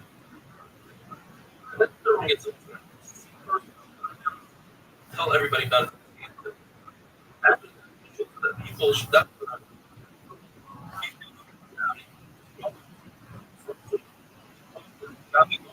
the first day.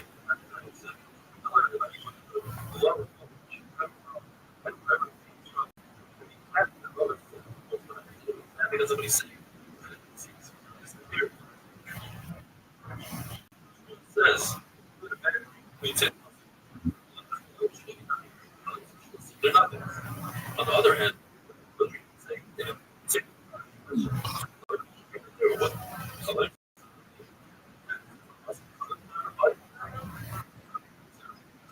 Well, I had the country. So let me show you that Beirut.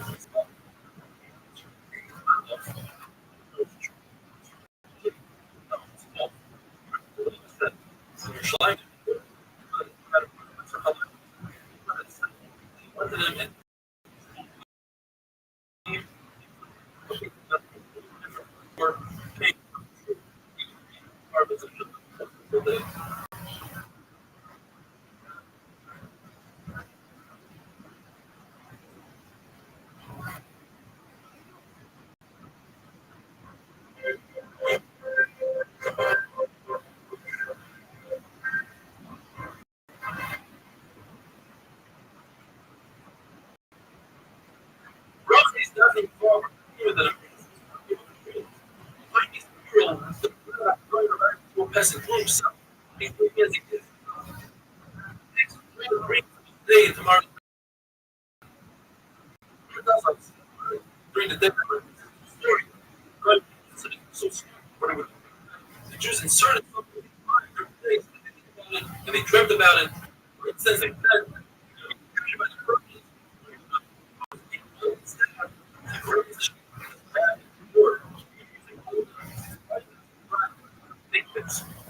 Lord tells us interpretation. Didn't pay him bad interpretation.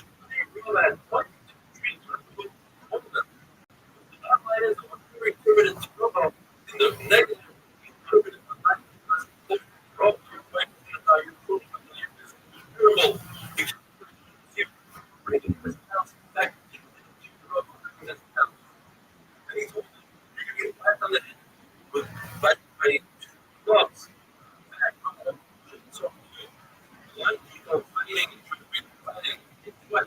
we're about to hit him again.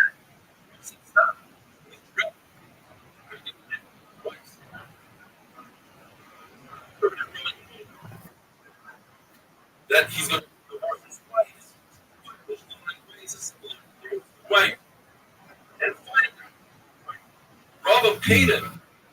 Bravo, the fact that the rate is going down means he's going to have unlimited property.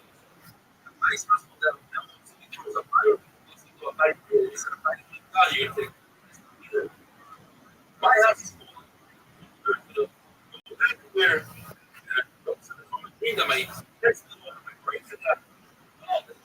feathers are he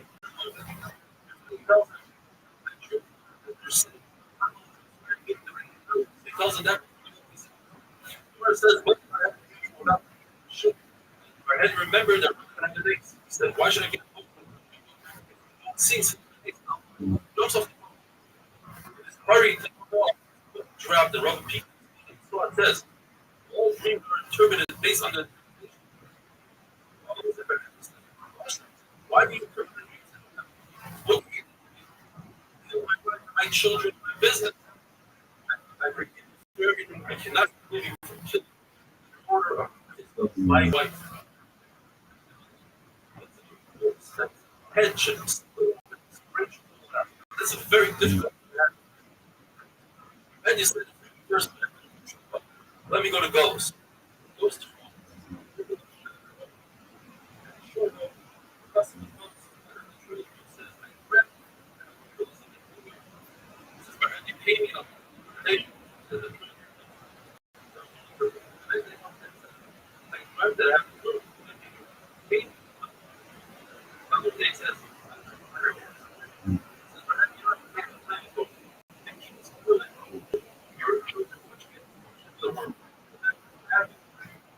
Trevor says, well,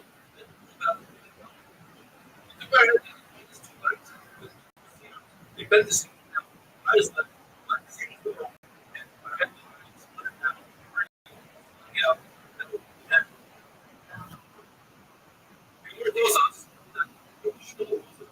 for the dreams for those people that said, jaws. That means that they died. My nose fell off.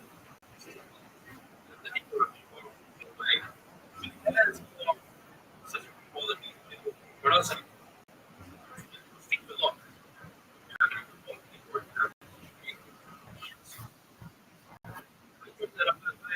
I'm not making some.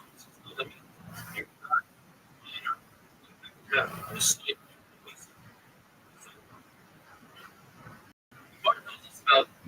probably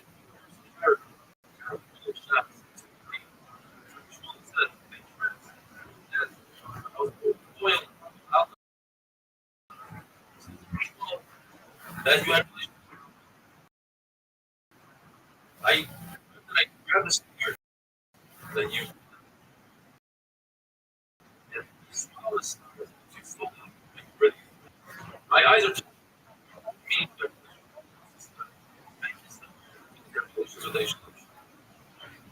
I step on the side of shadow of that. It means I saw a shadow above me. It was under me. I saw everything. Anyway, I grabbed it.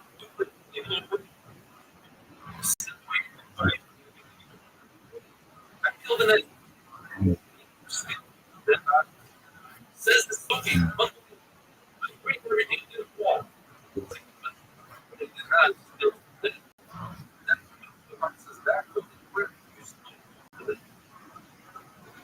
Finally, I'm sitting around. I reach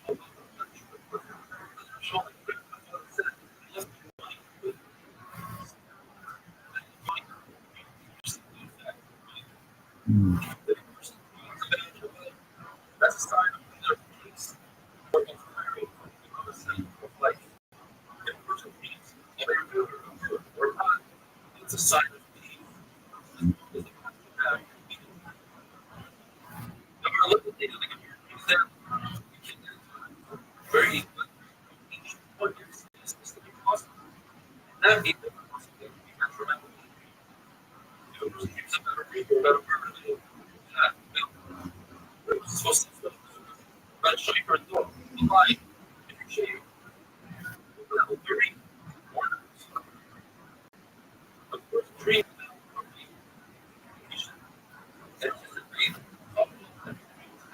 weeds, plural.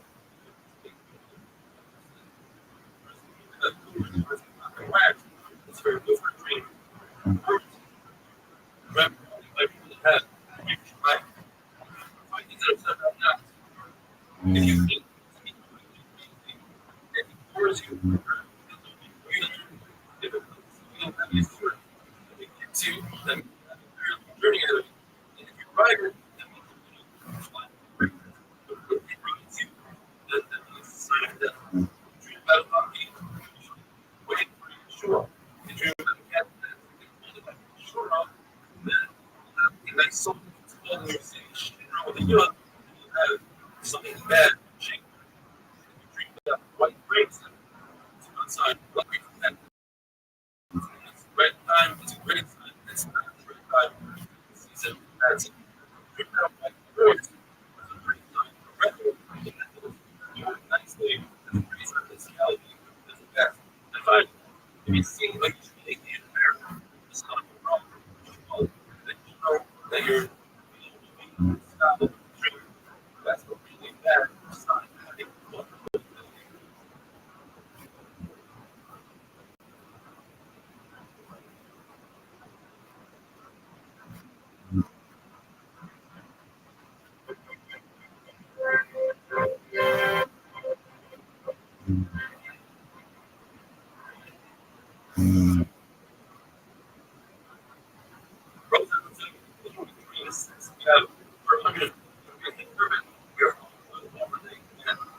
application.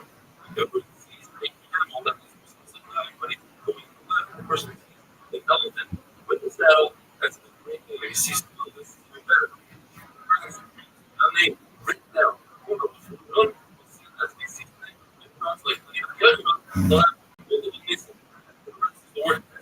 That means you have a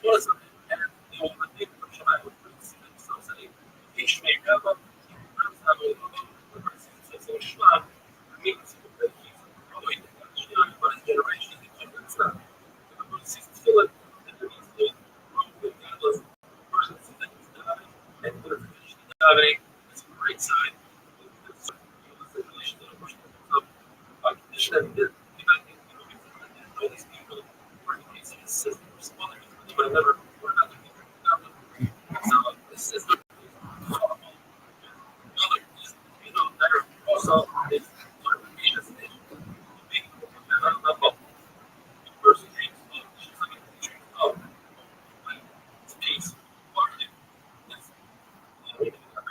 The person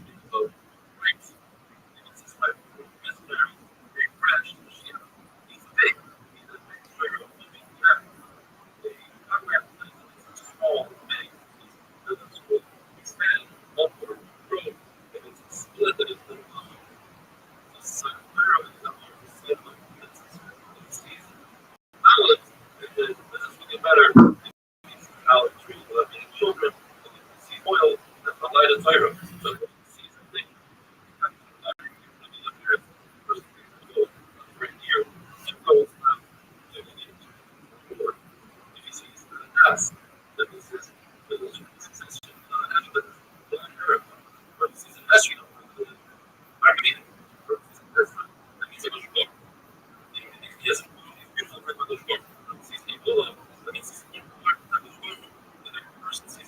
that's a sign of that's a sign of person sees a chicken instead of having been a sub here. Multiple chickens, that means they'll have a beautiful garden and sit on like a person sees eggs. Or any round thing that's almost like or a glass of liquor or a sugar bird. That means places to spend it. Race. The person dreams that he goes into a city, his things will be taken care of. Things that he's shaking. As he outside, and if he's shaking the spirit as well, that's a sign that he'll have his family as well. A person sitting on a small boat on top of the waves, that's a sign that he is going to have a good day. And if he's on a very large boat, his family will have a great day as well. And a person who's still back without using toilet paper, that's a great sign because he's rid his body of all the bad stuff.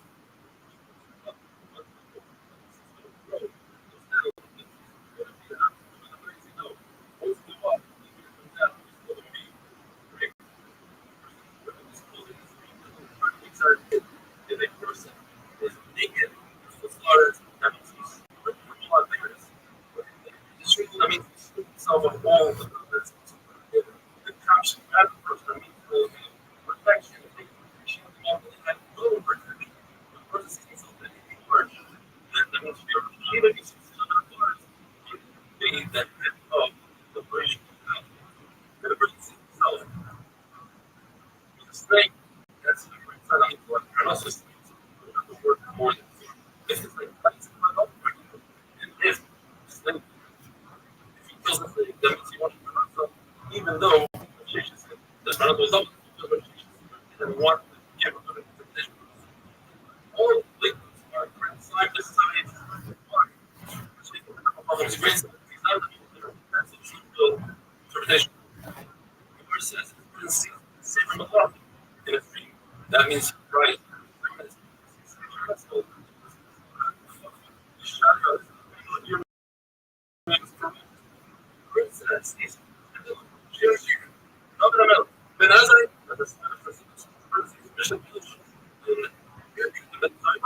That's a sign of that's all the sign of us. That is a sign of a nix. See, that's a sign of wealth. That's a great sign. However, that exclude sees a form automatic items that you bring that sign. All fruits are great signs, things that are not right. All vegetables are a good sign. Besides that, turn resemble like there's a neighborhood. Colors are great signs. person's things. That's the medical side. Things you go to the bathroom, things and go to the body, and the body benefits from it. That's big. So, and going to the bathroom. Things that are simple as like Shabbos, and person down. Good sound, and good sightings of nice pictures, buildings, and good stuff. There are three things that expand a person's mind. That is beautiful. It's a beautiful life. Beautiful place to start. Five things that are up to 16. Fire is 16 of the air. Running is 16. The month is 16 of the air. Sleeping is 16. And our dream is 160 of 16 that are sick person that's sneezing, sweat, sleeping, and dreams. 6 things. We feel like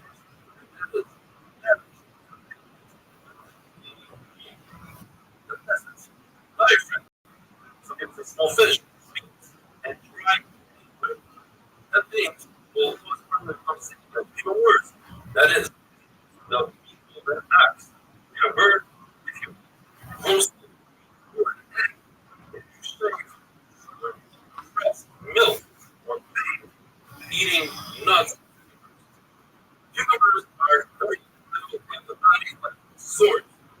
But that's a large universe. So universe are always says the Rabbi has always had cucumbers on the table, very healthy, even in the summer. The person take that person to some house that eats. That person is eating. It's inside. That person. That's a thing. Side gives you. It's good side gives you. The person sees up in his arm. Water that just.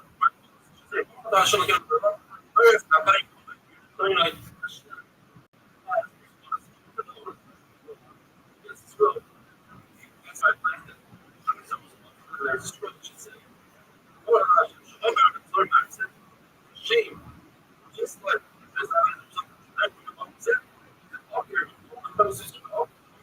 all of it.